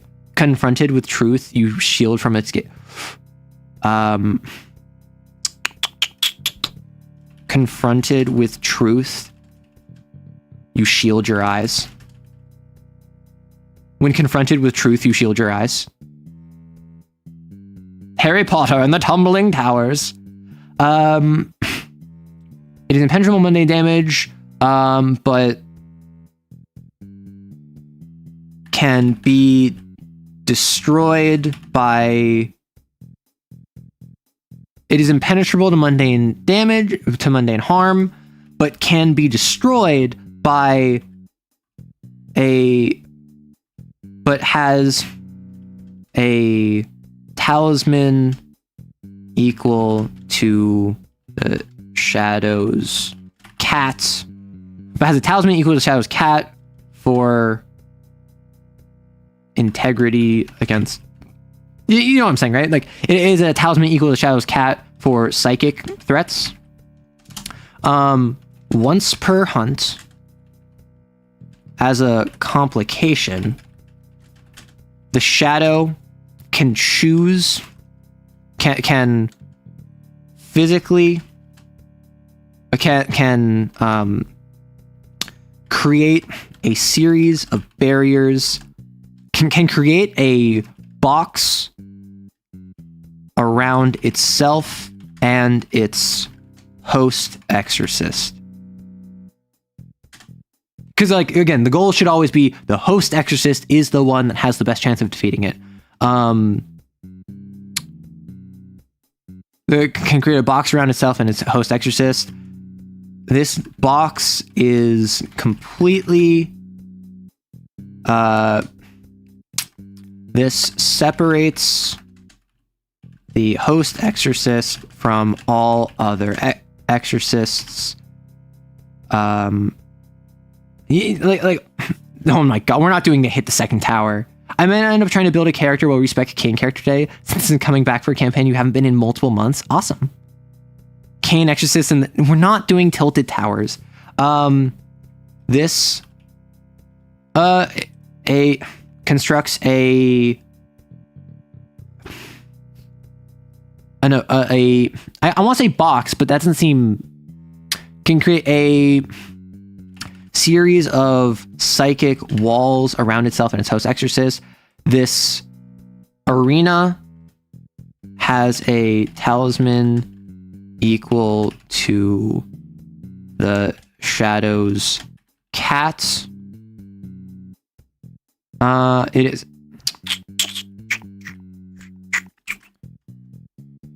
If I just do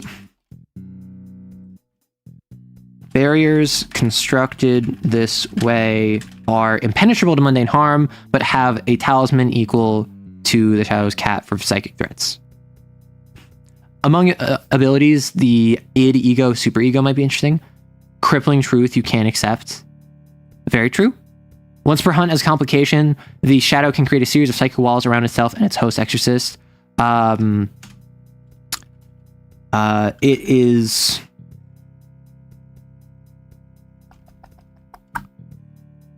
It can.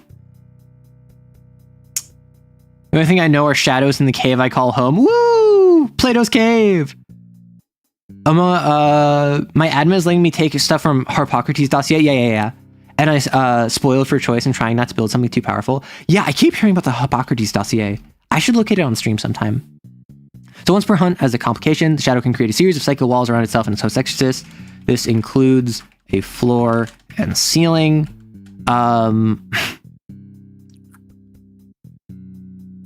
Until the walls are destroyed,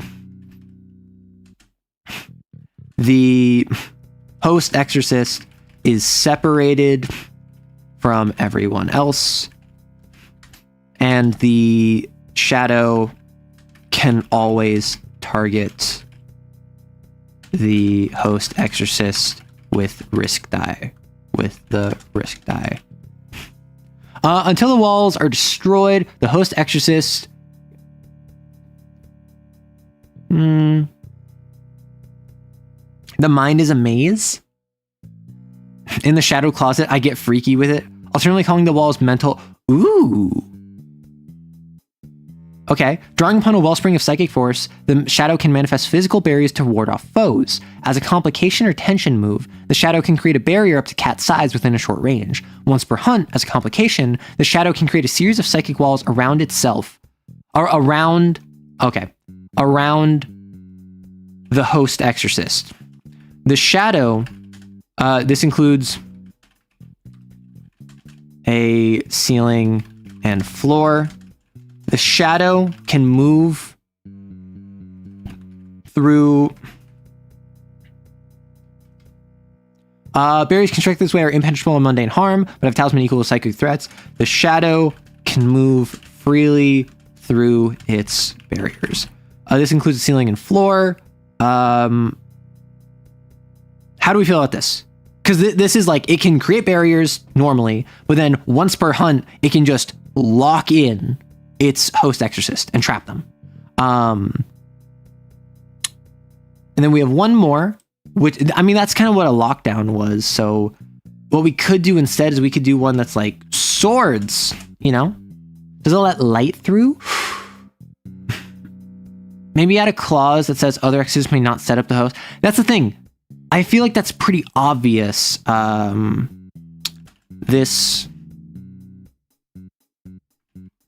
This cannot form around other humans or exorcists. This cannot form around other humans or exorcists. This cannot form around other humans or exorcists. Swords of revealing light. Turns out the host also took gate and they just stick a door on the box.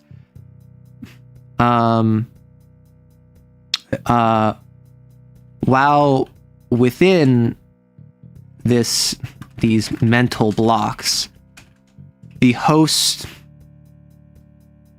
cannot spend psychic bursts. Cannot send psychic bursts. They can still spend sin, but they can't spend psychic bursts. For any reason. So the idea being is that it can just create barriers that can walk through and whatever, but it can also lock down one person and block out their psychic burst. It doesn't block other people. It doesn't stop them from casting sin, but it means that they are stuck. Is it Psyche Burst? Huh. That's why you roll Psyche, I guess. Swords. What are we feeling swords? The shadow is the true self. Yeah, it's Psyche. Okay, so swords. What do we want for sword? Clarify the sin part? I don't think I need to. Because, like, this doesn't say you can't spend sin, right? This doesn't say you can't use blasphemies. It just says you can't spend psychic bursts.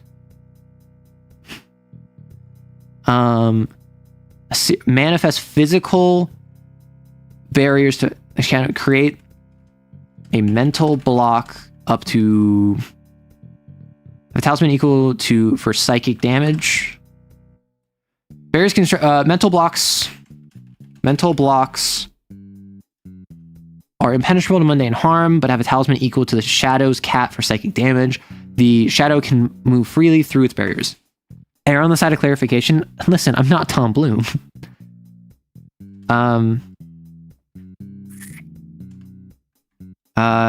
They cannot be set. They can still spin. I mean, for swords, the carving knife cuts deeply into my bleeding heart.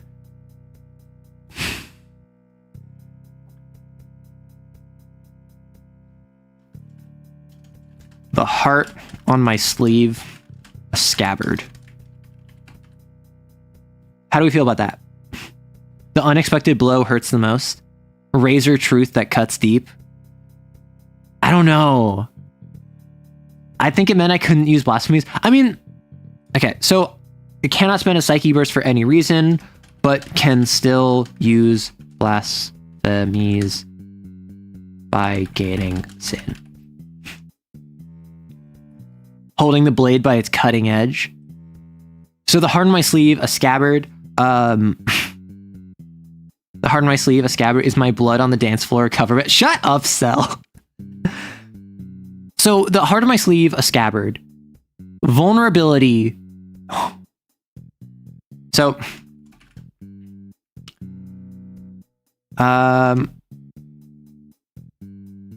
as a threat, the shadow can choose an exorcist. Should I make this? Basically what I'm doing with all of these is I'm making one thing that's specific to the host exorcist, and I'm doing one thing that is general to all things. So as a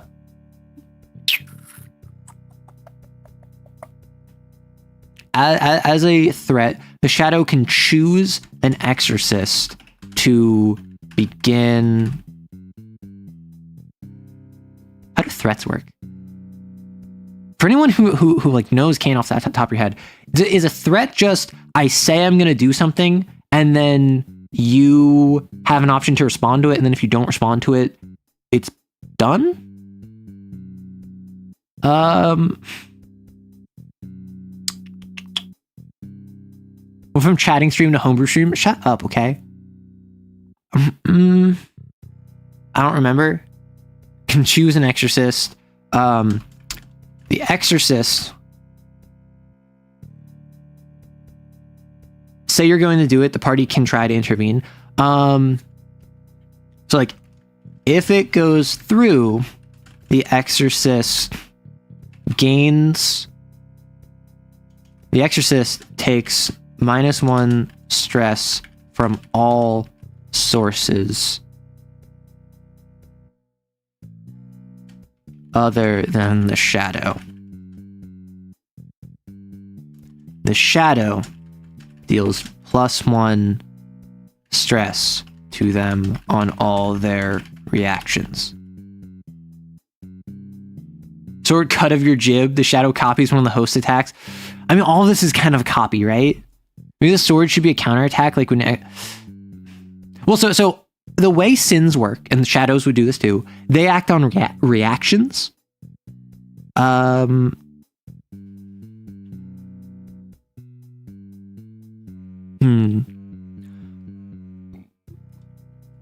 Once per scene, the shadow can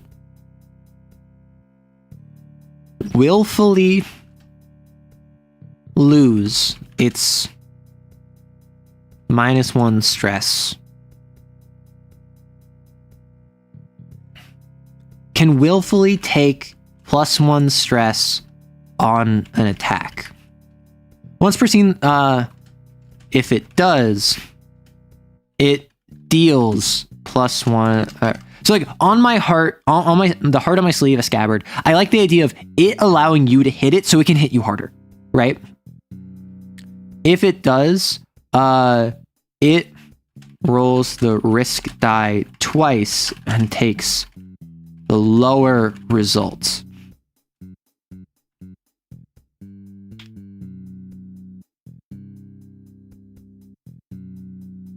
The admin may have a sin threaten to do something. A sin can threaten an exorcist once per round. Threats can have more severe consequences. This doesn't take the action of the round. Any exorcist can act, and okay. So it's otherwise normal, but it can do something bigger. Got it. I need to go to bed. Good night, Ignis. Relevant to something that just happened to me, the nightmare of my cat turned its claws into uncaring blades. Wow. She just freaked out and scratched me. Oh no. Soak the blow, bury the knife, takes a hit to get a hit. Same idea as what you said, just different name. Once per scene, the shadow can willfully take +1 stress on an attack. How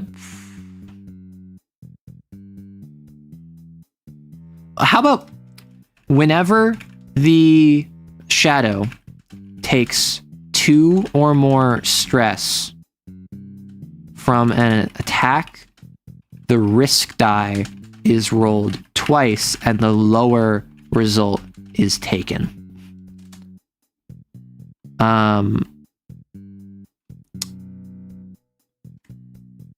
Once per scene, when the host exorcist attacks the shadow, it can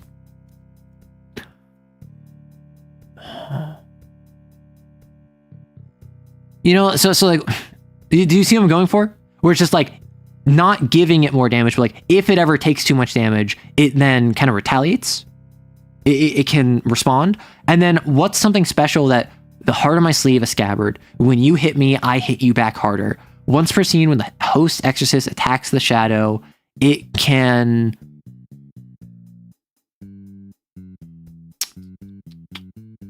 need to have to go to a meeting. Enjoy, Rose. So the thing about CAIN is that in CAIN, sins, like the shadow, I take my turn as an exorcist. I roll my dice, I'm shooting you, I roll my 2 dice, I get a 6 and I get a 3. My 6 is successful, my 3 is a failure. I deal 1 point of stress to you. Then I roll 1d6, and then it's called the risk die. Based on what I roll, that indicates how the sin responds to what I just did.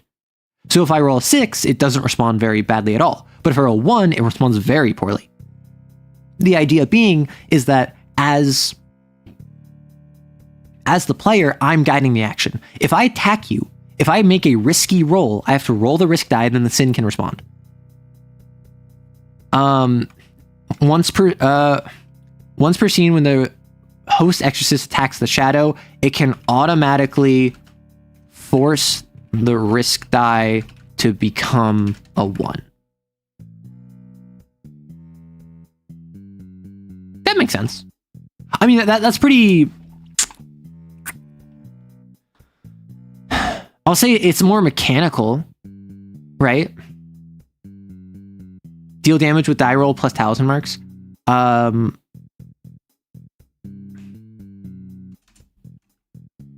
The shadow gains the following affliction.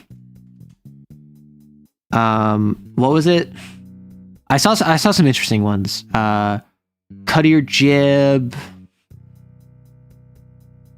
Carving knife cuts deeply into my bleeding heart. Holding the blade by its cutting edge. Razor truth cuts deep.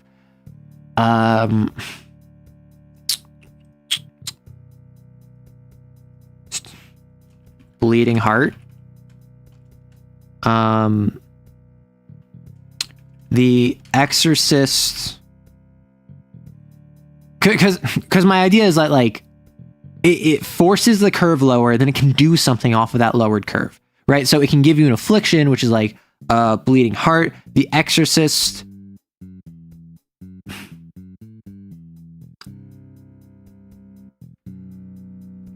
When not set up or benefiting from teamwork, the Exorcist must choose to either take +1 stress or have the action be hard. That seems really rough, but also if it's just against the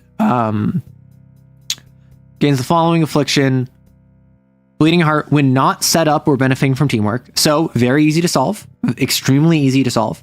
The Exorcist must choose to either take +1 stress from the risk die.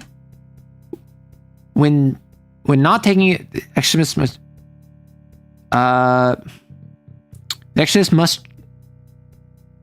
when not set up or benefiting from teamwork on a risky roll, the Exorcist must choose either take 1 stress or have the action become hard. Right? I'm coming at these domains from the idea that they're meant to be symbolic of the Exorcist coping with the truth. Yeah, and this thing, I'm kind of treating the blasphemies more as thematic representations of what the blasphemy can be, right? I'm less worried about the blasphemies being like representative of the specific psychology of the Exorcist, because a tension user is much different from a second tension user than a beast agenda user is different from a different beast agenda user. 2 people with the same agenda are more similar than 2 people with the same blasphemy, which is why the agendas indicate the trauma questions, whereas the blasphemies are more so what the power set is.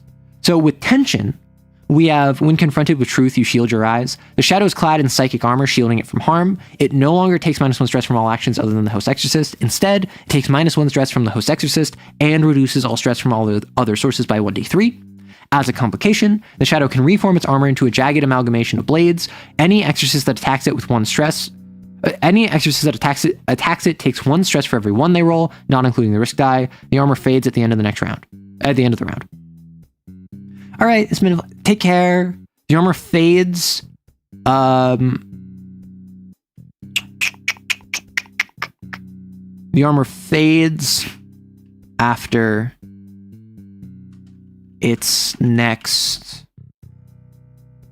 The armor fades if the shadow ever takes 2 or more stress from a single hit. Right? So it's the idea of like, it's reducing incoming damage, and then it can also do Thorns damage. But the Thorns damage doesn't last forever, it goes away fairly quickly.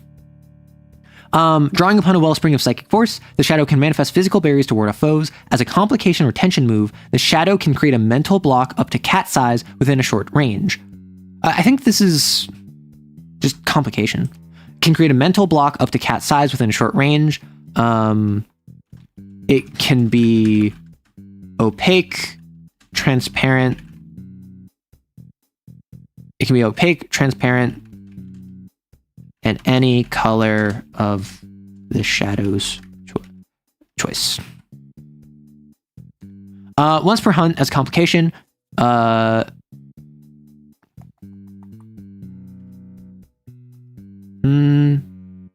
Mental blocks are impenetrable and mundane harm, but have talisman equal to, they can move through it. They can be opaque, transparent, and any color of the shadow's choice, but are always a sheer surface. Another idea for sword, we know what hurts the most.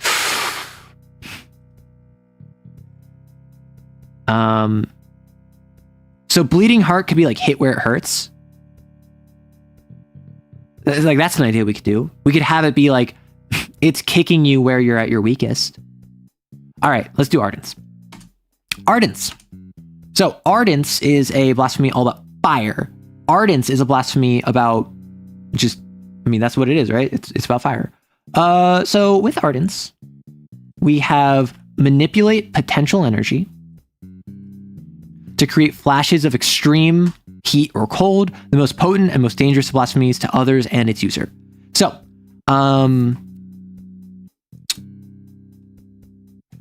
burn away impurity. Ardence is temperature. That's fair. That's fair. Hello, Rose. Welcome back. So we are on ardence now. And like, obviously I'll have to go through and make sure to balance all of these. It's kind of more temp effects. So what we could do is we could do, the shadow alters the temperature around it. The shadow alters the temperature around it to be uncomfortable at best and harmful at worst.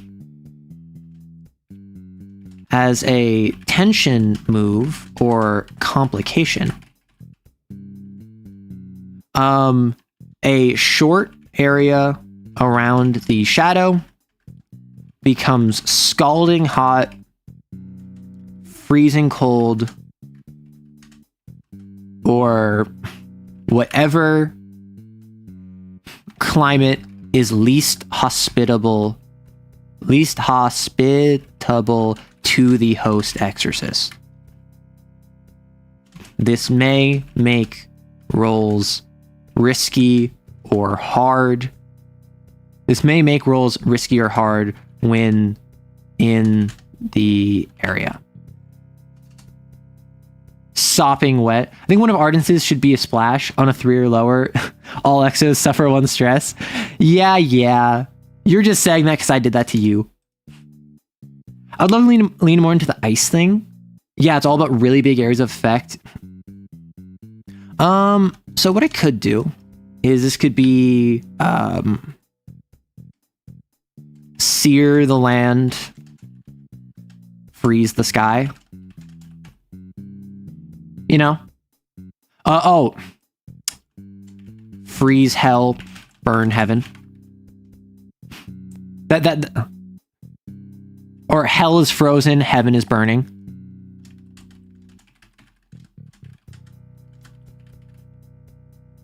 I don't know. I like that. This is very on theme for CAIN to have like hell is frozen, heaven is burning. And then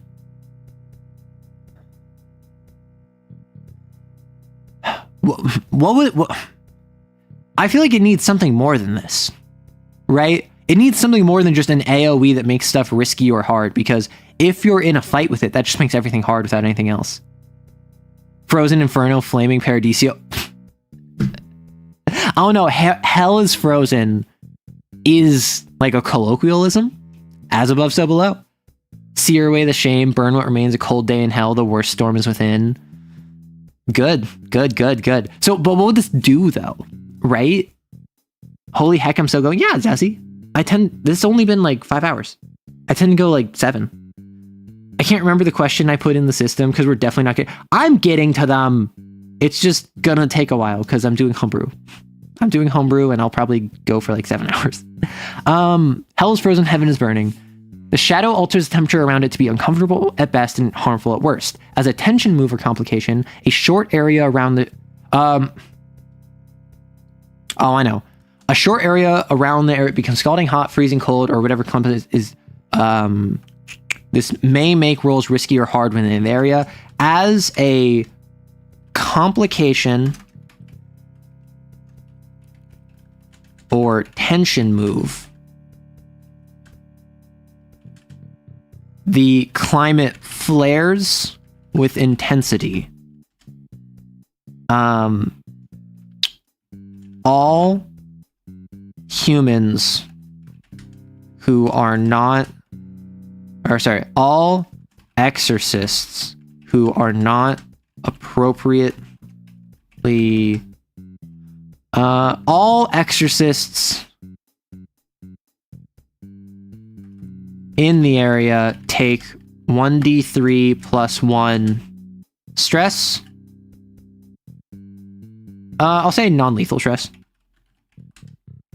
Take 1d3 plus 1 1d3 plus 1 non-lethal stress, or 1 stress if they are in appropriate attire. Humans in the area suffer from heat stroke, hypothermia, or instant death. How do we feel about this, right? It's the idea of like in a short area, it's just kind of like you're in a sauna, you're in the jungle, you're in the Arctic, and it may be hard or risky depending on what's going on. But as a complication or tension move, it flares with intensity. All exorcists immediately take damage, or which can be minimized if they're actually dressed appropriately, and humans take it big bad. How about a charge like the last XO attacks get a single charge when they roll a 1 on the risk die? Something about brainstorming, thoughts raining down.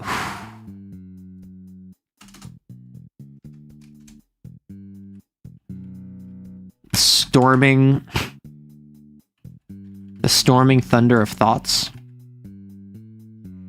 The thunderous storm of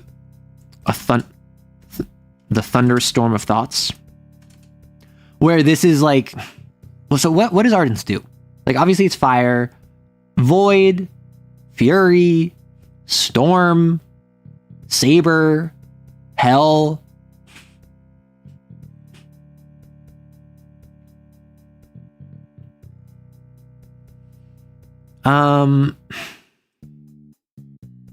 Maybe do a big knockback.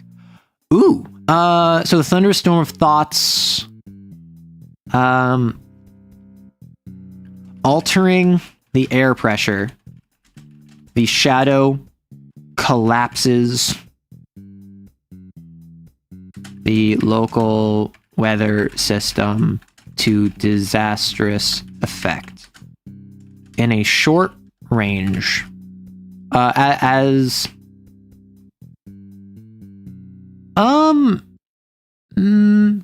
gonna say the shadow gains the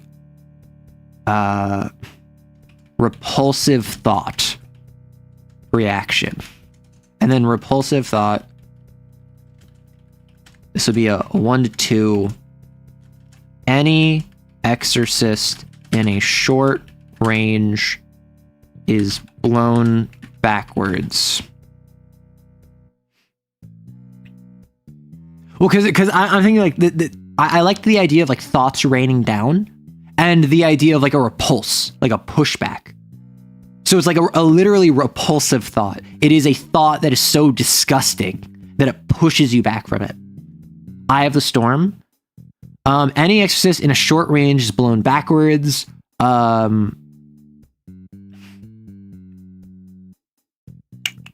Is blown backwards and takes 1d3 stress. Additionally, they have some complication in returning to where they were, and then this could be like blown off a building,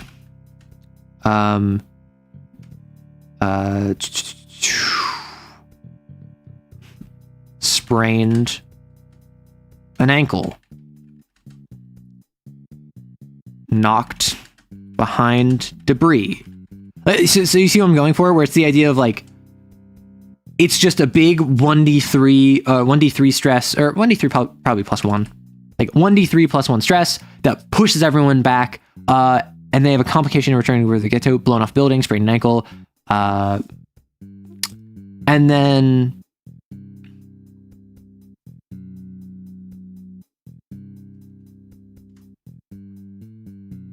if the host exorcist is affected by repulsive thought, they can admit to what the thought was verbally in order to avoid being pushed.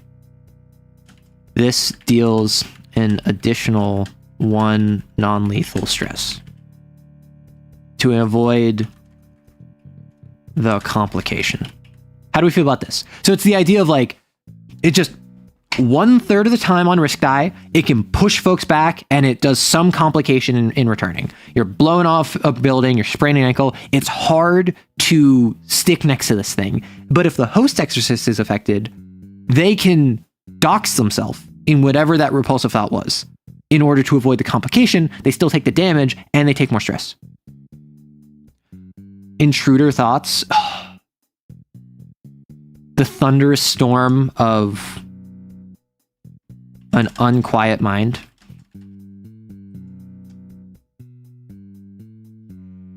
The thunderous fury of an unquiet mind.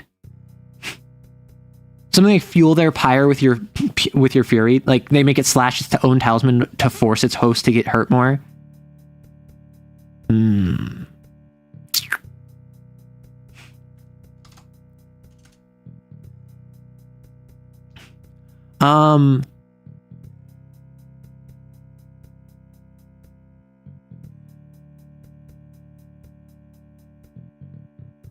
Burn upon the pyre of your hubris. This has been fun, but I gotta go now. Good night. Something like fuel their begone thought. The shadow. See, I don't know how this would work because it's like every time the shadow takes damage, it can deal like transfer damage. I don't know if that would work though. Rogue idea. The shadow alters the temperature around it to be uncomfortable at best and harmful at worst. A short area around the shadow becomes scalding hot, freezing cold, or whatever climate is least hospitable to the host exorcist. This may make rolls risky or hard when in the area. As a complication or tension move, the climate flares with intensity. All exorcists in the area take 1d3 plus 1 non-lethal stress, or 1 stress if they are or 1 non-lethal stress if they are in appropriate attire. Humans in the area suffer from heat stroke, hypothermia, or instant death. Altering the air pressure, the shadow collapses the local weather system to a disastrous effect. Altering the air pressure, the shadow releases a vile secret. Releases the tension wound within a vile thought, a vile secret to disastrous effect. The shadow gains the repulsive thought reaction. BRB entering dungeon should be back soon. Enjoy. So, what I'm thinking is it needs a laser beam. That's what I'm thinking. I'm going to just say it. The Ardence user needs a laser beam. So what I can do, the shadow culminates a rogue thought, rogue idea. The shadow increase or decrease the temperature of an exo's blood. Oh my gosh. The shadow crystallizes. The shadow fires a beam of psychic energy to annihilate all in its way. As a... Well, this wouldn't really be a complication. This would just straight up be the shadow gains the burning pyre reaction. That cringe memory from years past. Exactly. Burning pyre. And this would be on a 1. Well, actually, so the shadow incorporates flickers of psychic energy into itself to vastly increase its threat, its range. The shadow's attacks increase to the host exorcist's cat, which could be a lot because it's minimum cat 3. Additionally, it gains the, I mean, it could be rogue thought. This one could be a rogue thought. The burning pyre reaction. I do love pyre. It is a fantastic video game. Burning pyre. The shadow forces you to remember having the talk. Oh no. Additionally, it gains the burning pyre reaction. Additionally, as a threat, it can choose an exorcist to burn. If the exorcist is not taken out of line of sight, they take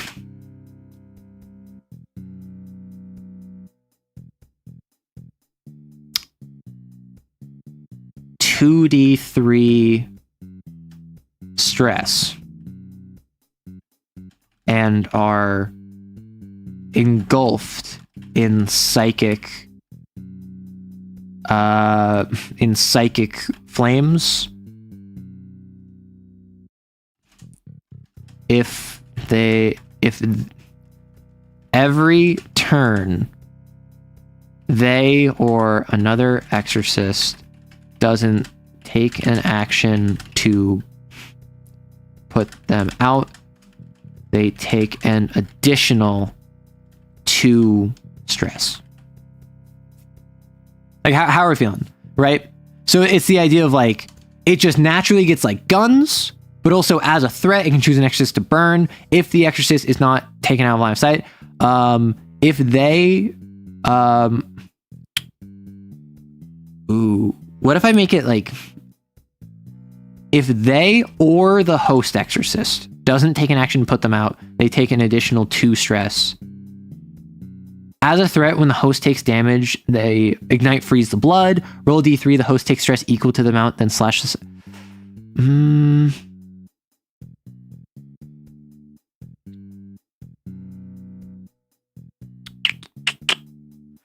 As a threat, when they take damage...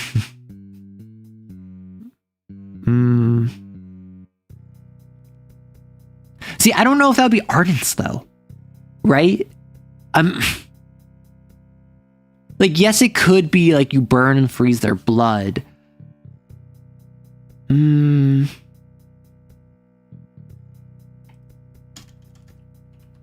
up pancakes with mind. Exactly. As a threat, it can choose an exorcist to burn. It can choose an exorcist. If the exorcist is not taken out of line of sight, they take 2d3 stress and are engulfed in psychic. And they are engulfed as they are engulfed in psychic energy. Every turn, they or another exorcist doesn't take an action to put them out, they take an additional 2 stress.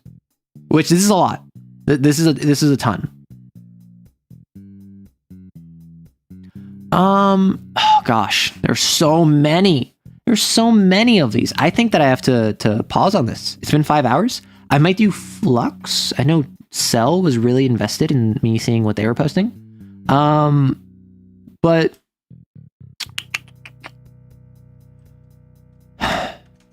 okay, let's do Flux, and then I'm gonna wrap over to questions, and I'll probably do the rest of these on my off time. For the length of so something that someone in chat was saying earlier, the shadow chooses either exorcist or sins, roll sixes, re-roll sixes for the select group. 3 for each is a lot. I mean, I could do it every stream. That's fair. Yeah. Shortest arrow tangent. Shut up. Whew.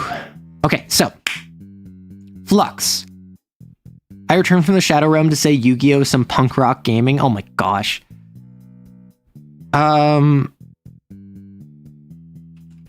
Living. So real quick, I will grab the page for Flux. Manipulate direction and flow of time itself. Living in the past won't change it. So, with Flux, this is about stopping time, reversing time, looking back at time, seeing the future potentially.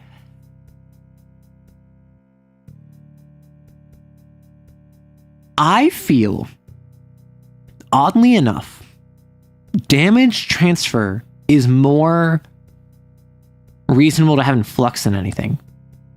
Time tells no lies. Time stops for no one.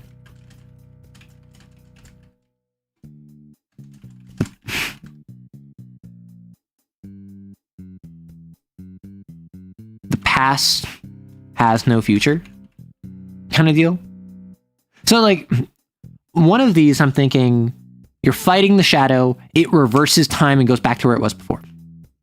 You know, I'd say it's less seeing the future. It's mostly rewinding time, but so time stops for no one.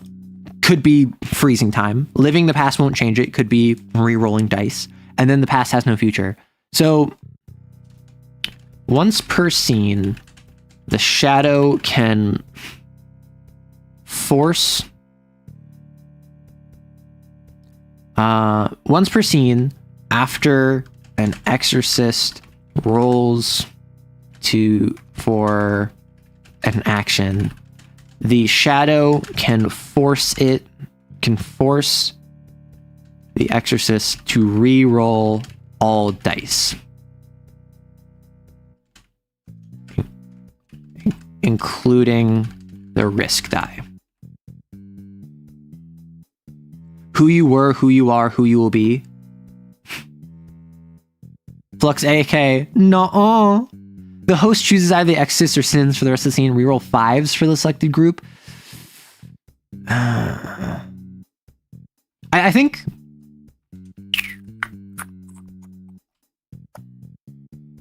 the shadow clings to the past, refusing to allow for success to alter it.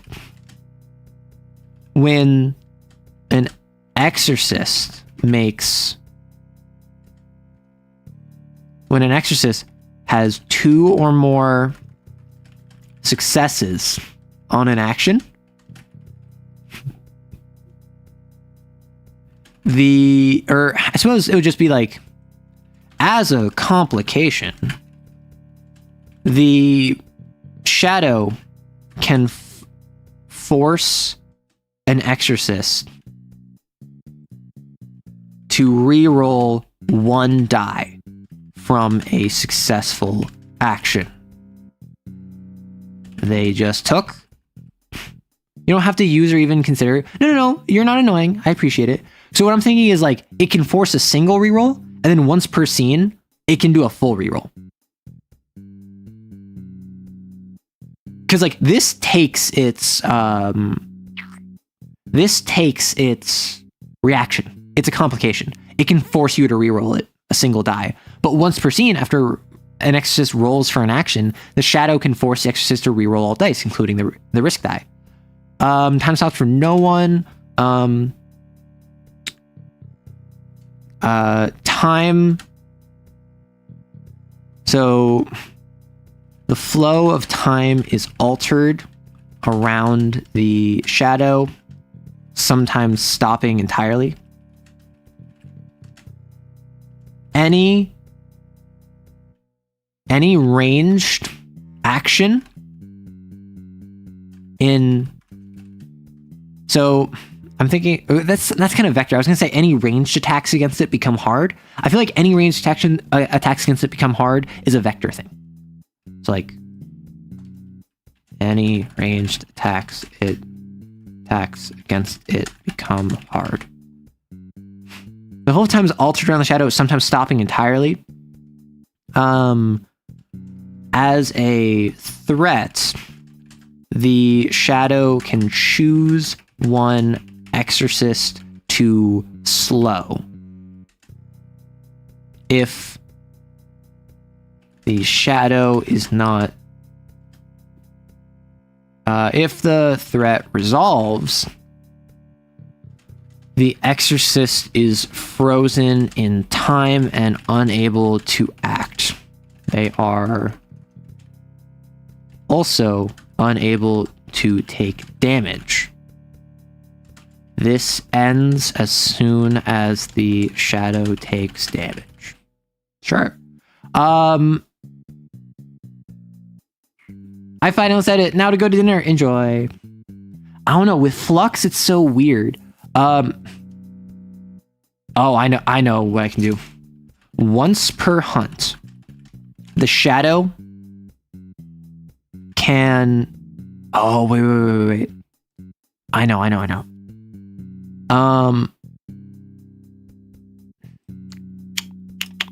Once per hunt, when the shadow...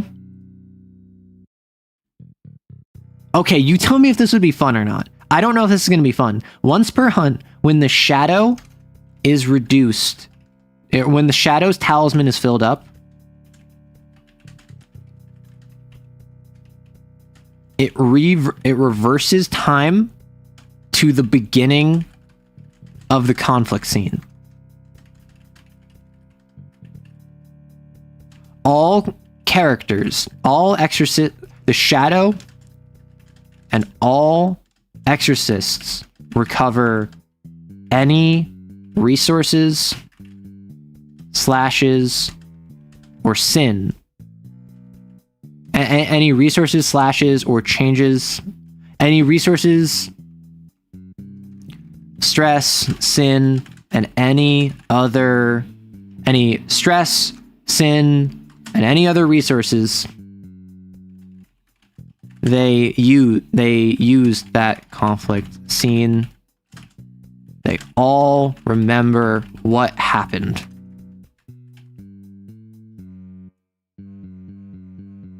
Yeah, time loop them with trauma.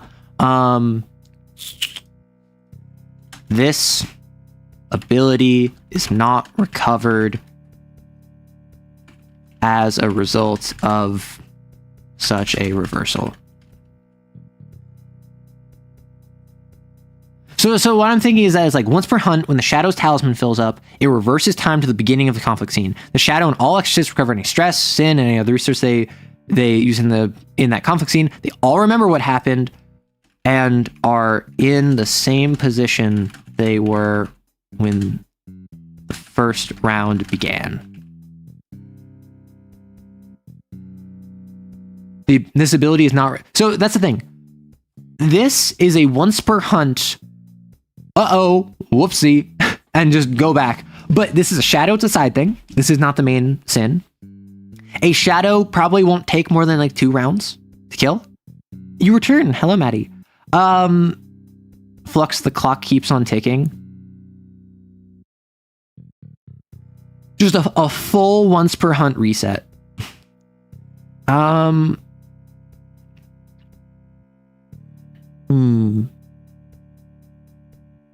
What if that's literally it? What if that's literally it for the shadow? Just once per hunt, when the shadow's talisman is filled up, it reverses time to the beginning of the conflict scene. The shadow and all exorcists recover any... Okay, how about this?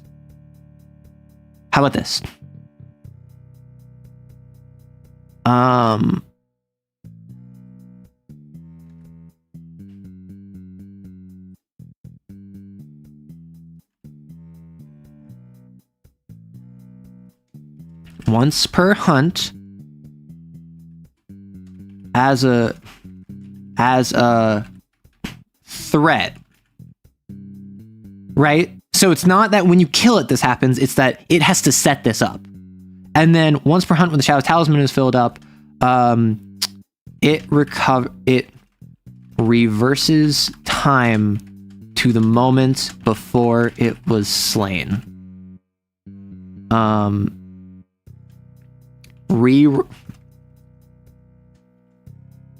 Once per hunt, when the Shadow Talisman is filled up, it reverses time to the moment before it was slain. The Exorcist must re-roll all of their dice, including the risk die. Right? So now this is still fitting with this, and it still gives a when its talisman is filled up, aha, joke's on you, but it doesn't go all the way. Time stops for no one.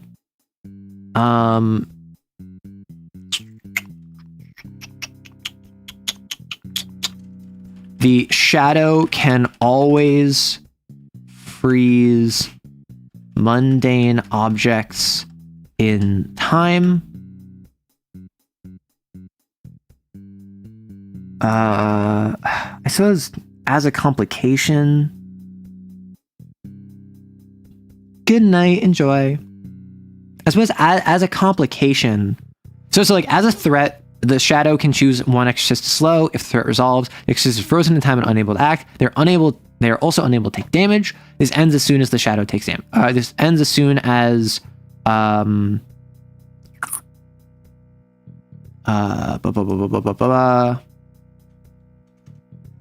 This feels more stasis though, right? Just freezing them in time. The Shadow can choose one Exorcist to slow. If that threat resolves, the Exorcist is frozen in time and unable to act for their next round. If the threat doesn't resolve, the Exorcist is still slowed until their next round and cannot set up or benefit from teamwork. Right?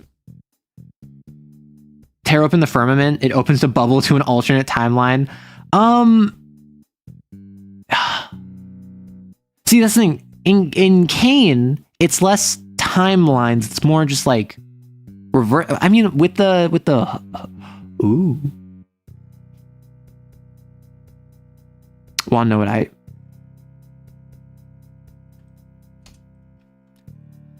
the Shadow slips between realities and timelines. Never quite itself not even certain where it belongs.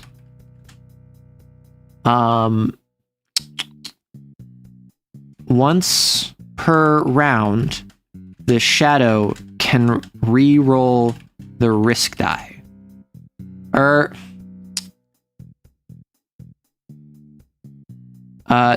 So as a complication, the Shadow can force an Exorcist to the Shadow doesn't quite look like the host Exorcist, as if it had alterations to its appearance. And then as a complication, the Shadow can force an Exorcist to what is it? As a complication, the Shadow can force an Exorcist to roll on the temporal instability.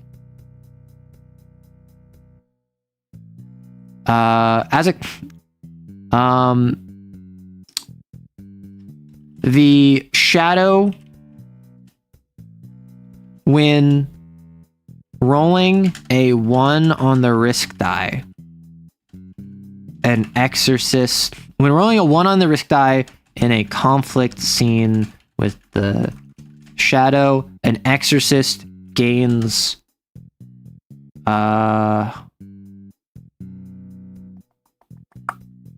gains 1 temporal instability.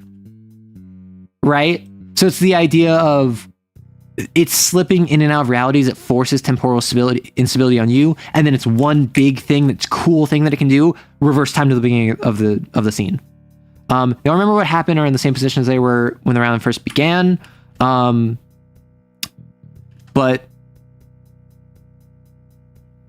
and where it began. They'll remember what happened, or in the same position when they first began, but gain 1 temporal instability.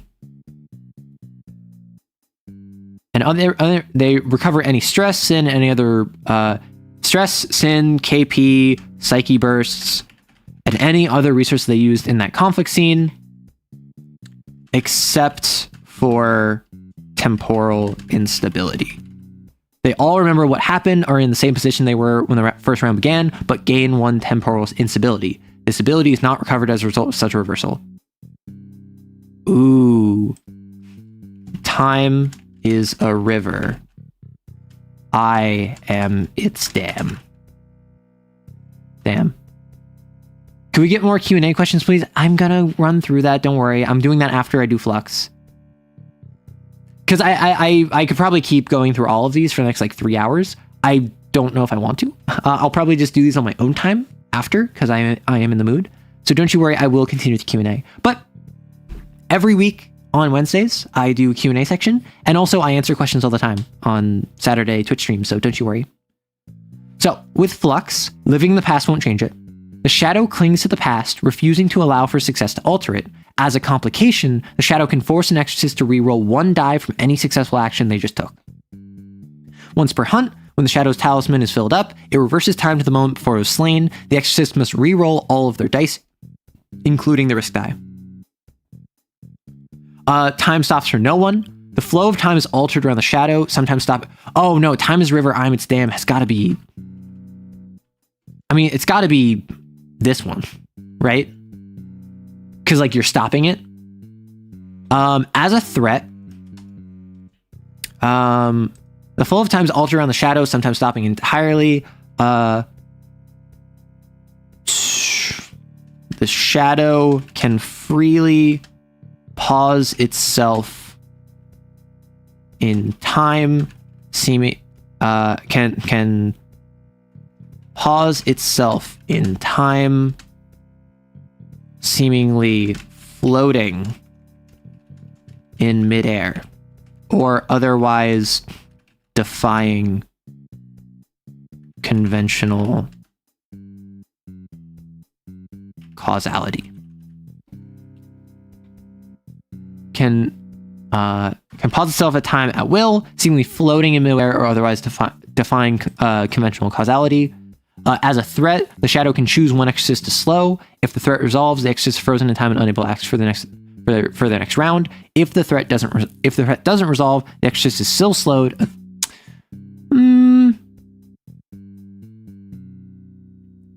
As a threat, the shadow slows everything in a short range. If the threat, it is impossible to set up or benefit from teamwork while in such an area. As a complication, the shadow slows everything in short range. It is impossible to set up or benefit from teamwork in such an area.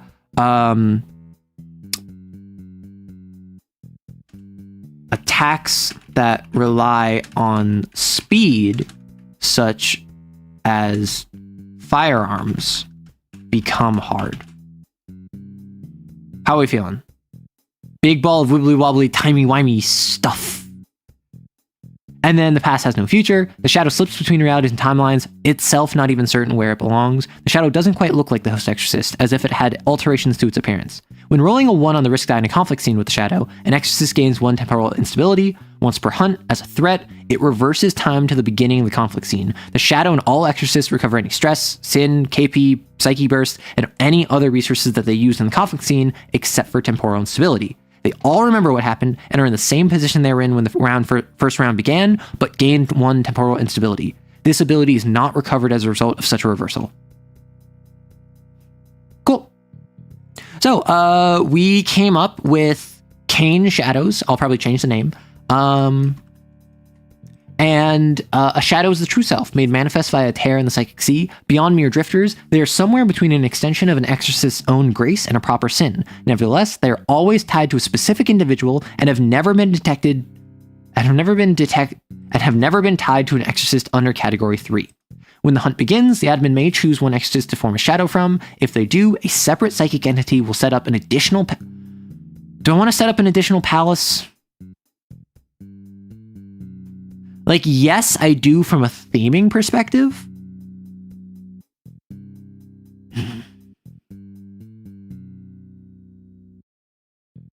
Yes, I do from a... Oh, I know what I can do. Palace.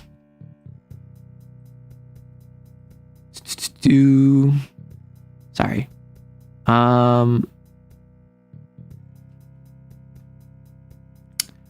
The palace will always be in an area that the host exorcist would be drawn to and will shift in order to position itself closer to the host exorcist over time. The shadow is incapable of... No. The shadow is unable to leave the palace until pressure increases. And much like a sin, will retreat until pressure increases at least once. And much like a sin, will retreat to its palace. It gives like secret boss. No, that's the goal. The goal is that it's like a second secret boss. I'm gonna say, much like a sin, a shadow slain outside of its palace will retreat to it in order to recoup. Once pressure increases, a shadow in its palace recovers all slashes on its execution talisman, because the execution talisman is not that high, right? The shadow's palace is a unique twisted reflection of the host exorcist's own psychology. When entering it for the first time, the host exorcist must answer the following questions. What was this place meant to be? Why does this place not live up to that? What? So the idea of like the host exorcist must answer the following questions. Must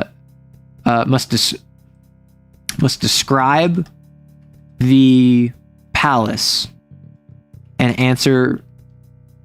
The host exorcist must describe the palace and answer the following questions. What was this place supposed to be?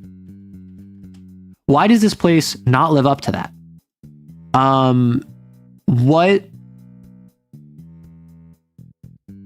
What is the one what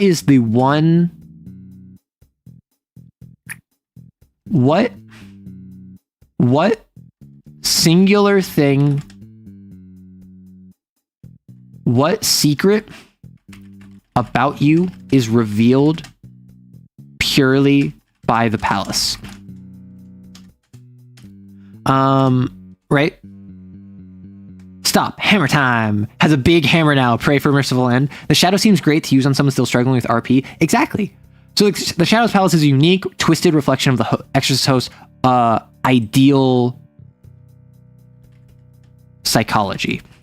When entering it for the first time, the host exorcist must describe the palace and answer the following questions. What was this place supposed to be? Why does this place not live up to that? What secret about you is revealed by by your palace. Then the host exorcist takes 1 stress. The shadow may freely leave the palace, but is always drawn back to it. If the host exorcist is present. Then the host exorcist takes 1 stress. The shadow may freely leave the palace, but is always drawn back to it if the host exorcist is present. Takes... Oh, wait, no. The real me hook. I have something that I can do. If every time the host exorcist takes an injury in a conflict scene with the shadow or while within the palace, they gain 1 notch on their real me hook. If it completes,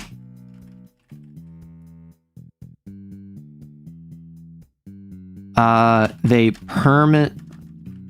permanently add to their agenda item, Well, I mean, like, prove you're the real you is already tied to the flux, like temporal instability. But I like the idea of, like, you're fighting your shadow and you're not quite sure if you're still you or not. If it completes, they permanently add to their agenda.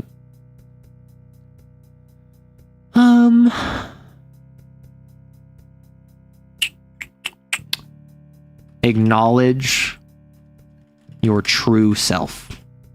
So, like, the real me, the real me hook is not something that's, like, negative. It's not something that's bad. It's not something that is actively screwing you over. It's literally just, like, if you don't kill it cleanly, you get this obsession with, like, acknowledge your true self, right?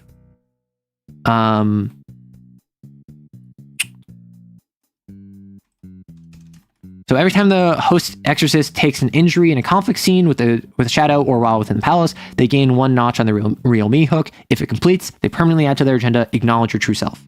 The shadow may freely leave the palace, but is always drawn back to it if the host exorcist is present. Like a sin, it can only... Did I include that already? Much like a sin, a shadow slain outside of his palace will retreat. Once pressure increases, it recovers all of its slashes.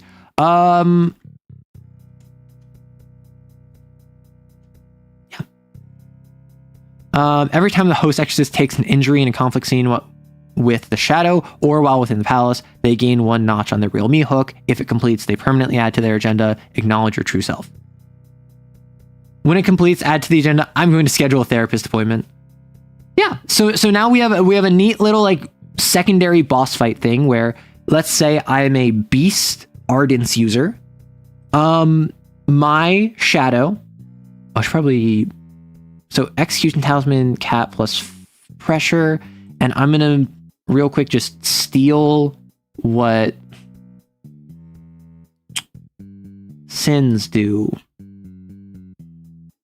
Real quick. I know. You want me to yap, you want me to Q&A, I know.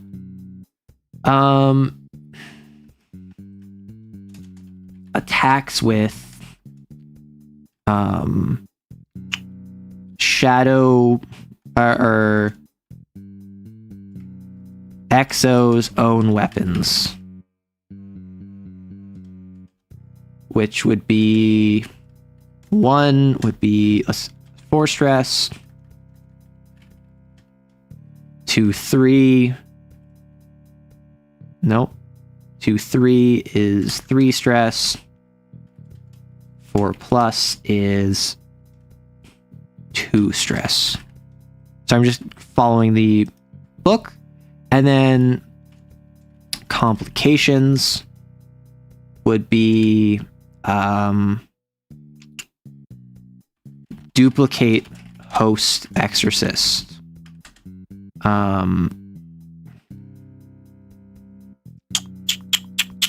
What are some good shadow like hide in the dark? Use a blasphemy creatively. Like I'm trying to think, what are some complications that like a shadow version of you could do? Reveal a secret. Then threats could be I don't know. What are some good what are some good things that we could add to this? If someone has 2 blasphemies, can the shadow take from either? Yes. So what it is that it's the shadow gains 1 domain from a blasphemy that host exorcist knows. Often, this will be the blasphemy with the most powers known, but not always. Once a shadow's execution talisman is reduced to 0, it can be executed or spared as normal. Sparing a shadow increases the exorcist sin overflow cap by 2. A shadow spared this way can never manifest again. However,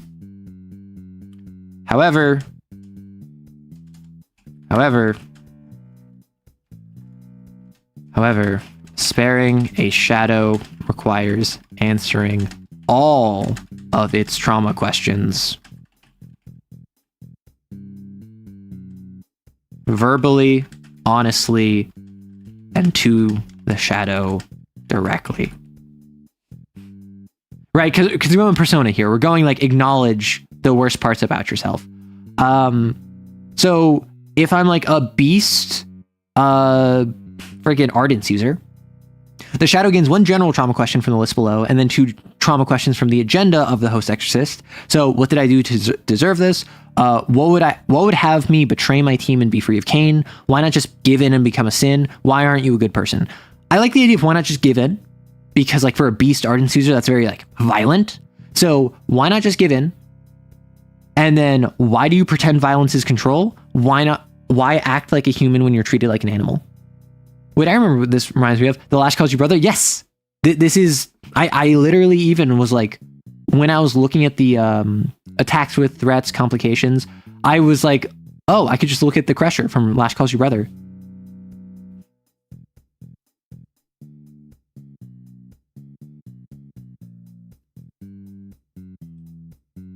I like expanding on it.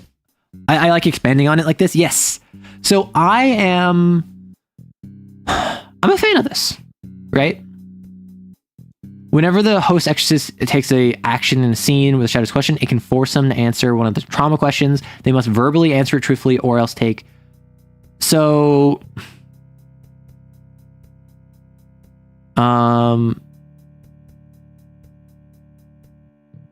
sorry, what was it? Going back up. However, sparing a shadow requires answering all of its verbally, honestly, and to the shadow directly. The shadow is always willing to ask the trauma questions once its execution talisman is 0. The shadow is always willing to ask, dealing non-lethal stress like normal. Right, so it's the idea of normally, the shadow is using these as like a gotcha kind of deal. But if it only used 2 of the 3, and it's at 0, and you're like, I want to spare you. What's the last question you have for me? It will always be willing to give it to you, and you still take damage. But you are always able to spare it if able. Hello. Yeah, so we're talking CAIN. Threats. Prepare. Host exorcists own weapons. Prepare a trap. Hold a bystander hostage. Or I suppose that would be like a complication, right? Prepare a trap. Ready a psychic attack.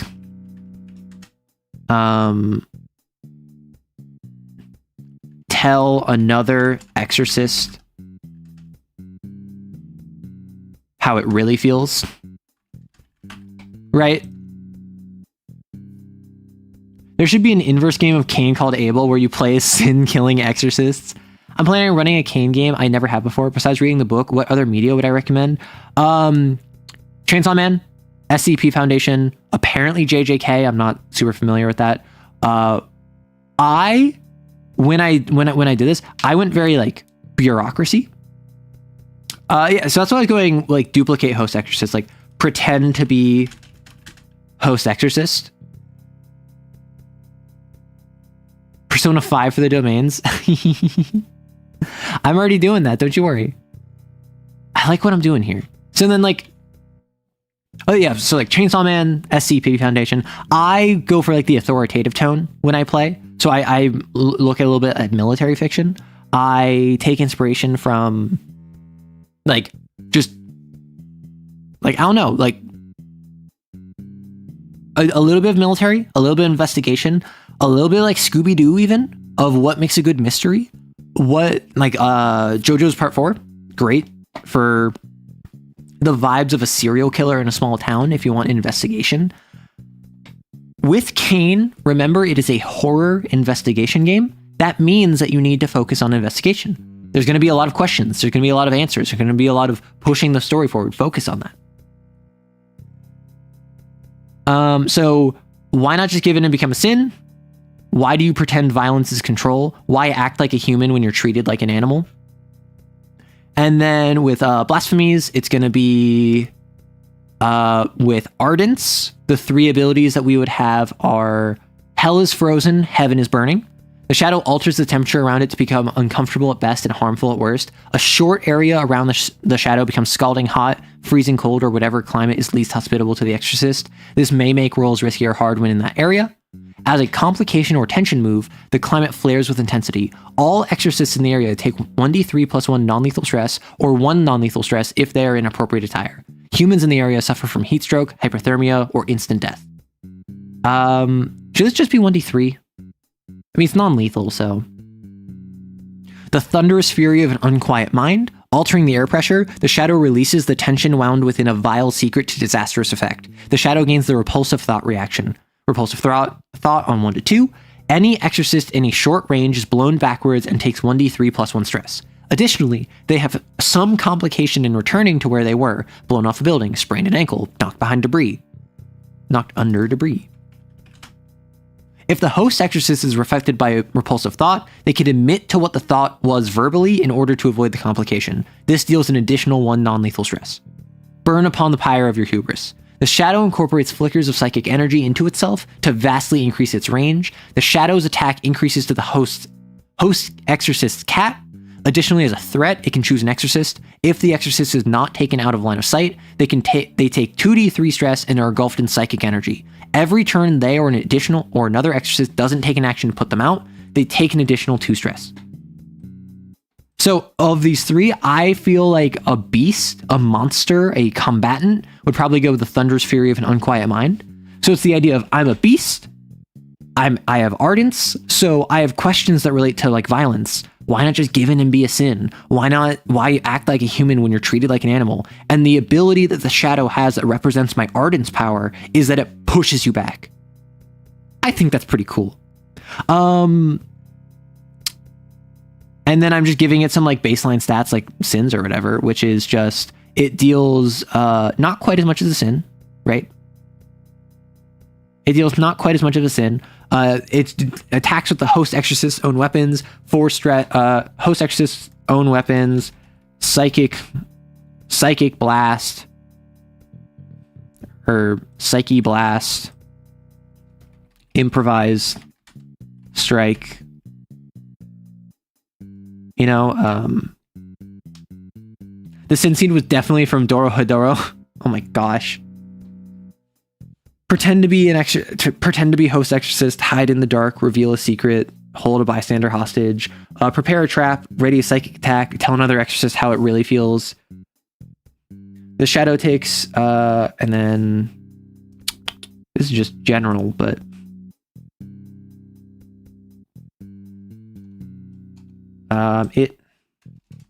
it has the following feature.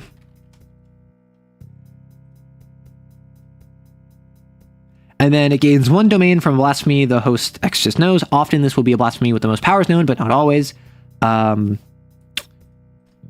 Particularly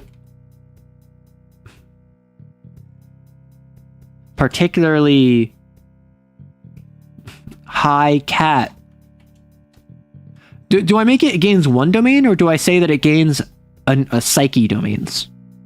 It gains a number of domains from blasphemy the host exorcist knows equal to their psyche. Because then if I have like 2 powers, if I have tension and I have ardence, and I'm like, so this would mean that it always gains 2, right? It's never been seen in cat below 3, and if you're at cat 5, you're gonna have all 3, right? How do we feel about this? Would the Foundation approve sparing these shadows? No, CAIN would very much not approve sparing these shadows. CAIN would say, kill it. It's a sin. What are you talking about? Yeah, my group would deal with, we'll deal through bureaucratic hell. Y'all better not any let sin materialize, including hounds that scare people. Oh my gosh. I like the idea of...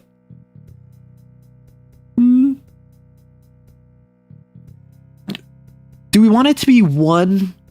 Do you want it to be 1 domain? Or psyche domains?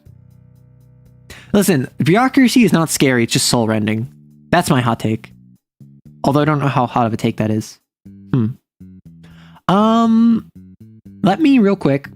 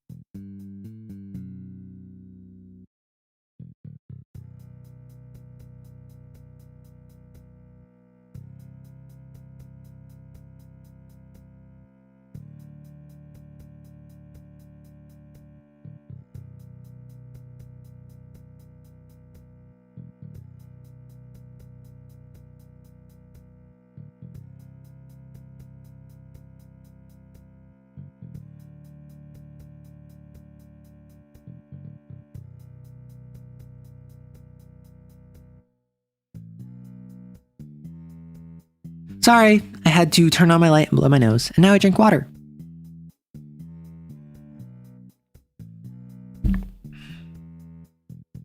We are so pogging. Hello. Oops, there's a typo on the paper that approves food for your planet. Now you'll have to wait at least 512 years before you can file again. Yep, that's how it goes. I don't know. I fear having to go to Home Affairs or the DMV. Okay, I don't fear the DMV. I'm enraged by the DMV. The DMV would make me manifest a hound.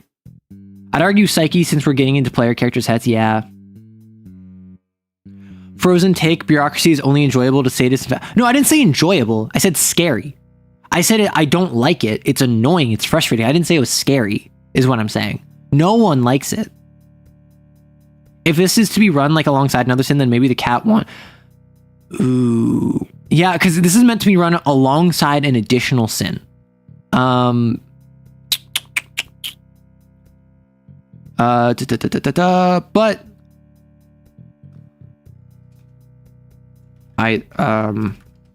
although I should probably say, either way, all surviving exorcists gain +1 XP. Because I feel like it's fair that like you fought a secondary little boss, and if you spare it, you get sin overflow cap increased by 2 because like, oh, I'm more in tune with myself. Like I accepted this. It will never manifest again. But I mean, if you want, you can just fight one and get some XP. And sparing it, making it never manifest again means you can't spam the sin overflow cap. And if you're like, oh, well, we can just farm shadows. We can just never spare it to fight one every mission. Like, okay, it will get stronger every mission. This is meant to be run alongside another sin, the shadow and another sin. Yes, the shadow is meant to be like a little boss fight. It's meant to be like a little mini boss. It's supposed to be like a secret secondary encounter that you don't have to do, but you can do. And if you track it down and if you fight it, then you get some bonus. And if you kill it, you get some experience. If you don't kill it, either way, after executing or sparing a shadow, all surviving exorcists gain +1 XP. I'm saying a shadow is the ultimate life form. No! It's not a hedgehog with a gun and a bad attitude. Okay, people were asking me earlier. Holy heck, we have so many Q&As. I think we go back to Q&A. I had fun with this. You tell me right now though, do you want me to save this for on stream? Because I can just do this next stream, right? Like I can just keep at this next stream, or I can properly just grind it off stream, probably like after stream today, fill out the rest of the blasphemies, post it on the Discord, see how people feel. Because like I'm loving the collaborative experience. I love the group writing. And that's always been like a nervous part of me, is I've always been like, well, no, like no one wants to see me just like sit here thinking. But I had a lot of fun and I'd love to continue doing this. Group writing? Okay, I'll keep it. I'll keep it just for y'all. Did you have fun doing it with the stream? And if you do it with the stream, do you think you'll be able to get more done? I think I would be able to grind this off stream. I love this. I love this kind of stuff. I would probably get it faster, but I would be more narrow. I wouldn't have it be the community project. Because like, as far as I'm concerned, this is not mine. This is ours. And like, if I'm going to make this and if everyone like is like, hey, I want to play test this, I would love that. And then I could post this on like itch, and then I would not list myself as the only author. I would list my community, right? Because as far as I'm concerned, this was a group writing exercise. I came up with the core idea. I came up with, I was the final decision maker, but a lot of this was your ideas. Typical Arrow making us do all the work. Shut up. Lightning round. We enjoy Arrow, especially when Arrow writes. Okay. We're in a lightning round then. Okay. Who is my Bruno that I don't talk about, but actually talk about a lot that I don't talk about them? I feel like that's gotta be my buddy.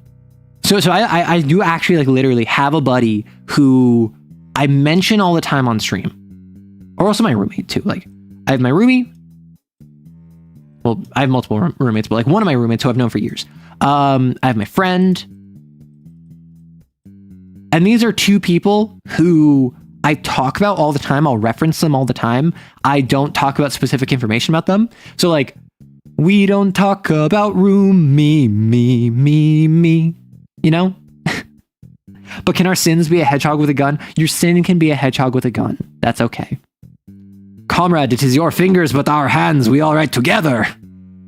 Very happy for that. What are Ra's god powers? So Ra controls the sun because he's this big bird guy. No, I'm joking.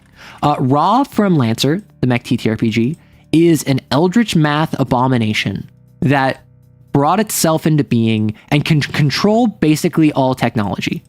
In particular, it can control NHPs, which are non-human persons. Think super advanced AI. Think Skynet, but it thinks it's ChatGPT.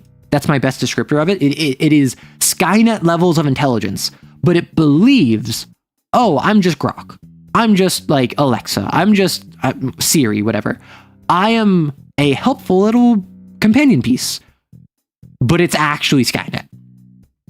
Ra has complete control over the thousands of Skynets that there are and can basically tell them to do whatever it wants. And Ra, much like a sin from CAIN, forming traces, can actually form more NHPs. All of the NHPs we currently have, or most of them at least, are thought to be just extensions of Ra.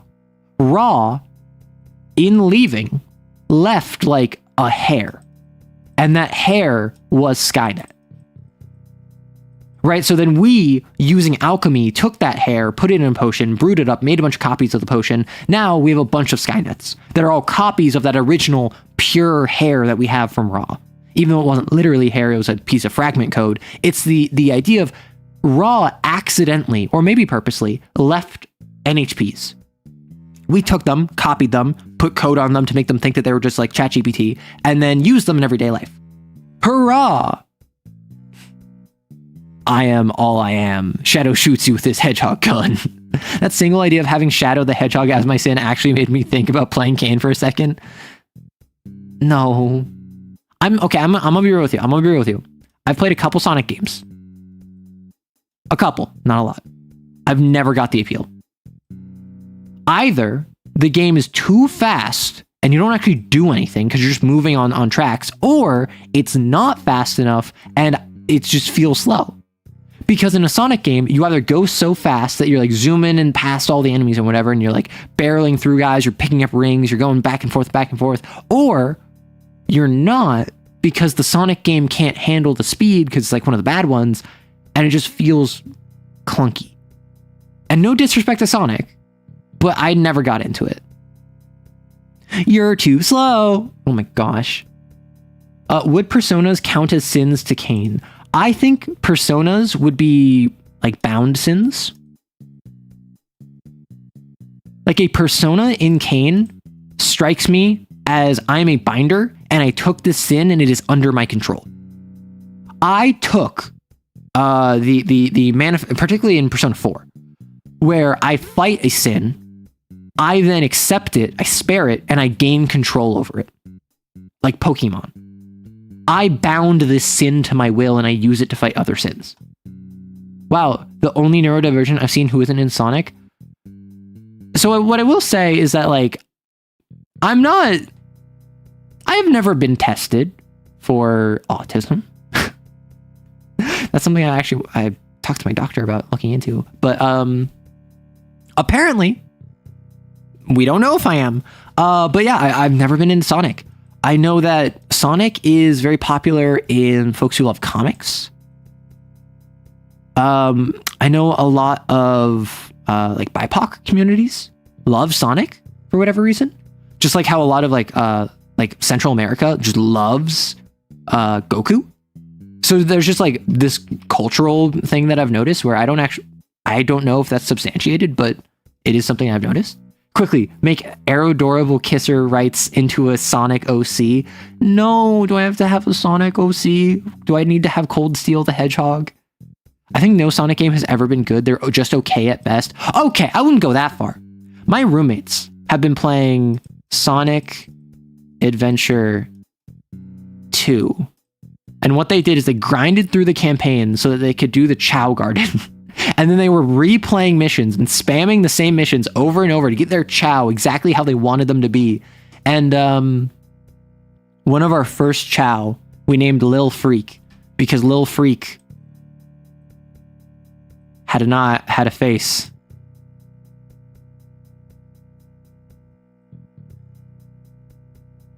That looked like this. So this was Little Freak.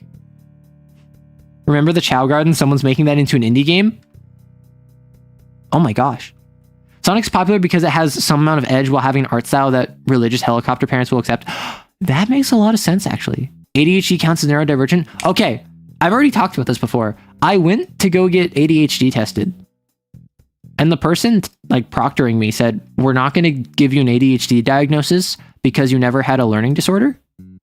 But you also, like, have hella symptoms. And you should probably get like treatment if you feel like this is something that is impacting your quality of life. And I'm like, it's impacting my quality of life enough that I wanted to come in and get tested. So apparently I'm not ADHD, according to one medical professional on the East Coast.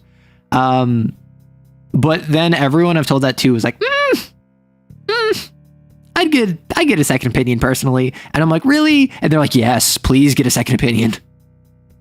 ADHD and autism have insane comorbidity. Yeah, just like depression and anxiety. Which, fun fact, I went to hear... I actually don't know if I've talked about this on stream. When I did this, they were like, yeah, we're not going to give you ADHD though I am going to diagnose you as depressed. And I'm like, really? And they're like, yeah. And I'm like, I don't feel depressed. And they're like, oh, I know. It's cyclical. And I'm like, it can't be that bad. And then like a couple weeks later, I was like, it really is that bad. And then immediately after, I was like, actually, everything is fine. And then I was like, no, it's that bad. And then I was like, maybe I do have depression. You can get ADHD without any other learning disabilities. It's pretty rare. Here's a depression diagnosis as a treat. Literally, they hit me with that like, oh, we'll give you a little ADHD. Like, we'll give you a little depression as a treat. So I'm clinically depressed. Fun fact.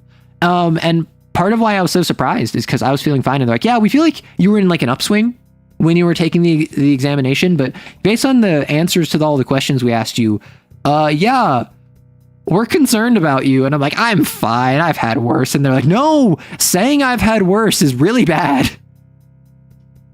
Which was kind of funny. What are my favorite takes on humans and fantasy? Speaking of biological differences they have from other species. So one of the simplest ones that I do in my world, differentiate humans that they just happen to be like biologically compatible. You're still running the CAIN TTRPG. I just stopped talking CAIN, my boy. Rory, you shut your mouth. I just stopped. Yeah. I see what you just DM'd me. I'm proud of you, buddy.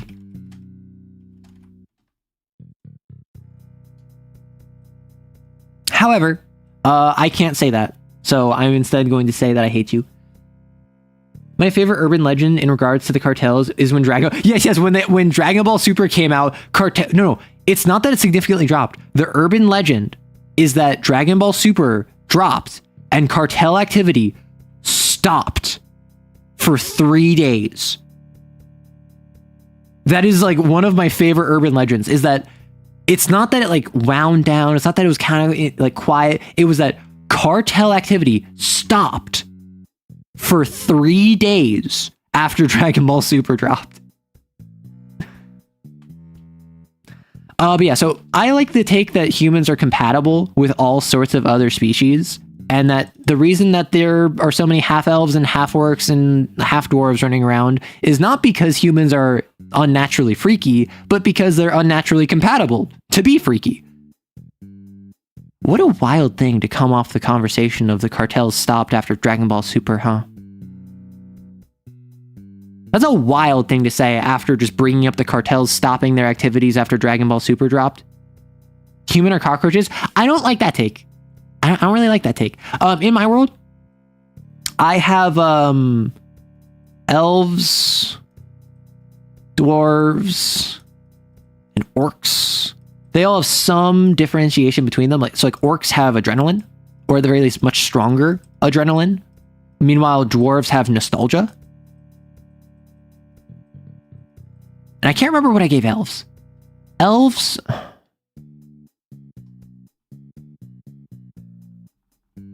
I don't remember what I gave elves. I gave them something. But the idea being is that I gave elves something, dwarves something, orcs something, and humans have all of these.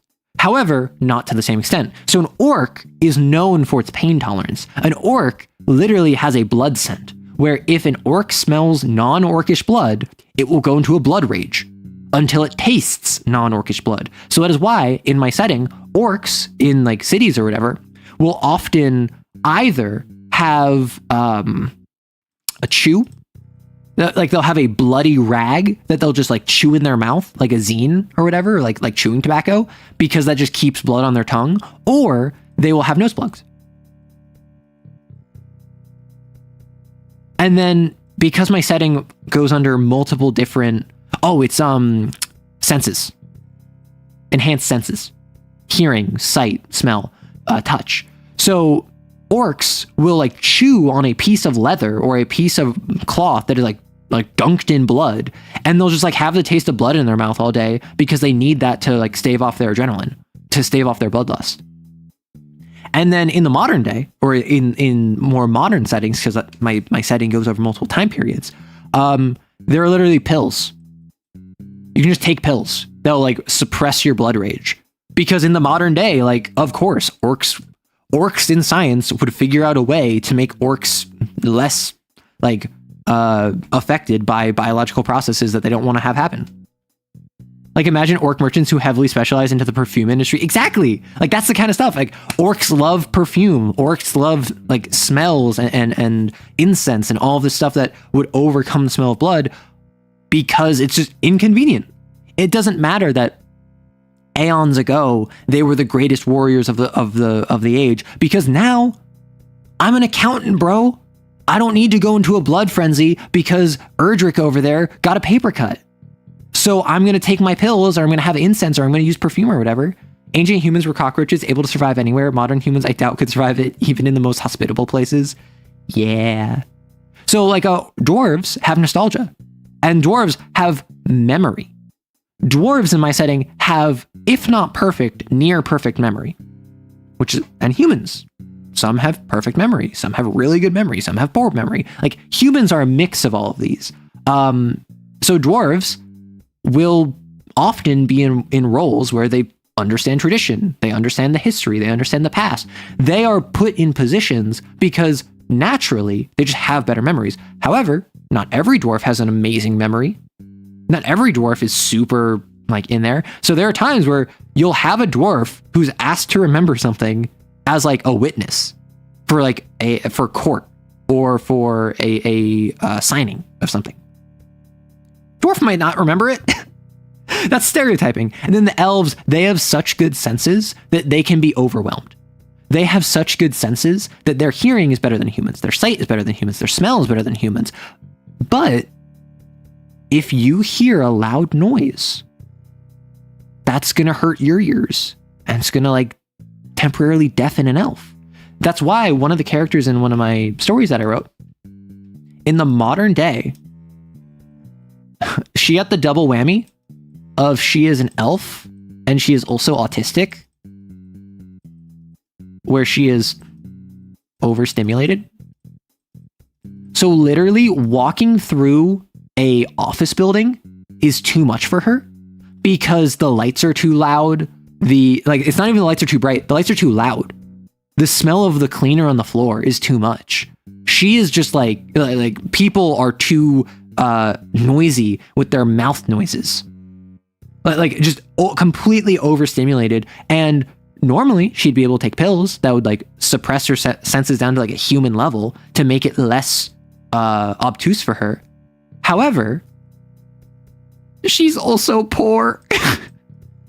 She can't afford it.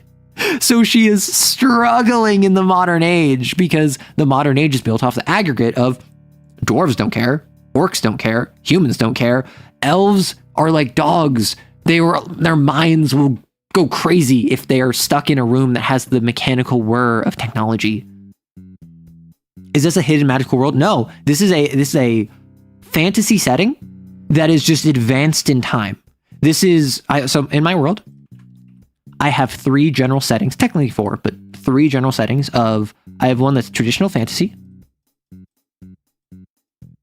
Then I have one that is a retro futurism superhero setting. And then I have one which is a near future sci-fi. And all of these is the same world with the same species and the same gods and same nations and same religions, all of which has just over the course of a couple thousand years. And the issue that you run into with this is this world, the fantasy world, continues and continues and continues, is developing. This is about like 11th, 12th century, just pre-Renaissance, right before the Renaissance. Catastrophe hits, completely destroys everything. They fall into a collapse. They pick themselves back up with the ruins of the previous nations, and then they go and then they advance with magic into the retrofuturism superworld. However, they don't understand supers as magic. They understand supers as superheroes. And then catastrophe strikes. Oh no, we're brought back into the Stone Age. And then we bring ourselves back out. We use the remnants of the past previous civilization to crawl ourselves back out. But now it's not superpowers, it's radiation, or it's advanced technology. It's all understood now under a scientific rationalist lens. So it's the idea of it's the same power set throughout the entire setting. Rory, I'm literally working on a Stone Age TTRPG. I'll give you soon. Not on stream though. That's for DMs. Hidden fantasy settings are painful. Yeah, it's not hidden fantasy. It is all out in the open. It is a human will walk alongside an elf and they will look at an orc who is dating a dwarf. Like, all of them are fully out in the open. But I like the idea of it's the same power set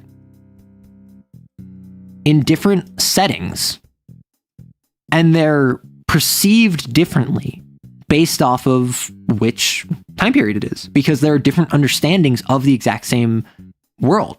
It is different interpretations of the same schema throughout time. And I just think that's neat. I think it's fun. Autistic elf, that's my streamer. Ugh, I've been told I'm elf-coded. American healthcare strikes again. What is the meaning of life? Okay. Did anyone else ask that? Okay, no one did. Earlier, we had 2 people ask, what is the meaning of life? So they canceled out. Double negative. What is the meaning of life? Okay. If you were an exorcist, what blasphemy do I think I'd have? I've said this before. I really like the whisper blasphemy. I think it's cool, but I also recognize that I feel if I was fighting a sin, I would want a more physical blasphemy, right? And I would not want, if I'm going out fighting sins, I feel I would need something that could fight a sin without it being hard, right? I think wielding my guns would be cool. Wielding my weapons would be cool. I recognize that is not the best way to deal with the sin. So I would probably, like, tension is probably up there. I like whisper. I like palace. I like bind. I'm a big fan of binding. Palace, so I can have the most epic naps ever. Not gonna lie, like that. I should probably give my setting the same treatment. That's something where I don't think that's like a virtue. I don't think that's better than anyone else. I just like that's what I find fun. I like that. And I've also done this for 10 years, right? That has been setting notes that I came up with 10 years ago that I still use now. I use notes that I came up with 10 years ago for my D&D setting that I then expanded from just being D&D to being a fantasy setting to, well, what would happen if I wrote a superhero story? And this was like 6 years ago at this point. So then I made a second era. And I was like, well, what about like robots and stuff? And then I made more. And I had this idea, and this is a story that I would love to tell. It is a story that I've put off telling for, again, like a decade at this point, because I understood I was not ready. I started writing it and I was not ready as a writer. I want those 3 eras, the fantasy, the superhero, the near future. And in my world, there are different... I've talked about this before. The magic system is divided into 6 and 4. There are 4 sources and there are 6 expressions. 4 sources is like, do you get your power from a divine source? Do you get your... No, fantasy. Do you get your power from your internal well of magic? Do you get your magic from the world around you? It's more complicated, but that's basically it. The expressions are what you use that for. There is time magic. There is physical magic. There is life magic. There is magic that influences magic, like counterspell. That's the kind of stuff that you can worry about. But there's actually 2 sides of every expression. So in the life magic, life also encompasses death. The progression of time also encompasses the regression of time. Presence necessitates absence. These are called the dichotomies. And so, I have these 6 expressions, each of which has a dichotomy, two dichotomies within it. 12 characters. I have an idea for a story that I know how I would write it, and I just haven't had time, and I started writing it 10 years ago, and I realized I'm not a good enough writer for this.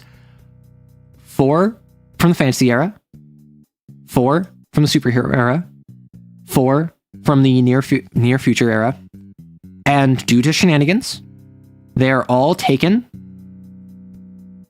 out of their era. And they all team up. All 12 of them.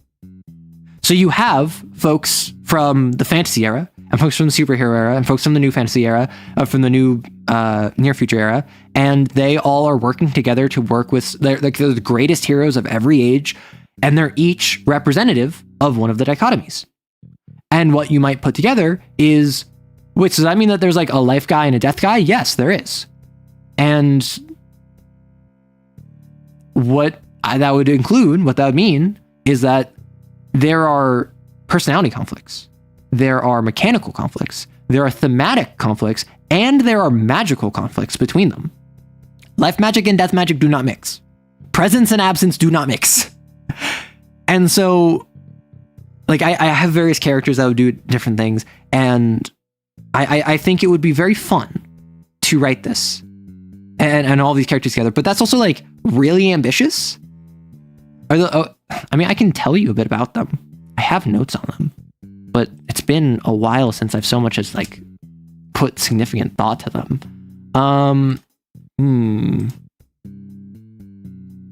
Gosh, do I even have this? Like, let me see if I can find it. Not old material. Not world notes. This is stories. Sorry, I'm just looking in my drive. Larger project. Okay, so, magical opiates. Wait, no, we are tangenting. I'm so sorry. In my D&D game, healing magic was an addictive effect we used. Oh my gosh. I have a really, really very important question for this. Will there be Yuri or Yaoi? Yes, obviously. The one that comes to mind, the one that like I've actually been really excited for, is there is one who begins as male and realizes that they're non-binary over the course of the story. From the fantasy era, and they are representative of presence. And then there is a trans femme from the superhero setting who is representative of destruction. And they basically bond over the fact that, one, they're both trans, but two, over the fact that they both have, like, in this one, the presence one, this one tried to take over the world to bring in a new age of enlightenment and realized at the 11th hour, wait, I'm the bad guy. Like, went through a whole villain reveal plot, like went through the whole steps of like taking out everyone, Yaoi.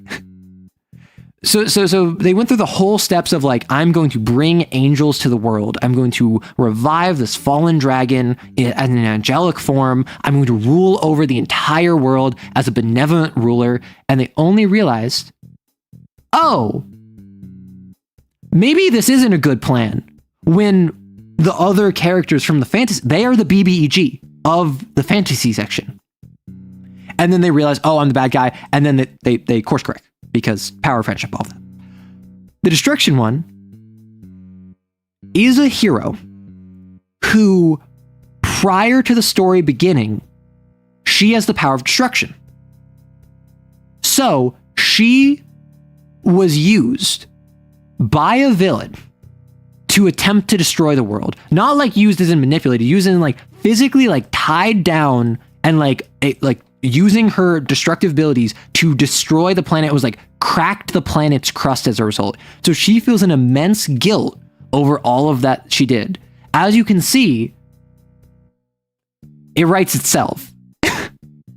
I was a villain because I wanted to do good and realized that I was doing harm. I'm a good person who was forced to do bad even though I didn't want to. Now kiss. Now kiss. Yeah. I'm dumb and didn't find it, but what are Arrow's pronouns? I use any. I generally self-refer with they, them, but a lot of people femcode me, so I got no problem with she, her, and I don't care about he, him. I don't care if you call me an it, as long as you know who you're talking about. I'm chill like that. So yeah, I'm very excited to write this, and this has been something that's like been on my brain for 10 years. It's been in my head, and I want to write other things first. This is something that I don't want to rush. This is something I don't want to write just for the sake of having written it. I want it to be good. I want it to be proper. I want it to be well done. In it. Oh my gosh. How many years of almost no physical contact do you be ruined mentally? I assume you mean like how many years of no physical contact would ruin you mentally? I assume like you start feeling it after a couple months, if not weeks. And it gets like really bad after like 6 to 8 months, to like 6 to 9 months. And then probably after a year, you're like, you feel like you're fine. And then it's as the years go on, you realize like, oh no, I'm in it deep. Because like, it's something where you hit a valley, and then you kind of like level out, and then you hit another valley where you're like, this is really bad. And then you cope. You're like, actually, this isn't that bad. I'm not that bad. I'm not that bad. I'm not that bad. And then you're dead. I don't know. If you're asking me in particular, I feel like more than the average person. I'm pretty touch averse. I'm not a very touchy-feely person, though there are certainly... I don't think I'd want to go completely like touchless. I don't think I'd want to like have no one in my life ever have skin-to-skin contact with me. That just seems unpleasant. But I'm certainly not someone who is very touchy-feely. Have I heard about Project Morningstar? It's a skirmish level war game with an interesting spin on Grimdark. I may have. I don't know. I recognize the name, but also Project Morningstar, I'm not going to pretend like that isn't very generic. Like that it describes a lot of things. I know a couple skirmish war games out there that have sounded interesting to me. I don't know Project Morningstar off the top of my head though.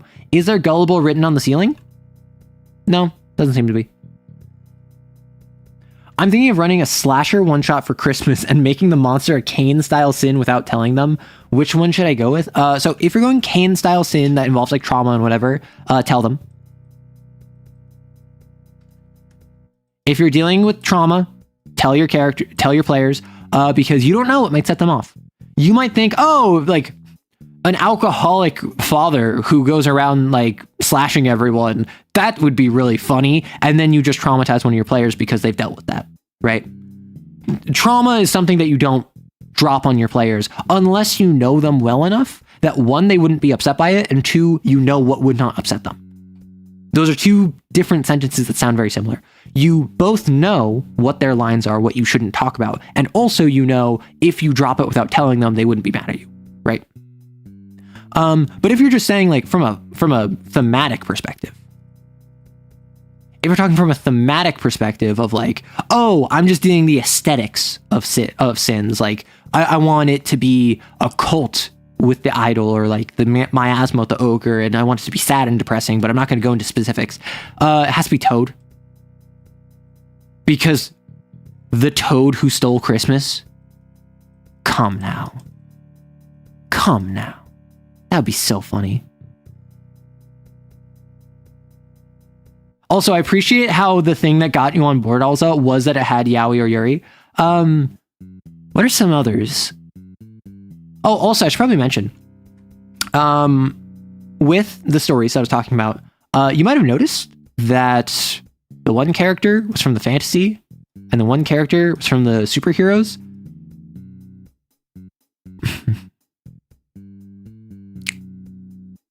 How would you feel if you found like your soulmate, or you found someone that you really connected with, that you found someone that you were romantically interested in, and then you realize that you don't belong together because you're separated by a couple thousand years? Oh, 3 sins for Xmas past. Okay, how about instead of 3 sins, it's 1 lord. It is a single lord. And the lord is doing Scrooge. It's doing Christmas Carol? Yeah, it's doing the Scrooge thing where it's visiting you with multiple visages. A Krampus hound. No, Krampus is a toad. Krampus eats naughty children. Christmas Carol, thank you. Do I like the ocean? No, I do not like the ocean. Why does everyone ask this? I do not enjoy the ocean. The ocean does not enjoy me. All of my roommates are marine biologists, so I'm the odd one out, and I get that, and I appreciate that. I think the ocean is big. I think it's scary. I think that stuff lives in it. I think that I don't want to be in the ocean. My main thing is being exposed from all sides. Also, like drowning. That sucks. The fact it's so big, really can't understate that. It is massive with massive creatures inside of it that scare me. It's dark. It's cold. Now you write screw the ocean. Thank you. So not a fan of the ocean. I would consider myself thalassophobic, which I've been scared on stream before by the ocean. Why do I sound like a cute dog? Okay, first off, dogs are cute. That's why the dog sounds cute. However, I don't sound like a dog. How dare you? In CAIN, how would I deal with a character turning into a sin? So there's rules for this. If you have sin overflow, you can either fight it or you can submit. And if you fail a die roll, you cannot fight it, you have to submit. If you submit, you turn into an imago. An imago is a nascent sin that will eventually grow into a proper sin. The imago has its own stats, it has its own aesthetic based on what sin you're going to turn into, and also it has an objective. Flee. The imago wants to leave and become a real sin, and the imago is not you. The imago is what you once were, twisted into horrible nature. So it will be able to reveal secrets about you. It will be able to appeal to the exorcist's humanity. It will be able to say, no, don't kill me, I'm still in here. And then you don't attack it, but then it kills you because it's not actually in there. So I would just go with the normal imago and I would have it try and flee. And if it flees, it would become a perfect sin, which is in Games for Freaks issue 3. So there are rules in this for what happens if you become a sin, what happens if you suffer sin overflow. Now, the game mentions in CAIN canon, there has never been a single character that has recovered from being an exorcist, from being an imago. And then it even says in your game that might not be the case. I feel in my game that is absolutely the case. If you suffer sin overflow, you're gone. Now that might not be fully the case. That might be something that I just tell people in order to get them to really take being an imago seriously. And if you actually suffer sin overflow, well, maybe there's some way, this way or the other, that you might be able to be brought back, but don't tell nobody. Does the player or admin control that? I think the admin controls it, but basically tells the player, yo, tell me what you want to do. Because at that point, the imago is trying to flee.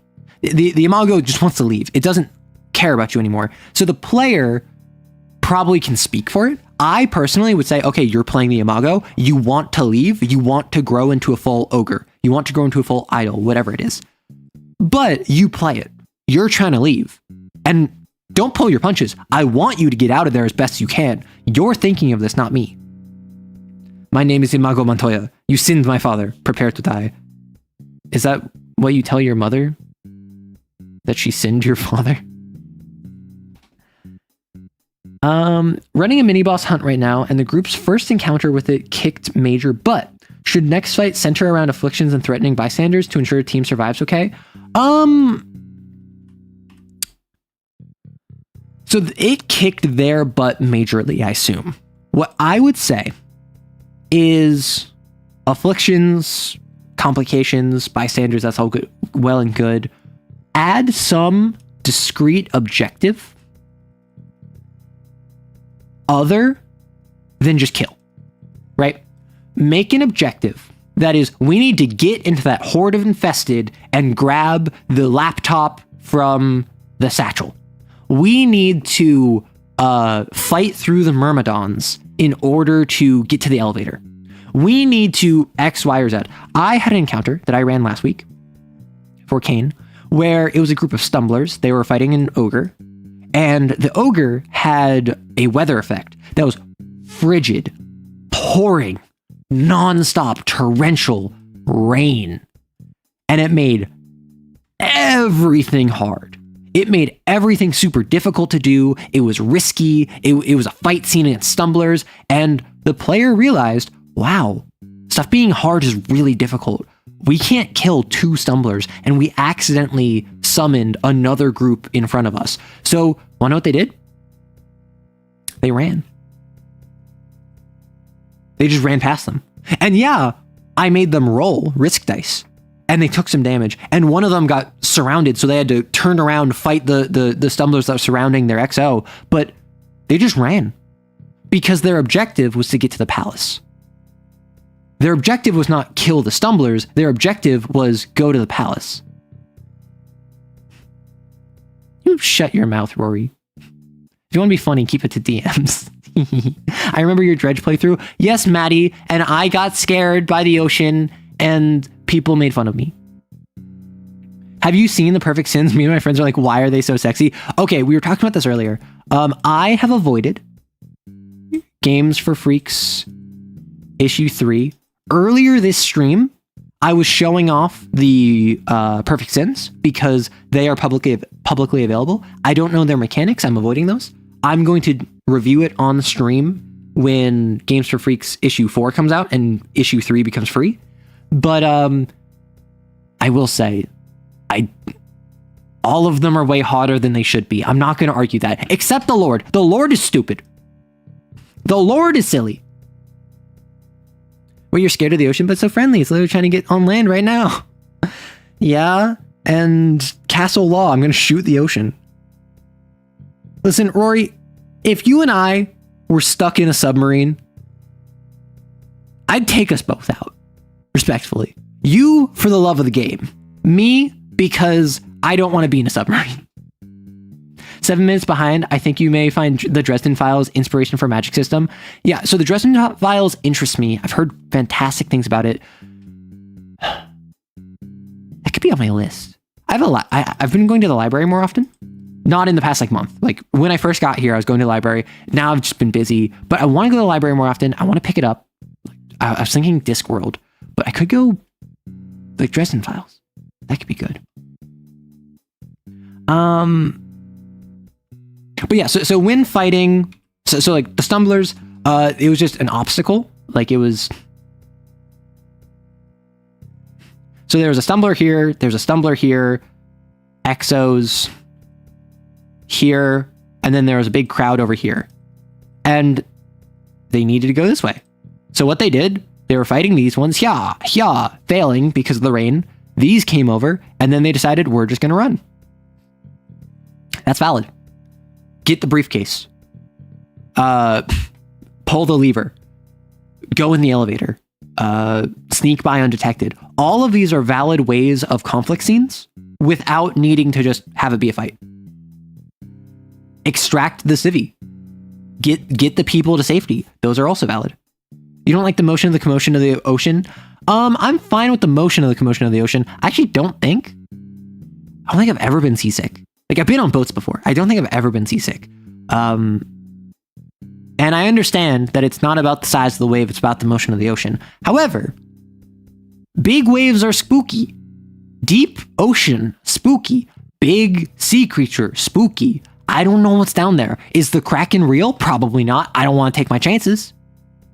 Is Leviathan down there? I don't know. I'm not going to take my chances.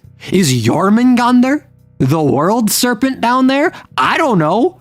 I don't want to find out, personally.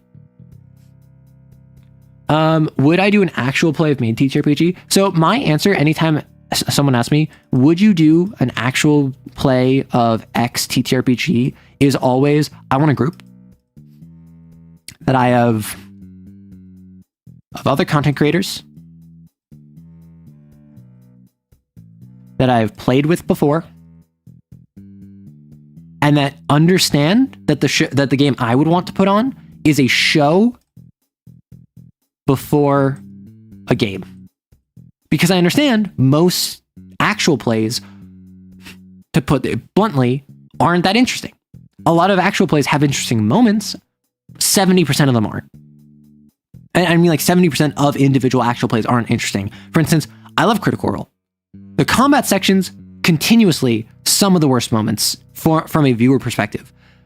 Because it's just 2 hours of watching people look up rules and roll dice. They might have cool moments in them, but it's not that fun.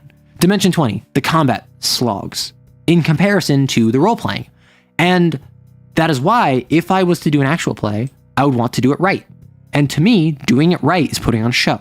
So that's people who know how to be content creators and are comfortable in front of camera, people who I have a chemistry with in the game, and people who understand that certain things might happen that might not be super fun for them as a player, but make for a better story. And to go in with the mindset of this is meant to be a story for an audience. My first planned major story arc of a campaign is literally hunting a giant oceanic sin called Ocean King. Oh my gosh, water sins. With actual plays, one has to keep in mind that they're extremely time consuming, so any potential fans will compare the random actual play to Critical Role. Exactly. Professor DM made a video about it recently and it was honestly kind of eye-opening. This is why Vampire the Masquerade actual plays are goated. Literally, like LA by Night.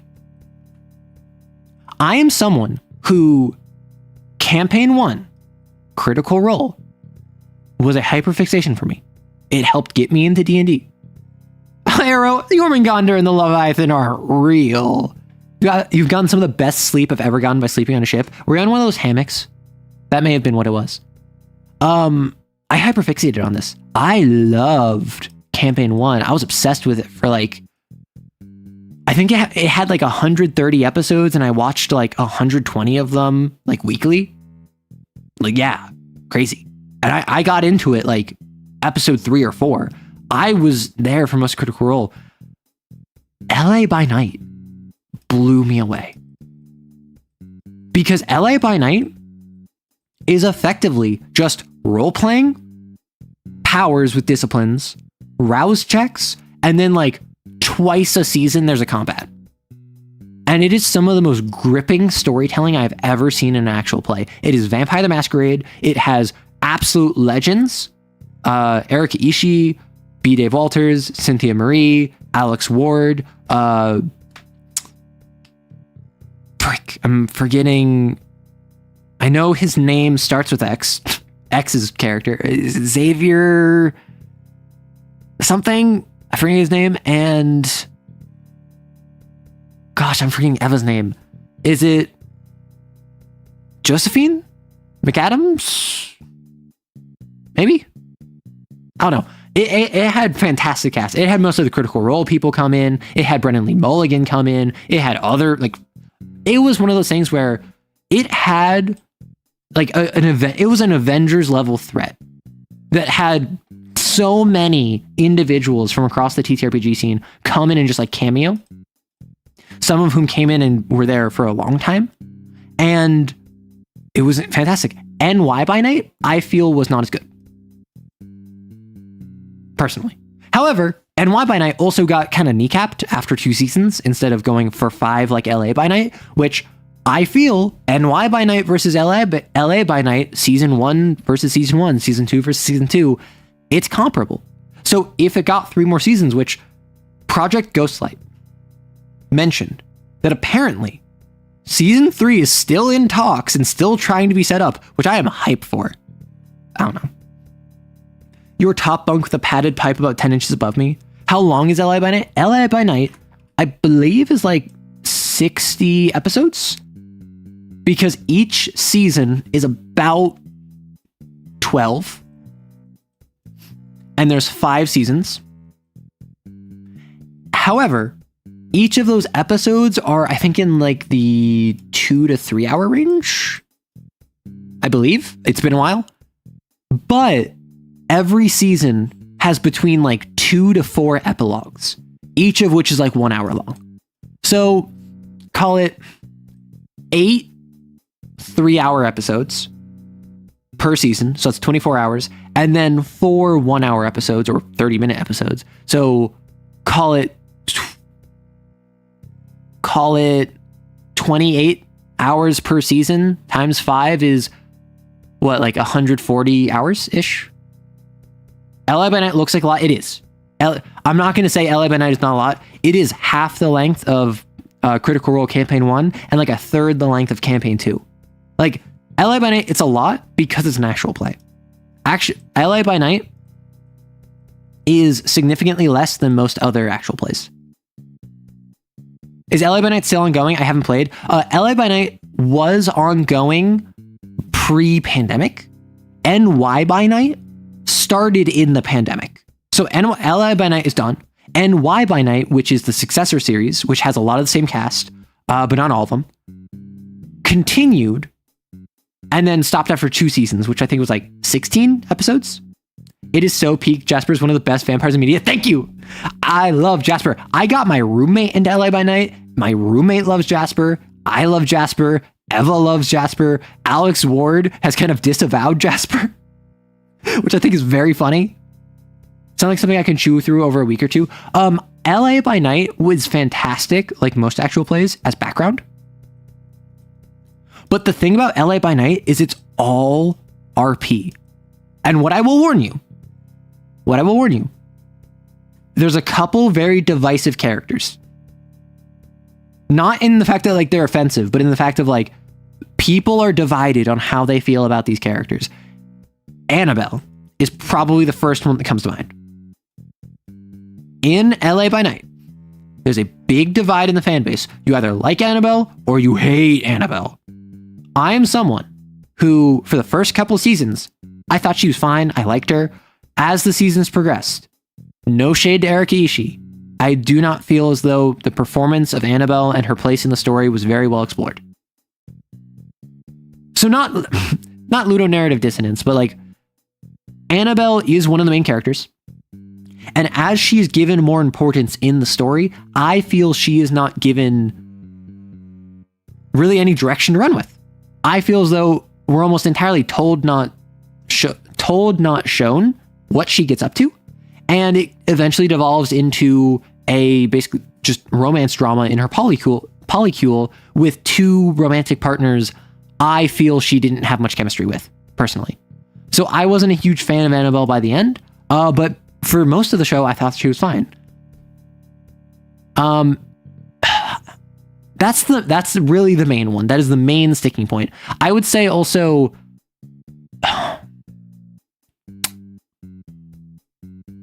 Nellie is someone who grows on you. I don't think she's divisive. I would say Victor, B. Dave Walters' character, he might be divisive in the sense of like, he's a bad person. He's a bad guy, but like, he's a bad guy you want on your side, and he makes really dumb decisions, but they're almost always informed by his ego. Victor is the go. I love Victor. However, I do feel I would not be surprised if people were upset at Victor. X is probably another character. Like, X is a character who I feel was done very well. I liked him. He's a bit of a fish mouth. He's a bit of he's crazy, so he'll throw a fish at you because he's crazy. You know, like, not the best interpretation of mental illness and or dissociation, but I'd say he does that like 10% of the time. 90% of the time, he's mostly fine. Stick to podcasts like System Mastery and Ludonarrative Dissonance.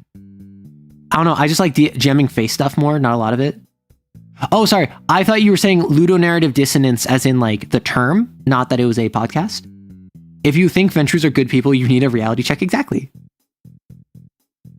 Oh, you're just friends with one of the hosts? Nice. Truly a We Live in a Society character. Yeah, it has a lot of interesting characters. They bounce off each other. So for instance, like with the actual play, I don't plan on doing an actual play anytime soon.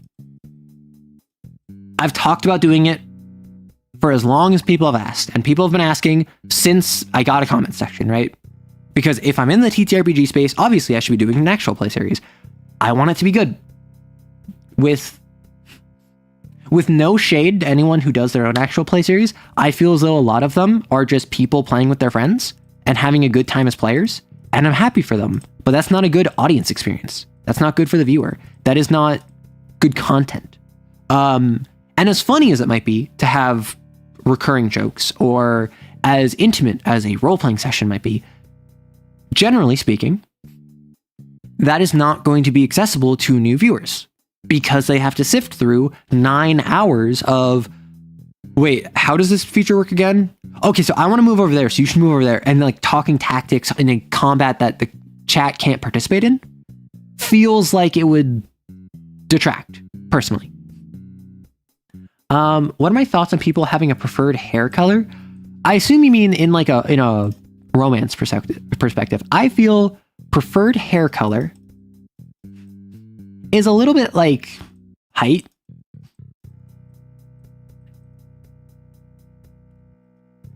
I think it's fine. I don't really care. If like I'm not I like people of all hair colors. I can look at you with like bright blue hair and I'll be like, whoa, it's so cool. I can also look at you with like natural, properly like well taken care of like brown hair. I'll be like, that is really pretty. Like for me, it's whatever. Just like I can appreciate someone who's like 5'1". I can appreciate someone that's like 6'7". I feel as though it becomes an issue when it becomes a criteria. You know, I don't think that there's much wrong with saying, you know, I'm just a fan of redheads. Yeah, I listen, my ideal partner is over 6 foot. I feel like there's nothing wrong with that because you're stating a preference. However, if you only date redheads, if you only date people who are over 6 foot, if you only XYZ, that's when you stop treating them like a person who has this trait and you start treating them as a trait that is also a person, you know? And that's where you get into like immutable characteristics, and hair color is something you can change. Hair color is a little bit different because I don't know. I like someone whose aesthetic is like earth tones. I love it with earth tones. And then I, who have like jewel tones or like yellow monochrome, I start wearing earth tones. Oh, you like my outfits more now because that's your preference. I changed something that I was expressing and you liked it more. Wow, cool. We're doing this. Same thing with like, I just like black hair. It's cutie. It's so like stark and contrast. And then I'm like, oh, let me dye my hair black. Like that's something that is entirely dependent on the self-respect of the person who is interested. I don't think you should dye your hair so someone likes you. I don't think that you should change your aesthetics so someone likes you. But I think that it's valid for if someone is like, hey, I have a preference for this. And then you're like, well, what if I lean into that? My mind imploded when you said 6'7". Brain rot has destroyed me. I hate all of you. Not gonna lie, the best actual play I've ever seen was Delta Green recap with the BPL podcast. They never recorded the actual game. That's a little bit what I want to do. I want to set up a game where it's a group. Like maybe CAIN, maybe Lancer, whatever it is. But we have, like I said in the recent role-playing is hard video, RP sessions. It's just role-playing. And then these are what is recorded. These are what is uploaded. This is what is streamed. Then you go on a hunt. And this is private. And then the next RP session. Wait, where did Alza go? Why isn't Alza here? Alza died in the hunt. You get to see what happens between the sessions, and you get to see the characters interact, and you don't get to know what happened to Alza. Did Alza go out like a punk? Did Alza go out like a chump? Did Alza go out in a heroic blaze of glory? You don't know. And what would make this even more interesting is if the reason, like the narrative reason this is the case, is because the viewers are members of CAIN. You are the executive C-suite of CAIN as the viewer. So all of them are in the dorm and they're talking and they're being recorded, which is why you know what this is. So what it is that it's Alza died and they want Alza's family to know. So the exorcists all talk about how like Alza like saved them all single-handedly and like got like pushed down by the hound, but managed to put a grenade right in the hound's mouth and said, "See you in hell," right before blowing themselves up heroically. And then Cain, in response to that, is like, yes, we should give a compensatory package to Alza's family. Then they send over like a fruit basket. And then 3 sessions later, it's revealed that Alza got unluckily hit by a sniper round and was just like brained without any ceremony. But the exorcist had a vested interest in lying about that in order to support Alza's family. So then suddenly you as the viewer are the CAIN executive, where you don't trust these pesky little exorcists. You don't know what they're getting up to. And what would make it even cooler is if, with the nature of you being CAIN exorcists or CAIN C-suite, you influence stuff that happens in game. What is arrow speedrunning? Yeah, I'm speedrunning getting banned. I'm really bad at it. You are the C-suite executives, like the sponsors from Hunger Games. On the next mission, you can vote on stuff to happen, and that will happen. As viewers, you decide what happened. And then it's up to the players to be like, hey, when we get back to the dorm, you and me are faking a relationship. We gotta like Katniss and Peeta this. Suspicious management. Am I a content creator? Doesn't count that I got a couple published RPGs and less than 100 YouTube subs. I mean, that makes you a content creator, certainly.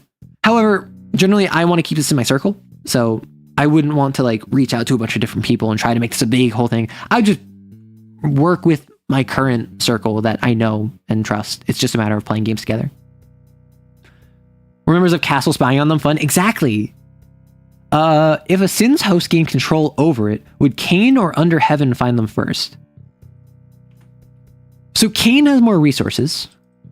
However, if it's a situation where like, I'm a rogue binder, I'm going to join Under Heaven, and then I'm a weak, pathetic creature, and then my sin takes me over, then Under Heaven would find me.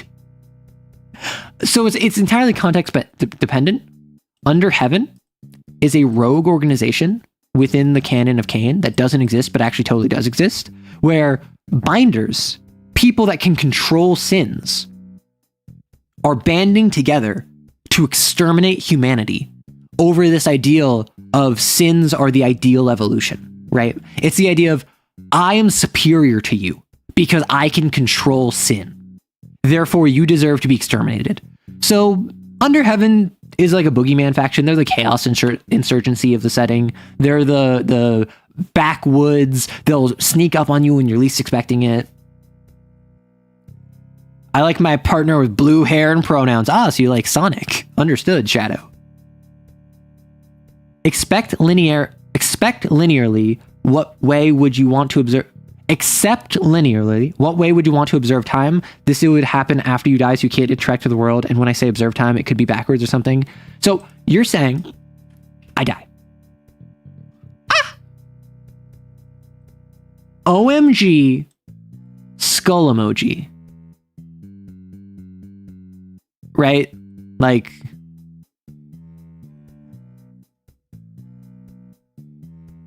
you know, skull emoji.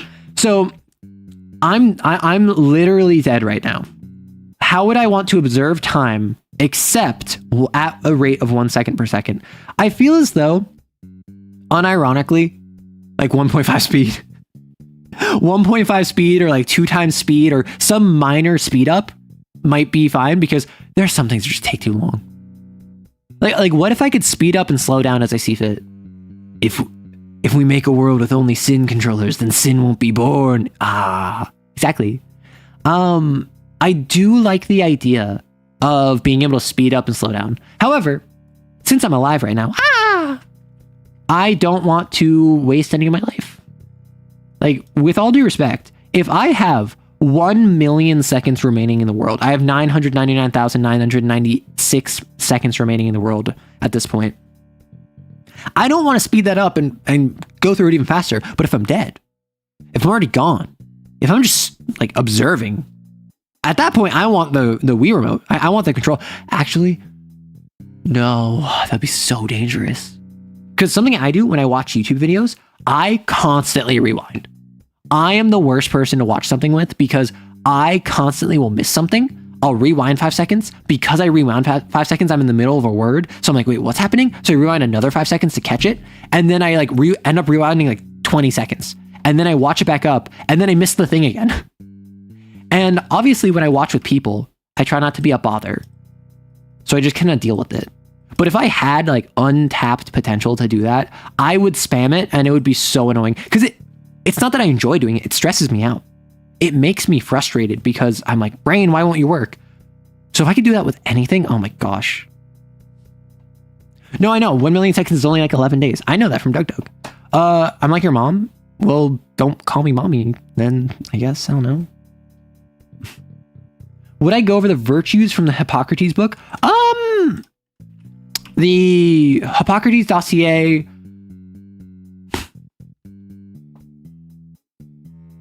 It's free, right? I can see why the doctor said I had symptoms. What do you mean? Why? What was that? What did I do? So they're the Sabata setting to compare CAIN to VTM. Less organized. Under Heaven strikes me more as a cell-based structure that is a loose confederation, less so than it is an actual organization. Rewinding. Oh. Yeah, it might be ADHD. I have found, like, everyone has told me for years, like for the past, 10 years, they have told me, hey, you should watch stuff at 2 times speed. And I'm like, are you crazy? That's so stupid. Now, I basically only watch stuff at 1.5 speed. Once I started doing it, I don't listen to music this fast. I don't... If it's a video that I'm actively watching, I probably won't do this. But if I'm just listening to something like a podcast, I listen to Adeptus Ridiculous at times 1.5 speed. I watch everything on times 2 speed if I can. I always avoided that. But now I'm kind of with it, you know? Like, I'll listen to, Adeptus Ridiculous, Tasting History with Max Miller, Trope Talk from OSP, those are the sort of stuff I'll watch at times 1.5 speed. But if I'm watching a DugDug video, right? Or I'm watching an RT game video. I'm watching it, I probably won't do times 1.5, but usually if I'm listening, I will. Because I really struggle to listen to something if I'm not doing something. But then if I'm doing something, I struggle to pay attention to what I'm listening to. So I need something to occupy my hands if I'm listening to something, which is why I'll usually listen to something while I'm walking. So my eyes, my legs, my body can autopilot where I'm focused on listening, but I'm not I don't have a game playing, right? People who watch in 2 times speed crave to watch Alvin and the Chipmunks. Listen to me. I'm good, Erdrick. Nah.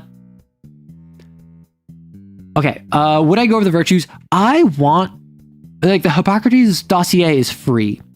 I would love to go over it on stream, because I still haven't looked at it. This entire time, I have not looked at it.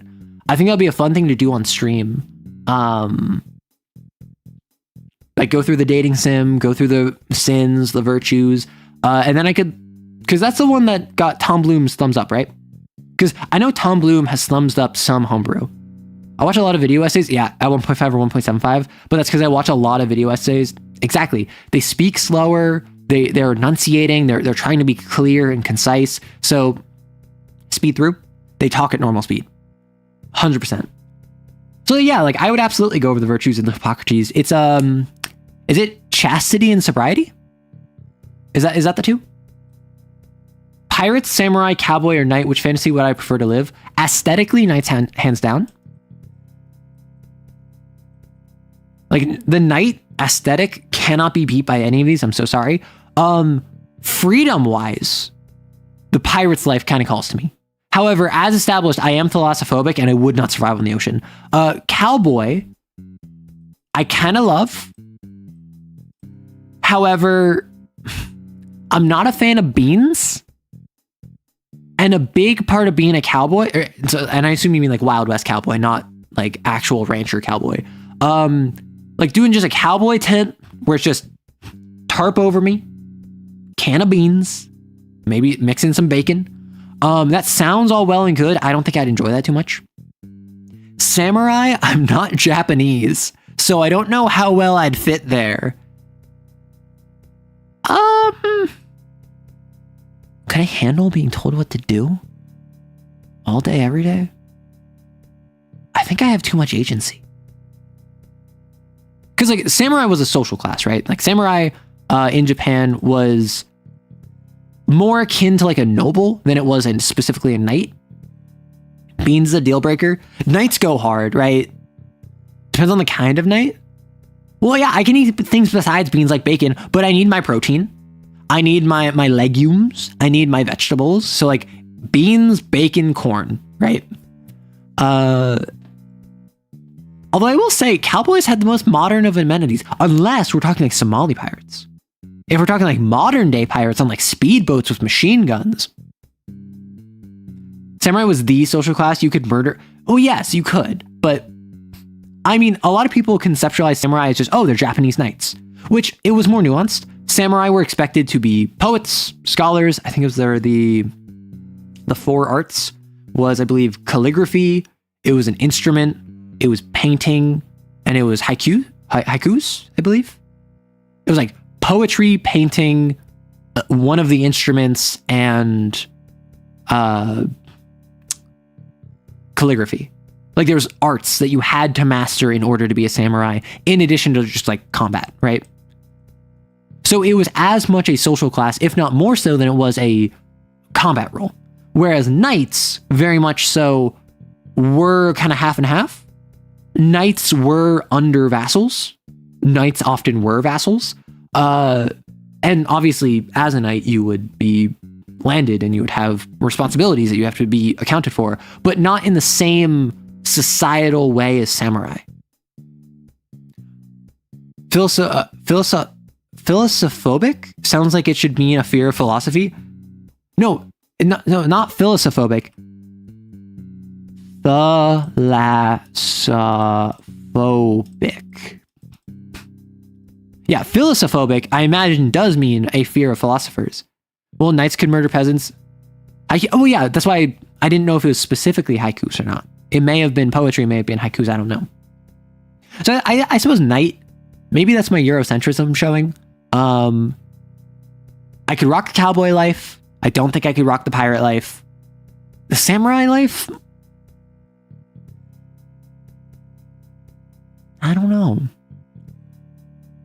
I don't think I'm artistically inclined enough. I think I'm more of an entertainer than I am like a Renaissance man.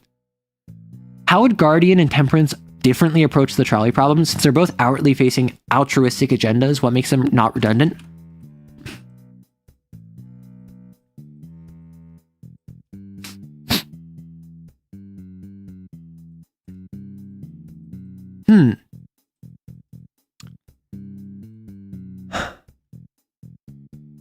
Trolley problem.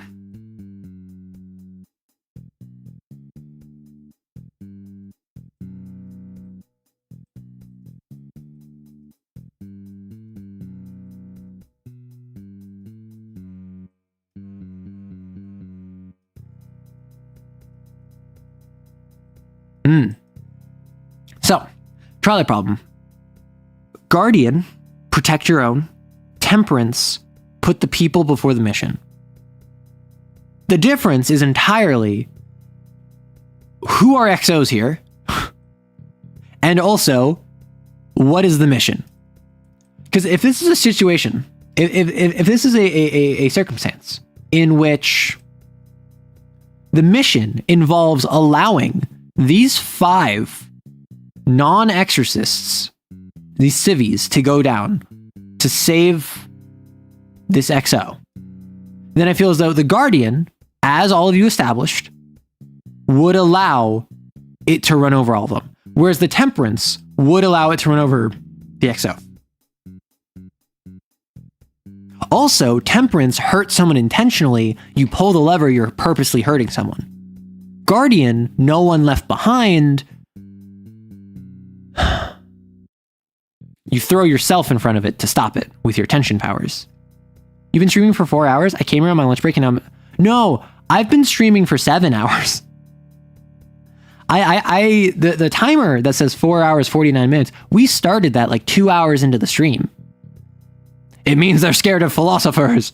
Guardian would ask, is anyone I care about tied to the track? That's the thing. I thought Guardian was everyone, but no, like I've absolutely been convinced that it's like my people. Also, there's a non-zero chance that an exorcist would survive being hit by a trolley. Very true. Very, very true. I woke up super late and you're still here. Yeah. Hey, should I ask you to theorycraft a striker build for the Enkidu or the Lycan? Well, both are strikers, so I don't know what you're asking me for. Like, that's like asking me, hey, can you build a tank build for a D&D barbarian? And I'm like, by choosing barbarian, you're already halfway there. So I with a striker build for like an Enkidu, like get some Sherman for heat management, get some Blackbeard for that chain axe and like a Sekhmet protocol. If you want some more nonsense, you might want to go like, if you want just a straight striker build, yeah, I would say Sherman for heat management, Enkidu, like with Enkidu, you get Tokugawa pieces, the Nelson for speed, you get Zhang if you want to grapple, Blackbeard could be useful. If you want any degree of range, like you want a ranged attack. Actually, no, an Enkidu you don't want that. Lycan, I'm not super familiar with. I know it has like an AoE. Hydro 4 Tempest Drones, my beloved. I just finished building a homebrew Lancer Corpo and Endymion Energistics. Nice. I ended up making a homebrew Lancer frame, and I made some more that I didn't end up releasing because I didn't know how good they'd be. But I should probably just release it. I don't know. I've been learning about feudal stuff more lately. Knights and samurai were held to pretty similar social standards at their heights. Samurai leaned more towards the arts. That's what I was getting at, is that samurai had more artistic responsibilities, more social responsibilities. Knights were more than just guys in armor. They were lords. They were vassals that had their own areas of responsibility. But my understanding is that samurai had more, like, I guess, cultural impact, whereas knights had more logistical impact. If that makes sense, like governmental. Yeah, so did you know that Plato was not his actual name? It was his wrestling name, which means big or large. I've heard it meaning broad, but yeah, like we call Plato his wrestling name. Imagine in 1,000 years from now, we called Dwayne "The Rock" Johnson The Rock. We still talked about him as some famous, like, intellectual. Have I heard of the old piece update of Warframe? I do not follow Warframe, unfortunately, so I'm unfamiliar. Is this relevant to me in any capacity? I don't know if I'd call it responsibility as much as expectations on account of how many samurai were legit thugs. I mean, knights were thugs too, right? Nobility has nothing to do with being noble. It is entirely to do with who you know, where you were born, how much money you have, right? So there's plenty of times where it's thugs, particularly when you get into periods where the shogunate was the ruling body and the emperor was a puppet.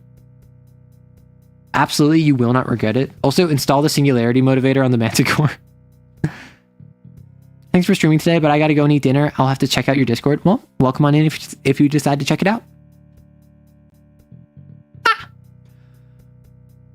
Okay, we are now officially done with the Q&A, and no one asked about January 18th, 1812 Pog. Darn you, Tokugawa! Exactly. Beep. Goodness gracious, my throat is struggling.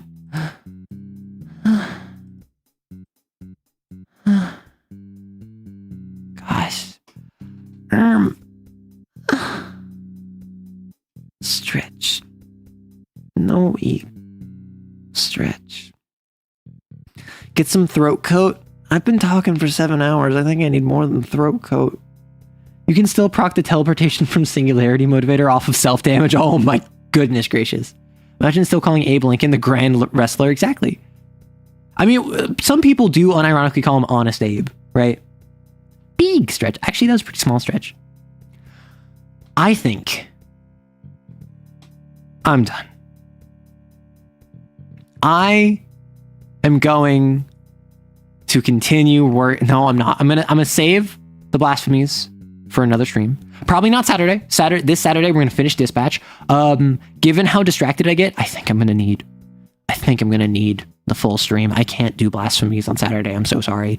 So next Wednesday is next YouTube stream. We can do the blasphemies. We can go over the shadows again, and then I'll probably post it just over on Patreon.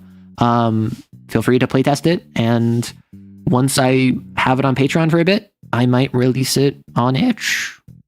Who knows?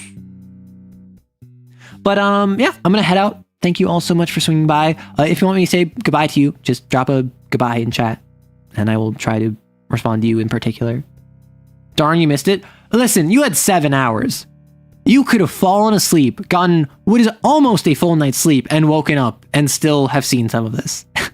Thank you. I appreciate it, Erdrick.